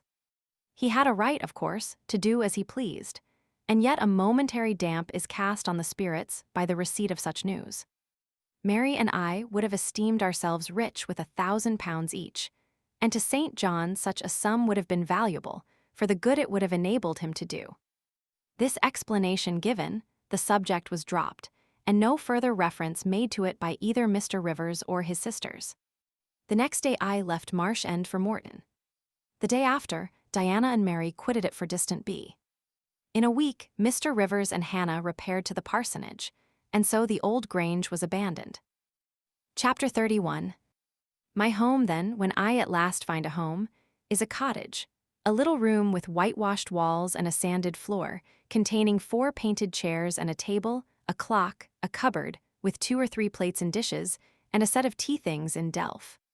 Above, a chamber of the same dimensions as the kitchen, with a deal bedstead and chest of drawers, small, yet too large to be filled with my scanty wardrobe.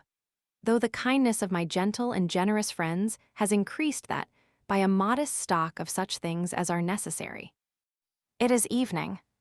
I have dismissed, with the fee of an orange, the little orphan who serves me as a handmaid. I am sitting alone on the hearth. This morning, the village school opened. I had 20 scholars. but 3 of the number can read, none write or cipher. Several knit, and a few sew a little. They speak with the broadest accent of the district. At present, they and I have a difficulty in understanding each other's language. Some of them are unmannered, rough, intractable, as well as ignorant, but others are docile, have a wish to learn, and evince a disposition that pleases me.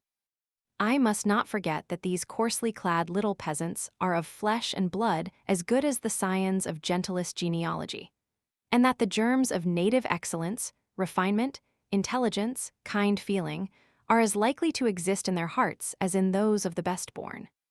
My duty will be to develop these germs. Surely, I shall find some happiness in discharging that office. Much enjoyment I do not expect in the life opening before me. Yet it will, doubtless, if I regulate my mind and exert my powers as I ought, yield me enough to live on from day to day. Was I very gleeful, settled, content, during the hours I passed in yonder bare, humble schoolroom this morning and afternoon? Not to deceive myself, I must reply no. I felt desolate to a degree. I felt, yes, idiot that I am, I felt degraded.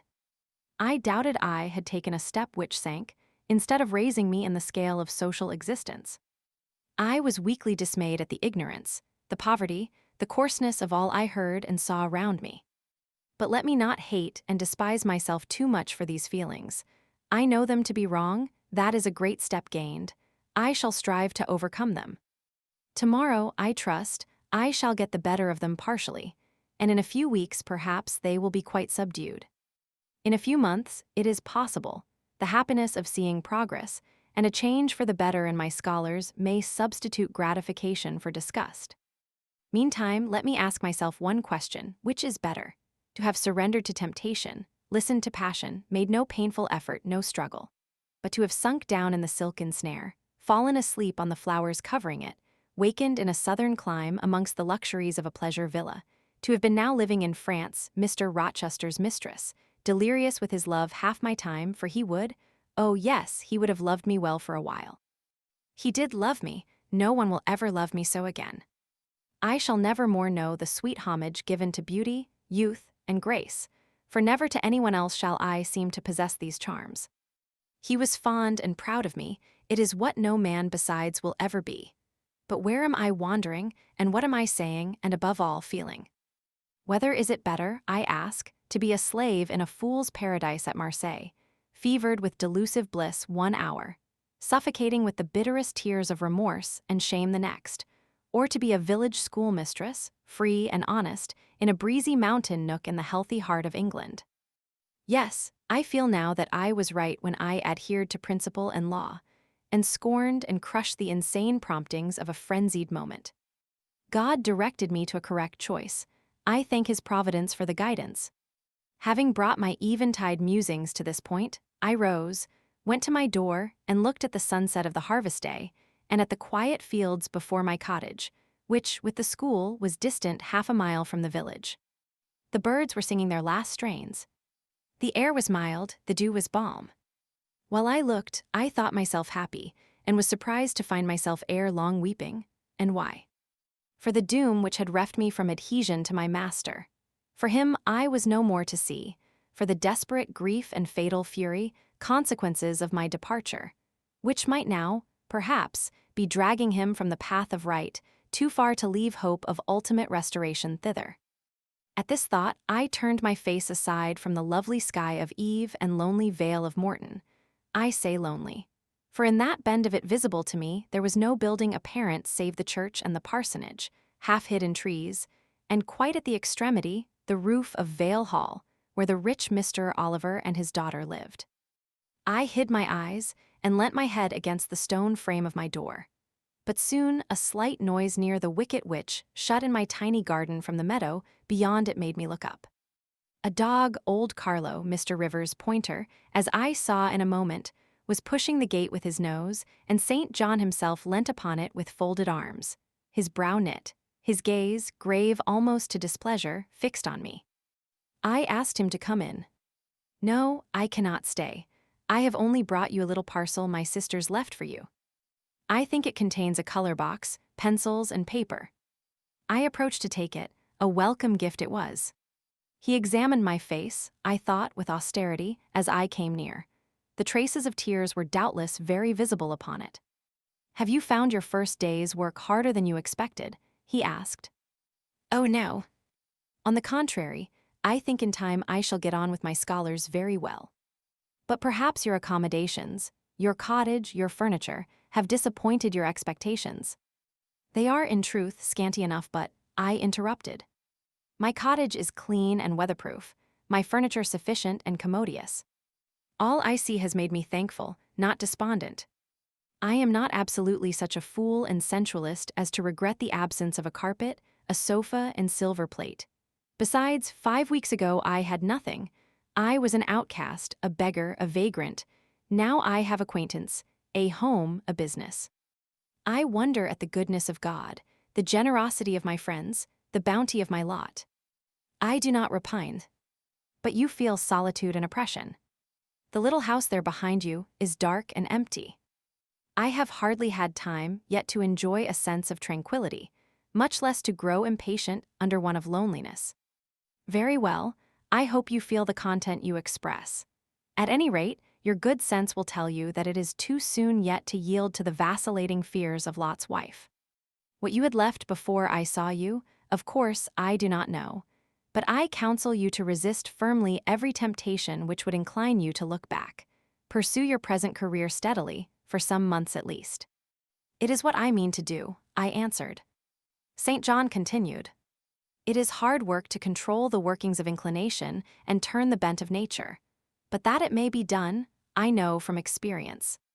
God has given us, in a measure, the power to make our own fate, and when our energies seem to demand a sustenance they cannot get, when our will strains after a path we may not follow, we need neither starve from inanition nor stand still in despair. We have but to seek another nourishment for the mind, as strong as the forbidden food it longed to taste, and perhaps purer. And to hew out for the adventurous foot a road as direct and broad as the one fortune has blocked up against us, if rougher than it. A year ago I was myself intensely miserable, because I thought I had made a mistake in entering the ministry. Its uniform duties wearied me to death. I burnt for the more active life of the world, for the more exciting toils of a literary career, for the destiny of an artist, author, orator. Anything rather than that of a priest. Yes, the heart of a politician, of a soldier, of a votary of glory, a lover of renown, a luster after power, beat under my curate's surplice. I considered, my life was so wretched, it must be changed, or I must die. After a season of darkness and struggling, light broke and relief fell. My cramped existence all at once spread out to a plain without bounds. My powers heard a call from heaven to rise, gather their full strength, spread their wings, and mount beyond ken. God had an errand for me, to bear which afar, to deliver it well, skill and strength, courage and eloquence, the best qualifications of soldier, statesman, and orator, were all needed, for these all center in the good missionary. A missionary I resolved to be. From that moment my state of mind changed. The fetters dissolved and dropped from every faculty, leaving nothing of bondage but its galling soreness, which time only can heal. My father, indeed, imposed the determination, but since his death, I have not a legitimate obstacle to contend with. Some affairs settled, a successor for Morton provided, an entanglement or two of the feelings broken through or cut asunder. A last conflict with human weakness, in which I know I shall overcome, because I have vowed that I will overcome, and I leave Europe for the East. He said this in his peculiar subdued, yet emphatic voice, looking when he had ceased speaking not at me, but at the setting sun, at which I looked too. Both he and I had our backs towards the path leading up the field to the wicket. We had heard no step on that grass-grown track. The water running in the vale was the one lulling sound of the hour and scene. We might well then start when a gay voice, sweet as a silver bell, exclaimed, "Good evening, Mr. Rivers." "And good evening, old Carlo. Your dog is quicker to recognize his friends than you are, sir. He pricked his ears and wagged his tail when I was at the bottom of the field, and you have your back towards me now." It was true.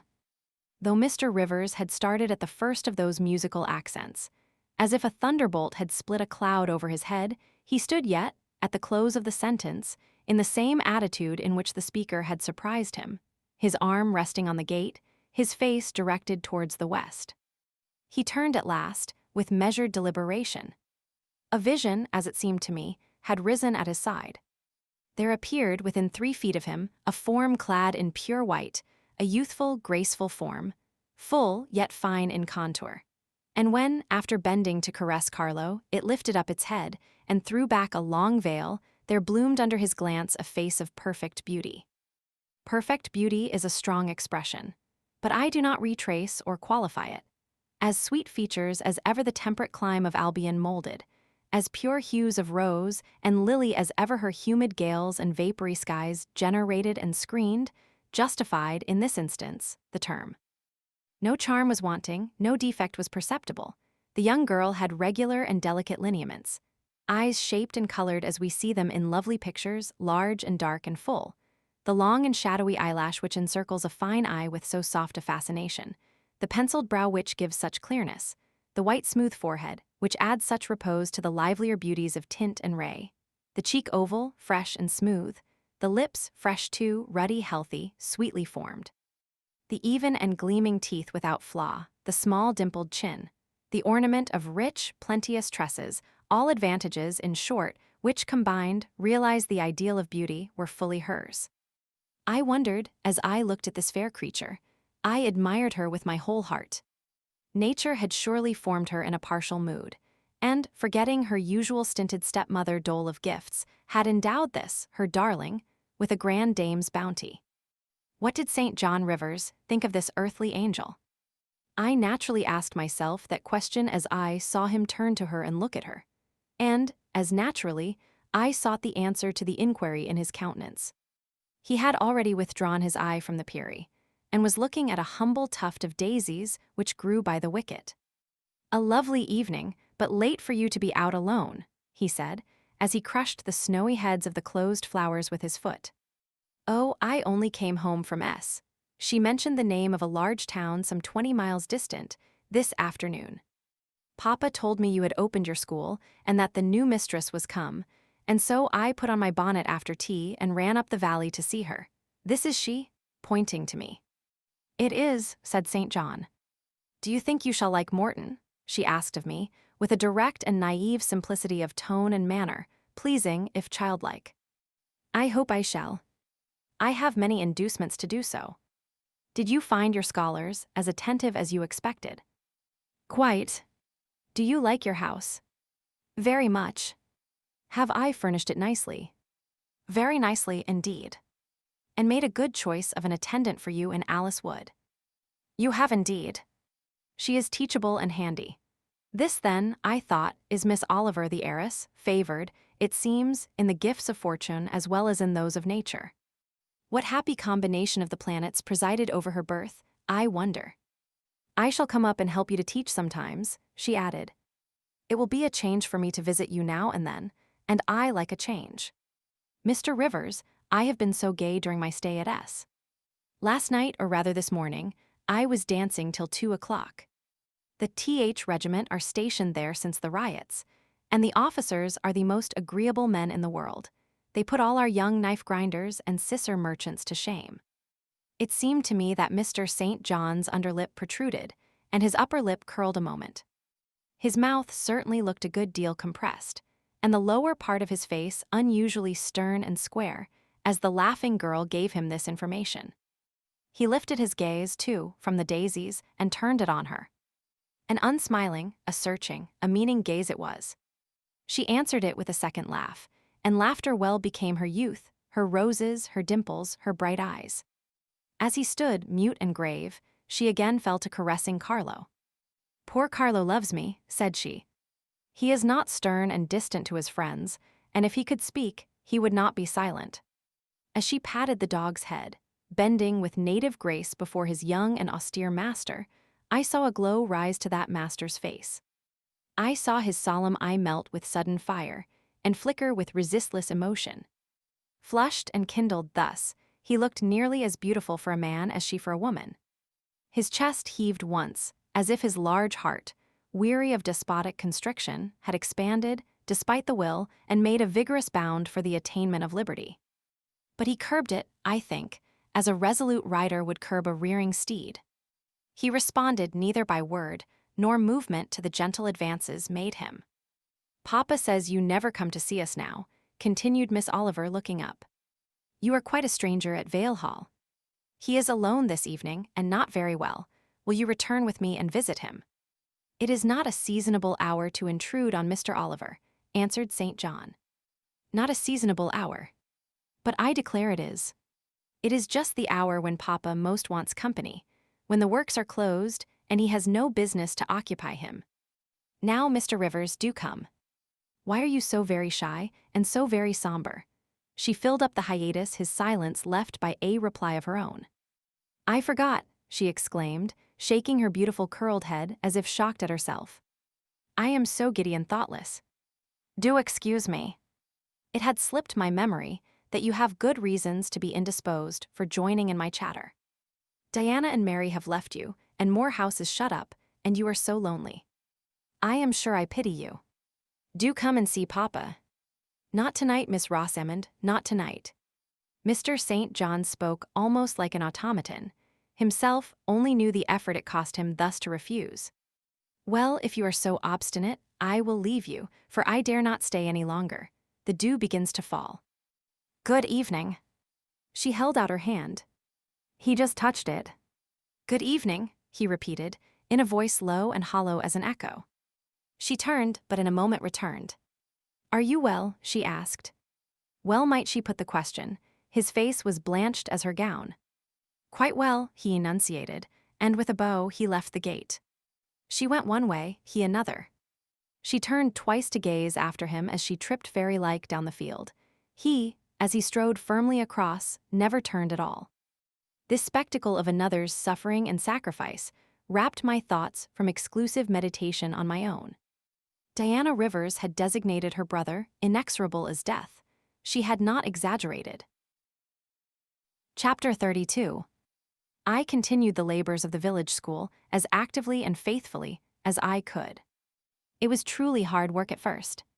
Some time elapsed before, with all my efforts, I could comprehend my scholars and their nature. Wholly untaught, with faculties quite torpid, they seemed to me hopelessly dull, and at first sight all dull alike, but I soon found I was mistaken. There was a difference amongst them as amongst the educated, and when I got to know them, and they me, this difference rapidly developed itself. Their amazement at me, my language, my rules and ways, once subsided, I found some of these heavy-looking, gaping rustics wake up into sharp-witted girls enough. Many showed themselves obliging and amiable too, and I discovered amongst them not a few examples of natural politeness and innate self-respect, as well as of excellent capacity, that won both my goodwill and my admiration. These soon took a pleasure in doing their work well, in keeping their persons neat, in learning their tasks regularly, in acquiring quiet and orderly manners. The rapidity of their progress in some instances was even surprising, and an honest and happy pride I took in it. Besides, I began personally to like some of the best girls, and they liked me. I had amongst my scholars several farmers' daughters, young women grown, almost. These could already read, write, and sew, and to them I taught the elements of grammar, geography, history, and the finer kinds of needlework. I found estimable characters amongst them, characters desirous of information and disposed for improvement, with whom I passed many a pleasant evening hour in their own homes. Their parents then, the farmer and his wife, loaded me with attentions. There was an enjoyment in accepting their simple kindness, and in repaying it by a consideration, a scrupulous regard to their feelings, to which they were not, perhaps, at all times accustomed, and which both charmed and benefited them. Because, while it elevated them in their own eyes, it made them emulous to merit the deferential treatment they received. I felt I became a favorite in the neighborhood. Whenever I went out, I heard on all sides cordial salutations, and was welcomed with friendly smiles. To live amidst general regard, though it be but the regard of working people, is like sitting in sunshine, calm and sweet. Serene inward feelings bud and bloom under the ray. At this period of my life, my heart far oftener swelled with thankfulness than sank with dejection. And yet, reader, to tell you all, in the midst of this calm, this useful existence. After a day passed in honorable exertion amongst my scholars, an evening spent in drawing or reading contentedly alone, I used to rush into strange dreams at night. Dreams many-colored, agitated, full of the ideal, the stirring, the stormy dreams where, amidst unusual scenes, charged with adventure with agitating risk and romantic chance, I still again and again met Mr. Rochester, always at some exciting crisis. And then the sense of being in his arms, hearing his voice, meeting his eye, touching his hand and cheek, loving him, being loved by him, the hope of passing a lifetime at his side would be renewed with all its first force and fire. Then I awoke. Then I recalled where I was and how situated. Then I rose up on my curtainless bed, trembling and quivering, and then the still, dark night witnessed the convulsion of despair and heard the burst of passion. By 9 o'clock the next morning I was punctually opening the school, tranquil, settled, prepared for the steady duties of the day. Rosamond Oliver kept her word in coming to visit me. Her call at the school was generally made in the course of her morning ride. She would canter up to the door on her pony, followed by a mounted livery servant. Anything more exquisite than her appearance, in her purple habit, with her Amazon's cap of black velvet placed gracefully above the long curls that kissed her cheek and floated to her shoulders, can scarcely be imagined. And it was thus she would enter the rustic building and glide through the dazzled ranks of the village children. She generally came at the hour when Mr. Rivers was engaged in giving his daily catechizing lesson. Keenly, I fear, did the eye of the visitress pierce the young pastor's heart. A sort of instinct seemed to warn him of her entrance, even when he did not see it. And when he was looking quite away from the door, if she appeared at it, his cheek would glow, and his marble-seeming features, though they refused to relax, changed indescribably, and in their very quiescence became expressive of a repressed fervor, stronger than working muscle or darting glance could indicate. Of course, she knew her power. Indeed, he did not, because he could not conceal it from her. In spite of his Christian stoicism, when she went up and addressed him, and smiled gaily, encouragingly, even fondly in his face, his hand would tremble and his eye burn. He seemed to say, with his sad and resolute look, if he did not say it with his lips, "I love you, and I know you prefer me. It is not despair of success that keeps me dumb. If I offered my heart, I believe you would accept it. But that heart is already laid on a sacred altar. The fire is arranged round it. It will soon be no more than a sacrifice consumed." And then she would pout like a disappointed child. A pensive cloud would soften her radiant vivacity. She would withdraw her hand hastily from his and turn in transient petulance from his aspect, at once so heroic and so martyr-like. St. John, no doubt, would have given the world to follow, recall, retain her when she thus left him. But he would not give one chance of heaven, nor relinquish, for the Elysium of her love, one hope of the true, eternal paradise. Besides, he could not bind all that he had in his nature, the rover, the aspirant, the poet, the priest, in the limits of a single passion. He could not, he would not, renounce his wild field of mission warfare for the parlors and the peace of Vale Hall.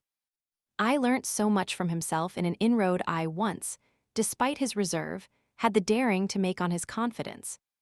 Miss Oliver already honored me with frequent visits to my cottage. I had learnt her whole character, which was without mystery or disguise. She was coquettish but not heartless, exacting but not worthlessly selfish. She had been indulged from her birth, but was not absolutely spoilt. She was hasty but good-humored. Vain, she could not help it, when every glance in the glass showed her such a flush of loveliness, but not affected, liberal-handed, innocent of the pride of wealth, ingenuous, sufficiently intelligent, gay, lively, and unthinking. She was very charming, in short, even to a cool observer of her own sex like me, but she was not profoundly interesting or thoroughly impressive. A very different sort of mind was hers from that, for instance, of the Sisters of St. John.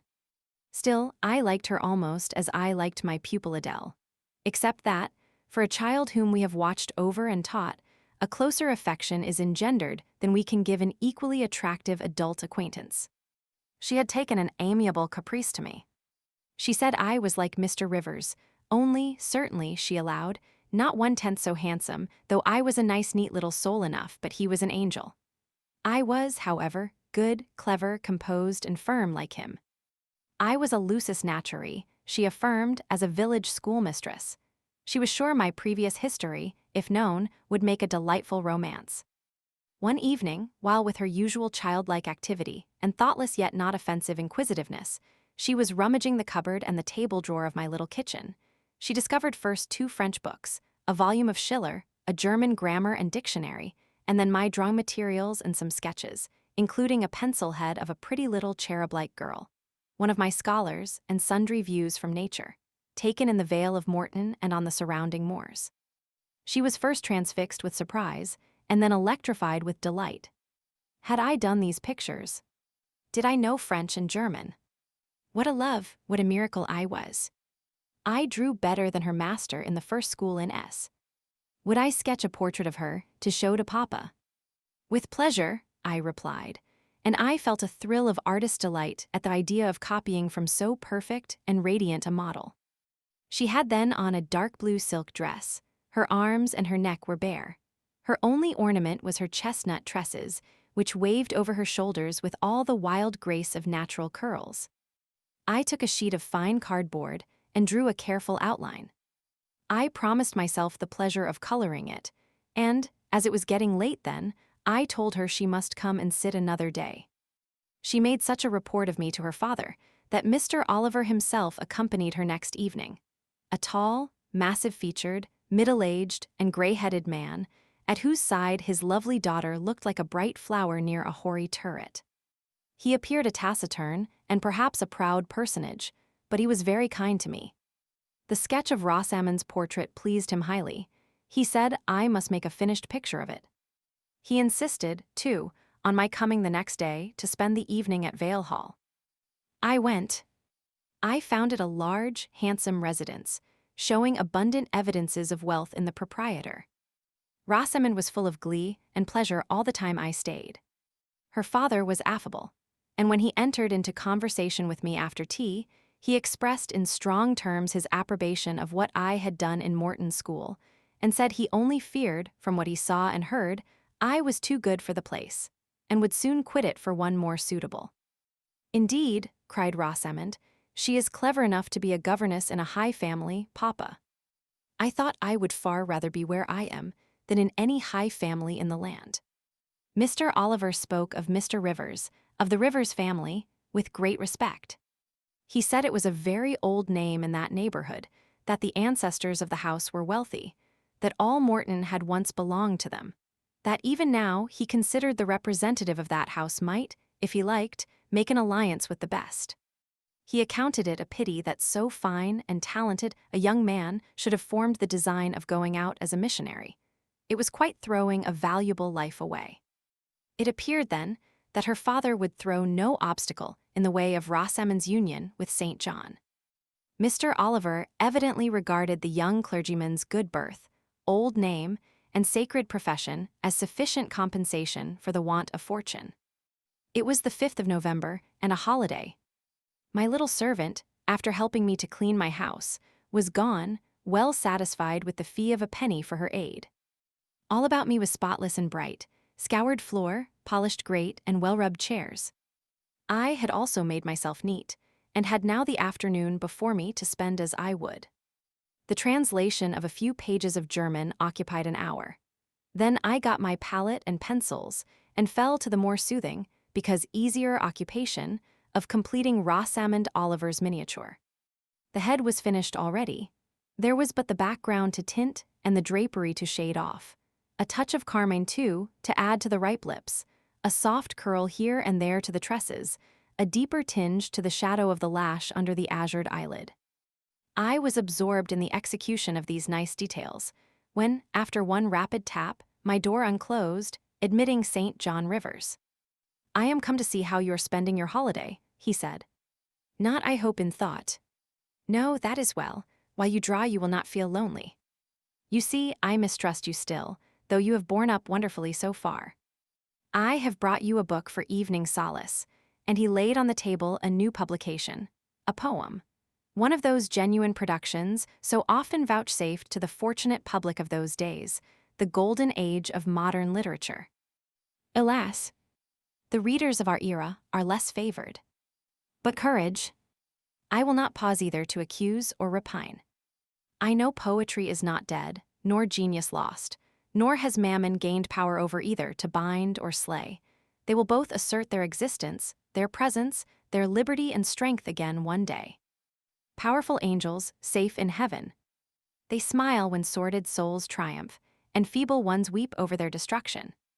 Poetry destroyed. Genius banished. No. Mediocrity, no. Do not let envy prompt you to the thought. No, they not only live, but reign and redeem. And without their divine influence spread everywhere, you would be in hell, the hell of your own meanness. While I was eagerly glancing at the bright pages of Marmion, for Marmion it was, St. John stooped to examine my drawing. His tall figure sprang erect again with a start. He said nothing. I looked up at him, he shunned my eye. I knew his thoughts well, and could read his heart plainly. At the moment, I felt calmer and cooler than he. I had then temporarily the advantage of him, and I conceived an inclination to do him some good, if I could. With all his firmness and self-control, thought I, he tasks himself too far, locks every feeling and pang within, expresses, confesses, imparts nothing. I am sure it would benefit him to talk a little about this sweet Rosamond, whom he thinks he ought not to marry. I will make him talk. I said first, take a chair, Mr. Rivers, but he answered, as he always did, that he could not stay. Very well, I responded mentally, stand if you like, but you shall not go just yet, I am determined. Solitude is at least as bad for you as it is for me. I'll try if I cannot discover the secret spring of your confidence, and find an aperture in that marble breast through which I can shed one drop of the balm of sympathy. Is this portrait like? I asked bluntly. Like whom? I did not observe it closely. You did, Mr. Rivers. He almost started at my sudden and strange abruptness. He looked at me astonished. Oh, that is nothing yet, I muttered within. I don't mean to be baffled by a little stiffness on your part. I'm prepared to go to considerable lengths. I continued, you observed it closely and distinctly, but I have no objection to your looking at it again, and I rose and placed it in his hand. A well-executed picture, he said. Very soft, clear coloring, very graceful and correct drawing. Yes, I know all that. But what of the resemblance? Who is it like? Mastering some hesitation, he answered, Miss Oliver, I presume. Of course. And now, sir, to reward you for the accurate guess, I will promise to paint you a careful and faithful duplicate of this very picture, provided you admit that the gift would be acceptable to you. I don't wish to throw away my time and trouble on an offering you would deem worthless. He continued to gaze at the picture. The longer he looked, the firmer he held it, the more he seemed to covet it. It is like, he murmured, the eye is well managed. The color, light, expression are perfect. It smiles. Would it comfort, or would it wound you to have a similar painting? Tell me that. When you are at Madagascar, or at the Cape, or in India, would it be a consolation to have that memento in your possession? Or would the sight of it bring recollections calculated to enervate and distress? He now furtively raised his eyes. He glanced at me, irresolute, disturbed. He again surveyed the picture. That I should like to have it is certain. Whether it would be judicious or wise is another question. Since I had ascertained that Rosamond really preferred him, and that her father was not likely to oppose the match, I, less exalted in my views than St. John, had been strongly disposed in my own heart to advocate their union. It seemed to me that, should he become the possessor of Mr. Oliver's large fortune, he might do as much good with it as if he went and laid his genius out to wither, and his strength to waste, under a tropical sun. With this persuasion, I now answered, as far as I can see, it would be wiser and more judicious if you were to take to yourself the original at once. By this time he had sat down. He had laid the picture on the table before him, and with his brow supported on both hands, hung fondly over it. I discerned he was now neither angry nor shocked at my audacity. I saw even that to be thus frankly addressed on a subject he had deemed unapproachable, to hear it thus freely handled, was beginning to be felt by him as a new pleasure, an unhoped-for relief. Reserved people often really need the frank discussion of their sentiments and griefs, more than the expansive. The sternest seeming stoic is human after all. And to burst, with boldness and goodwill, into the silent sea of their souls is often to confer on them the first of obligations. "She likes you, I am sure," said I, as I stood behind his chair, "and her father respects you. Moreover, she is a sweet girl, rather thoughtless, but you would have sufficient thought for both yourself and her. You ought to marry her." "Does she like me?" he asked. "Certainly, better than she likes anyone else. She talks of you continually. There is no subject she enjoys so much or touches upon so often." "It is very pleasant to hear this," he said. "Very, go on for another quarter of an hour." And he actually took out his watch and laid it upon the table to measure the time. "But where is the use of going on?" I asked, "when you are probably preparing some iron blow of contradiction, or forging a fresh chain to fetter your heart? Don't imagine such hard things. Fancy me yielding and melting, as I am doing. Human love rising like a freshly opened fountain in my mind, and overflowing with sweet inundation all the field I have so carefully and with such labor prepared, so assiduously sown with the seeds of good intentions, of self-denying plans. And now it is deluged with a nectarous flood, the young germs swamped, delicious poison cankering them. Now I see myself stretched on an ottoman in the drawing-room at Vale Hall at my bride Rosamond Oliver's feet. She is talking to me with her sweet voice, gazing down on me with those eyes your skillful hand has copied so well, smiling at me with these coral lips. She is mine, I am hers. This present life and passing world suffice to me. Hush! Say nothing, my heart is full of delight, my senses are entranced, let the time I marked pass in peace." I humored him, the watch ticked on, he breathed fast and low, I stood silent. Amidst this hush the quartet sped. He replaced the watch, laid the picture down, rose, and stood on the hearth. "Now," said he, "that little space was given to delirium and delusion." I rested my temples on the breast of temptation, and put my neck voluntarily under her yoke of flowers. I tasted her cup.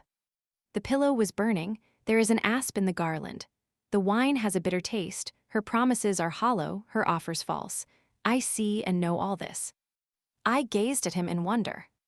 "It is strange," pursued he, "that while I love Rosamond Oliver so wildly, with all the intensity indeed of a first passion, the object of which is exquisitely beautiful, graceful, fascinating, I experience at the same time a calm, unwarped consciousness that she would not make me a good wife, that she is not the partner suited to me, that I should discover this within a year after marriage, and that to 12 months, rapture would succeed a lifetime of regret.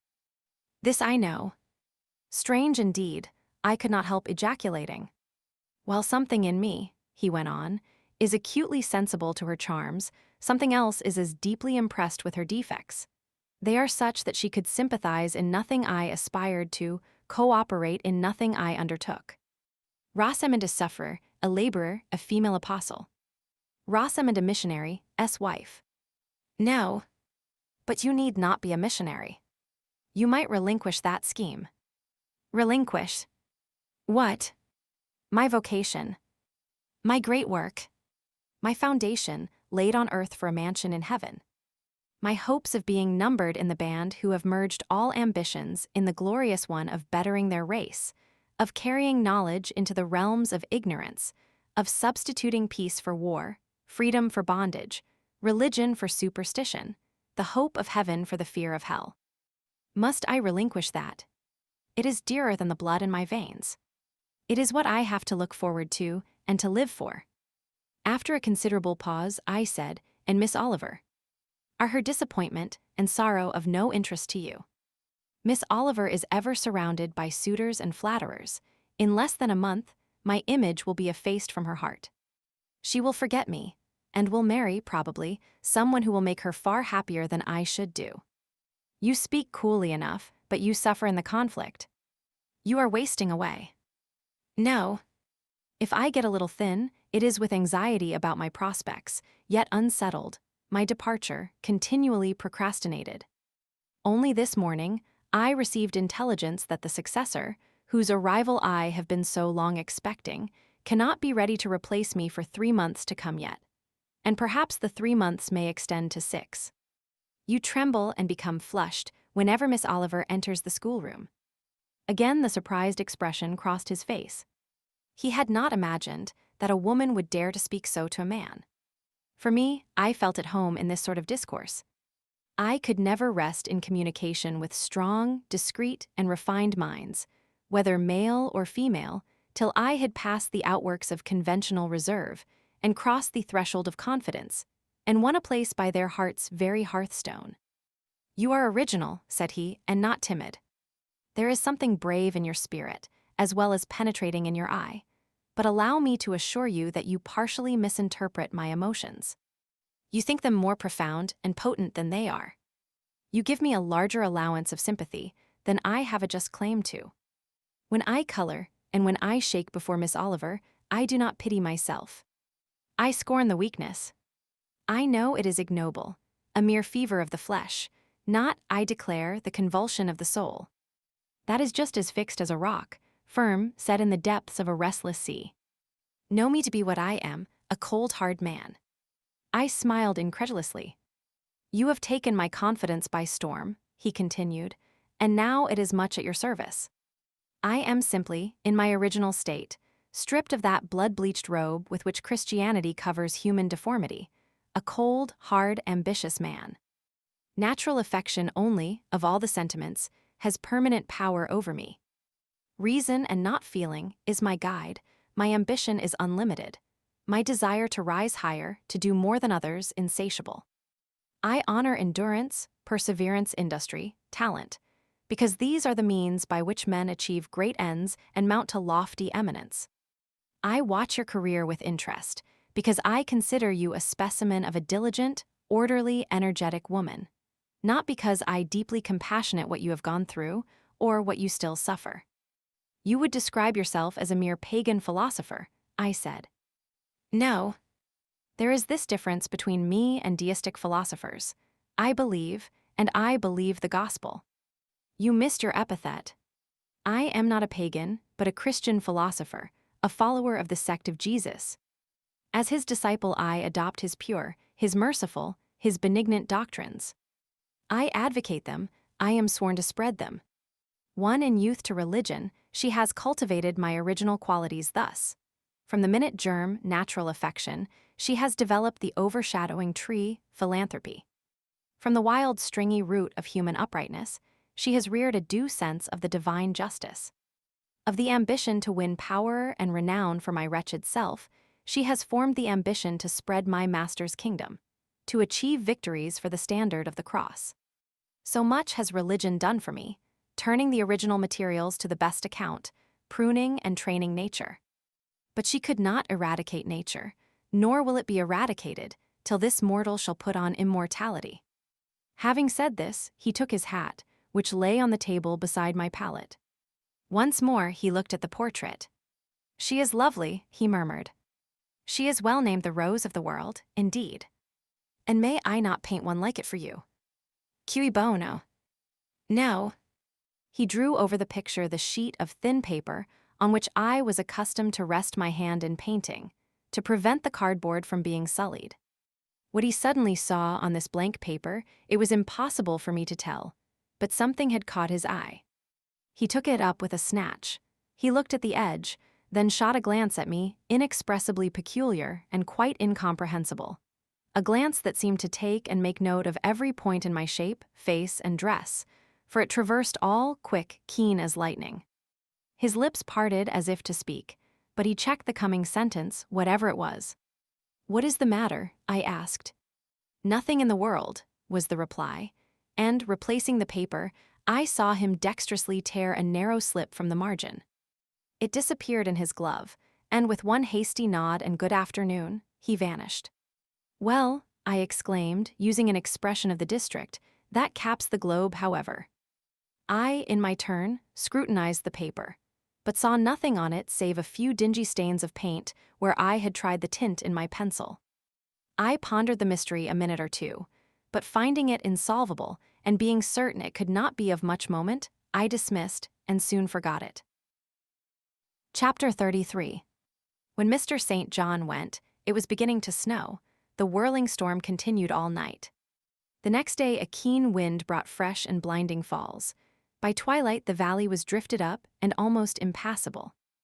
I had closed my shutter, laid a mat to the door to prevent the snow from blowing in under it, trimmed my fire, and after sitting nearly an hour on the hearth listening to the muffled fury of the tempest, I lit a candle, took down Marmion, and beginning.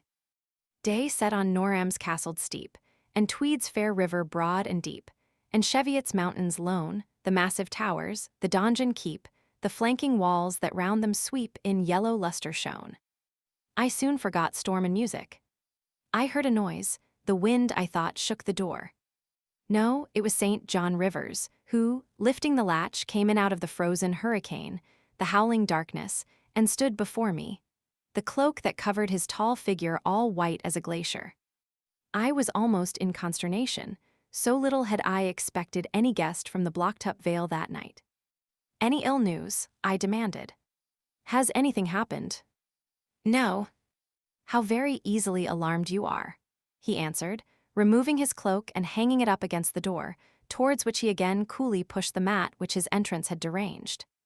He stamped the snow from his boots. "I shall sully the purity of your floor," said he, "but you must excuse me for once."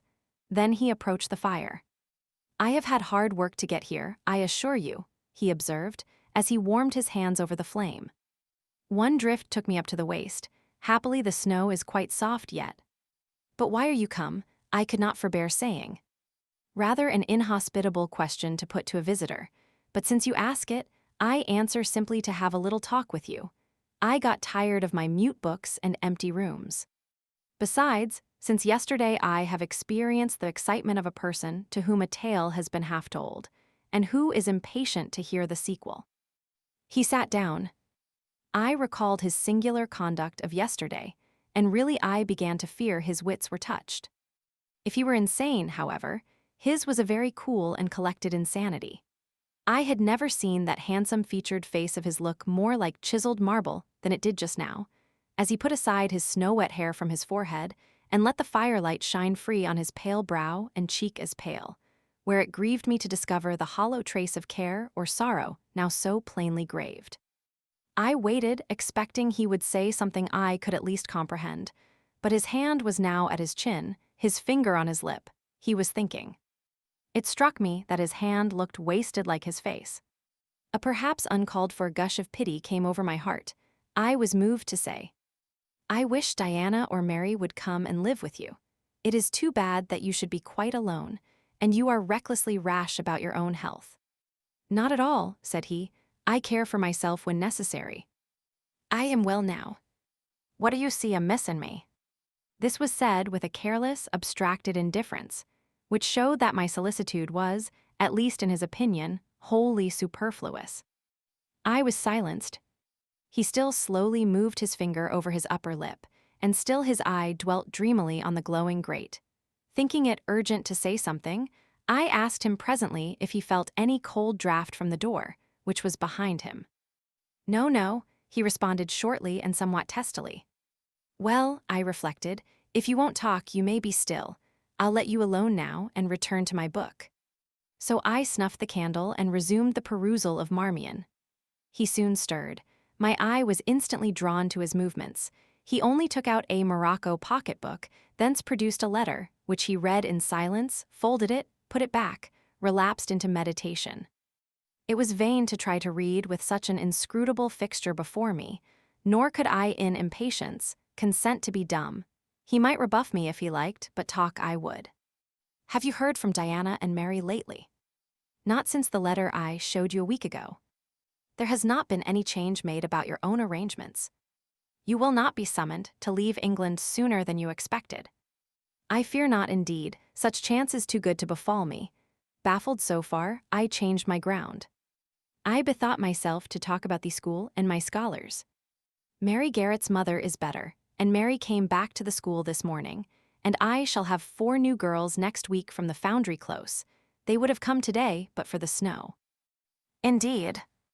"Mr. Oliver pays for 2. "Does he?" "He means to give the whole school a treat at Christmas." "I know." "Was it your suggestion?" "No." Whose then? His daughter's, I think. It is like her, she is so good-natured. Yes. Again came the blank of a pause. The clock struck 8 strokes. It aroused him. He uncrossed his legs, sat erect, turned to me. Leave your book a moment and come a little nearer the fire, he said. Wondering, and of my wonder finding no end, I complied. Half an hour ago, he pursued, I spoke of my impatience to hear the sequel of a tale. On reflection, I find the matter will be better managed by my assuming the narrator's part and converting you into a listener. Before commencing, it is but fair to warn you that the story will sound somewhat hackneyed in your ears, but stale details often regain a degree of freshness when they pass through new lips. For the rest, whether trite or novel, it is short. 20 years ago, a poor curate, never mind his name at this moment, fell in love with a rich man's daughter. She fell in love with him and married him against the advice of all her friends, who consequently disowned her immediately after the wedding. Before 2 years passed, the rash pair were both dead and laid quietly side by side under one slab. I have seen their grave. It formed part of the pavement of a huge churchyard surrounding the grim, soot-black old cathedral of an overgrown manufacturing town in Shire. They left a daughter, which, at its very birth, Charity received in her lap, cold as that of the snowdrift I almost stuck fast in tonight. Charity carried the friendless thing to the house of its rich maternal relations. It was reared by an aunt-in-law, called, I come to names now, Mrs. Reed of Gateshead. You start, did you hear a noise? I dare say it is only a rat scrambling along the rafters of the adjoining schoolroom. It was a barn before I had it repaired and altered, and barns are generally haunted by rats. To proceed. Mrs. Reed kept the orphan 10 years. Whether it was happy or not with her, I cannot say, never having been told. But at the end of that time she transferred it to a place you know, being no other than Load School, where you so long resided yourself. It seems her career there was very honorable. From a pupil, she became a teacher, like yourself. Really, it strikes me there are parallel points in her history and yours. She left it to be a governess. There, again, your fates were analogous. She undertook the education of the ward of a certain Mr. Rochester. Mr. Rivers, I interrupted. I can guess your feelings, he said, but restrain them for a while. I have nearly finished. Hear me to the end. Of Mr. Rochester's character, I know nothing, but the one fact that he professed to offer honorable marriage to this young girl, and that at the very altar she discovered he had a wife yet alive, though a lunatic. What his subsequent conduct and proposals were is a matter of pure conjecture.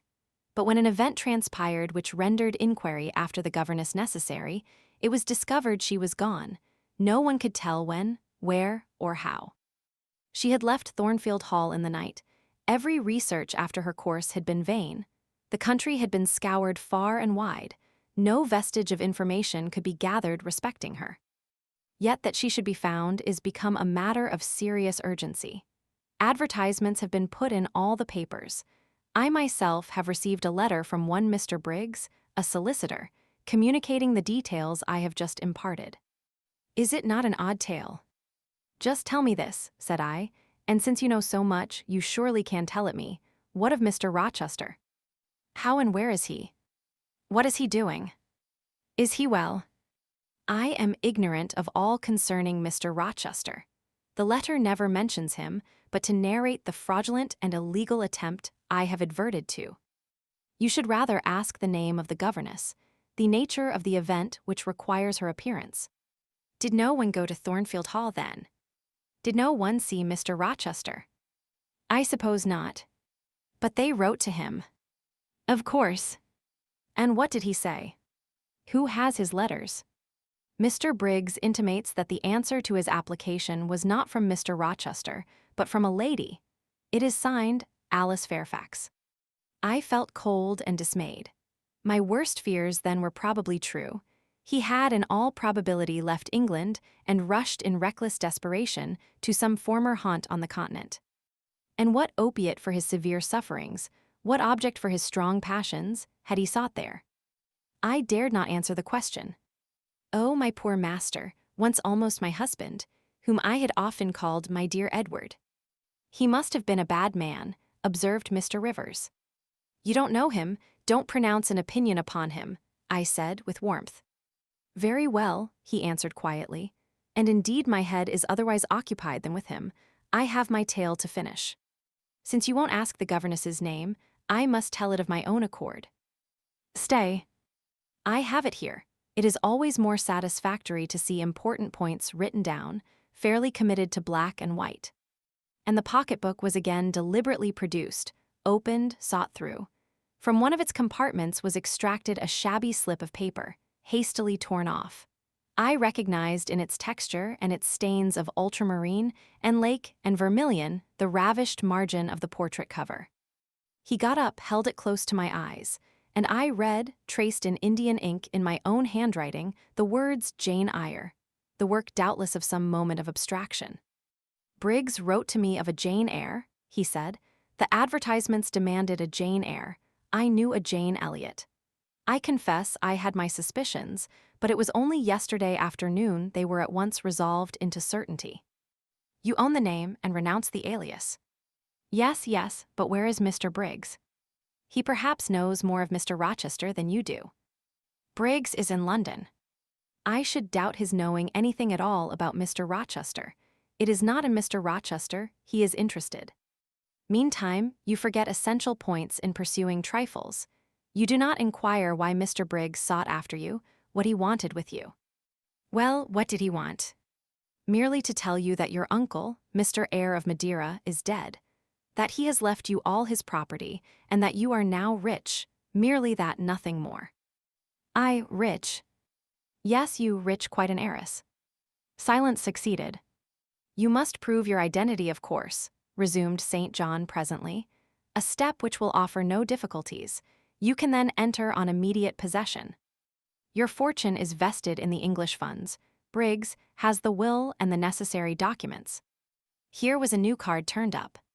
It is a fine thing, reader, to be lifted in a moment from indigence to wealth, a very fine thing, but not a matter one can comprehend or consequently enjoy all at once. And then there are other chances in life far more thrilling and rapture-giving. This is solid, an affair of the actual world, nothing ideal about it. All its associations are solid and sober, and its manifestations are the same. One does not jump and spring and shout hurrah. At hearing one has got a fortune, one begins to consider responsibilities and to ponder business. On a base of steady satisfaction rise certain grave cares, and we contain ourselves and brood over our bliss with a solemn brow.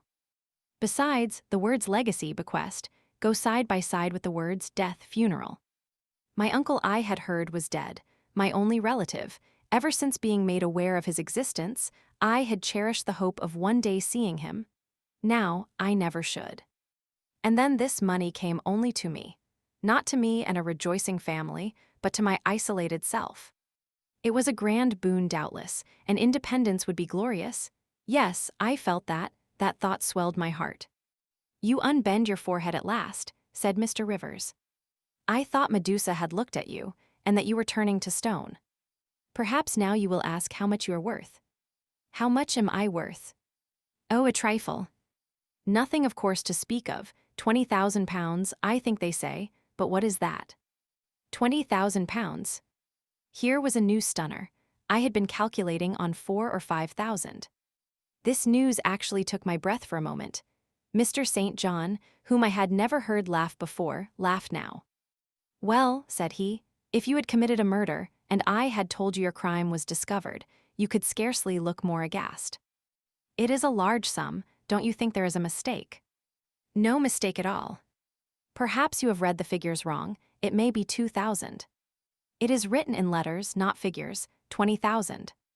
I again felt rather like an individual of, but average gastronomical powers, sitting down to feast alone at a table spread with provisions for 100. Mr. Rivers rose now and put his cloak on. If it were not such a very wild night, he said, I would send Hannah down to keep you company. You look too desperately miserable to be left alone. But Hannah, poor woman, could not stride the drift so well as I. Her legs are not quite so long, so I must e'en leave you to your sorrows. Good night. He was lifting the latch. A sudden thought occurred to me. "Stop 1 minute," I cried. "Well, it puzzles me to know why Mr. Briggs wrote to you about me, or how he knew you, or could fancy that you, living in such an out-of-the-way place, had the power to aid in my discovery." "Oh, I am a clergyman," he said, "and the clergy are often appealed to about odd matters." Again the latch rattled. "No, that does not satisfy me," I exclaimed. And indeed there was something in the hasty and unexplanatory reply which, instead of allaying, piqued my curiosity more than ever. "It is a very strange piece of business," I added. "I must know more about it." "Another time." "No, tonight," and as he turned from the door, I placed myself between it and him. He looked rather embarrassed. "You certainly shall not go till you have told me all," I said. "I would rather not just now." "You shall, you must. I would rather Diana or Mary informed you." Of course these objections wrought my eagerness to a climax. Gratified it must be, and that without delay, and I told him so. "But I apprised you that I was a hard man," said he, "difficult to persuade. And I am a hard woman, impossible to put off. And I am a hard woman, impossible to put off. And then," he pursued, "I am cold, no fervor infects me. Whereas I am hot, and fire dissolves ice. The blaze there has thawed all the snow from your cloak. By the same token, it has streamed on to my floor and made it like a trampled street. As you hope ever to be forgiven, Mr. Rivers, the high crime and misdemeanor of spoiling a sanded kitchen, tell me what I wish to know." "Well then," he said, "I yield, if not to your earnestness, to your perseverance, as stone is worn by continual dropping. Besides, you must know some day, as well now as later. Your name is Jane Eyre. Of course, that was all settled before.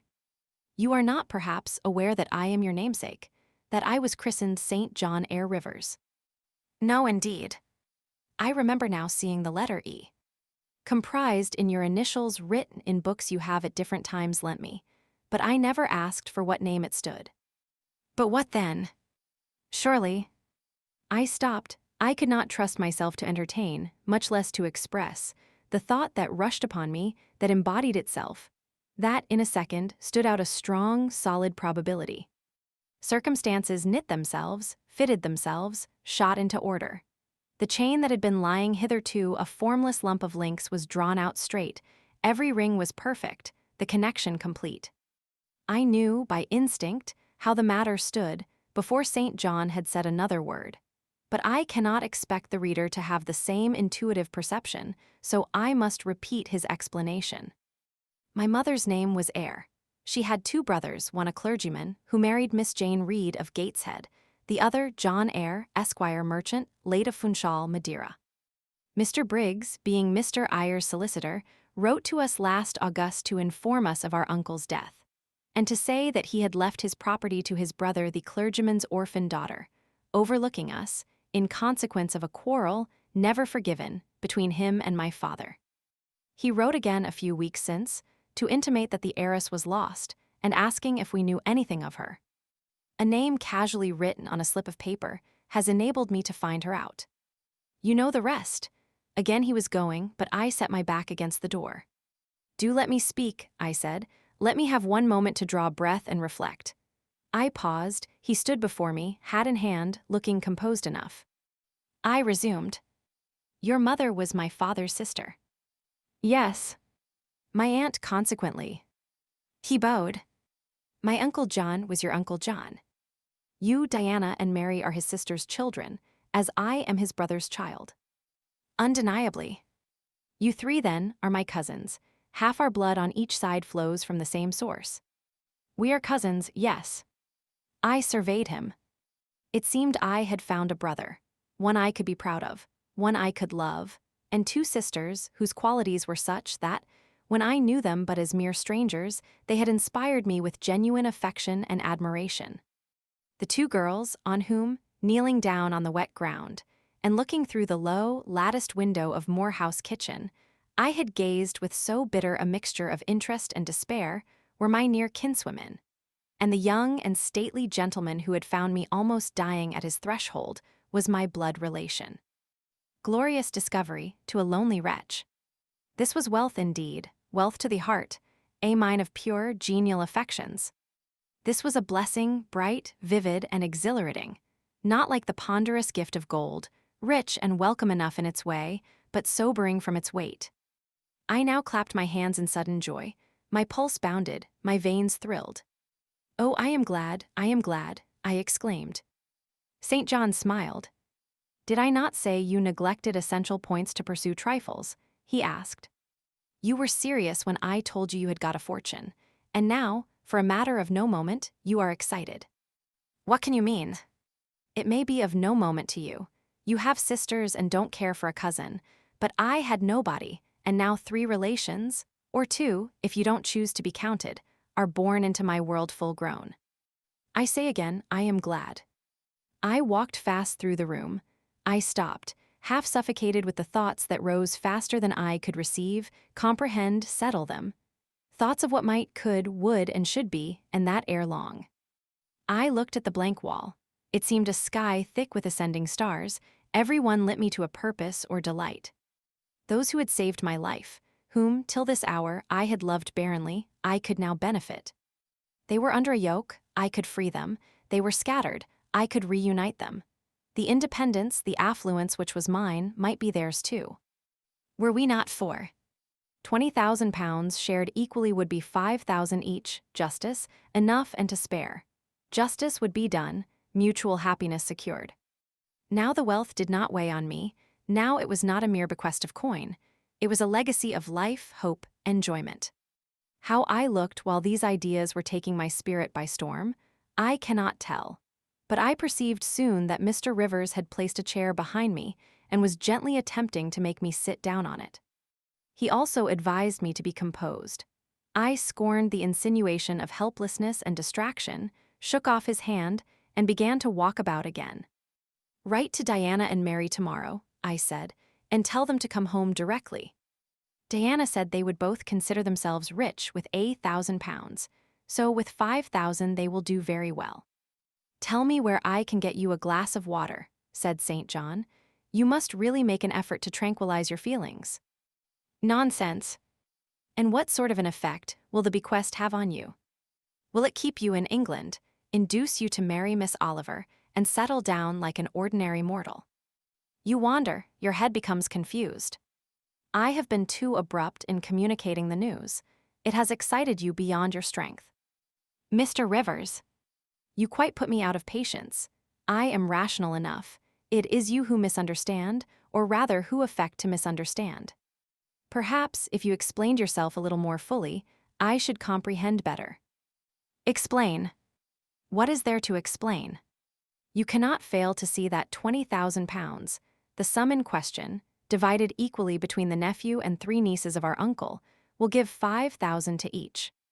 What I want is that you should write to your sisters and tell them of the fortune that has accrued to them." "To you, you mean?" "I have intimated my view of the case. I am incapable of taking any other. I am not brutally selfish, blindly unjust, or fiendishly ungrateful. Besides, I am resolved I will have a home and connections. I like Moor House, and I will live at Moor House. I like Diana and Mary, and I will attach myself for life to Diana and Mary. It would please and benefit me to have £5,000. It would torment and oppress me to have 20,000, which, moreover, could never be mine in justice, though it might in law. I abandon to you, then, what is absolutely superfluous to me. Let there be no opposition and no discussion about it. Let us agree amongst each other and decide the point at once. This is acting on first impulses. You must take days to consider such a matter, ere your word can be regarded as valid." "Oh, if all you doubt is my sincerity, I am easy. You see the justice of the case." "I do see a certain justice, but it is contrary to all custom. Besides, the entire fortune is your right. My uncle gained it by his own efforts. He was free to leave it to whom he would. He left it to you. After all, justice permits you to keep it. You may, with a clear conscience, consider it absolutely your own." "With me," said I, "it is fully as much a matter of feeling as of conscience. I must indulge my feelings. I so seldom have had an opportunity of doing so. Were you to argue, object, and annoy me for a year, I could not forgo the delicious pleasure of which I have caught a glimpse, that of repaying, in part, a mighty obligation, and winning to myself lifelong friends. You think so now, rejoined St. John, because you do not know what it is to possess, nor consequently to enjoy wealth. You cannot form a notion of the importance £20,000 would give you, of the place it would enable you to take in society, of the prospects it would open to you. You cannot. And you, I interrupted, cannot at all imagine the craving I have for fraternal and sisterly love. I never had a home, I never had brothers or sisters. I must and will have them now. You are not reluctant to admit me and own me, are you? Jane, I will be your brother. My sisters will be your sisters, without stipulating for this sacrifice of your just rights. Brother? Yes, at the distance of 1,000 leagues. Sisters? Yes, slaving among strangers. I, wealthy, gorged with gold I never earned and do not merit. You, penniless. Famous equality and fraternization. Close union. Intimate attachment. But Jane, your aspirations after family ties and domestic happiness may be realized otherwise than by the means you contemplate. You may marry. Nonsense again. Marry? I don't want to marry and never shall marry. That is saying too much. Such hazardous affirmations are a proof of the excitement under which you labor. It is not saying too much. I know what I feel, and how averse are my inclinations to the bare thought of marriage.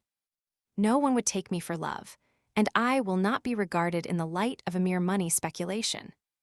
And I do not want a stranger, unsympathizing, alien different from me. I want my kindred, those with whom I have full fellow feeling. Say again you will be my brother. When you uttered the words I was satisfied, happy, repeat them, if you can, repeat them sincerely. I think I can. I know I have always loved my own sisters, and I know on what my affection for them is grounded, respect for their worth and admiration of their talents. You too have principle and mind. Your tastes and habits resemble Diana's and Mary's. Your presence is always agreeable to me. In your conversation, I have already for some time found a salutary solace. I feel I can easily and naturally make room in my heart for you, as my third and youngest sister. Thank you, that contents me for tonight. Now you had better go, for if you stay longer, you will perhaps irritate me afresh by some mistrustful scruple. And the school, Miss Eyre. It must now be shut up, I suppose. No. I will retain my post of mistress till you get a substitute. He smiled approbation, we shook hands and he took leave. I need not narrate in detail the further struggles I had, and arguments I used, to get matters regarding the legacy settled as I wished. My task was a very hard one, but as I was absolutely resolved, as my cousins saw at length that my mind was really and immutably fixed on making a just division of the property, as they must in their own hearts have felt the equity of the intention, and must, besides, have been innately conscious that in my place they would have done precisely what I wished to do, they yielded at length so far as to consent to put the affair to arbitration. The judges chosen were Mr. Oliver and an able lawyer. Both coincided in my opinion. I carried my point. The instruments of transfer were drawn out. St. John, Diana, Mary, and I each became possessed of a competency.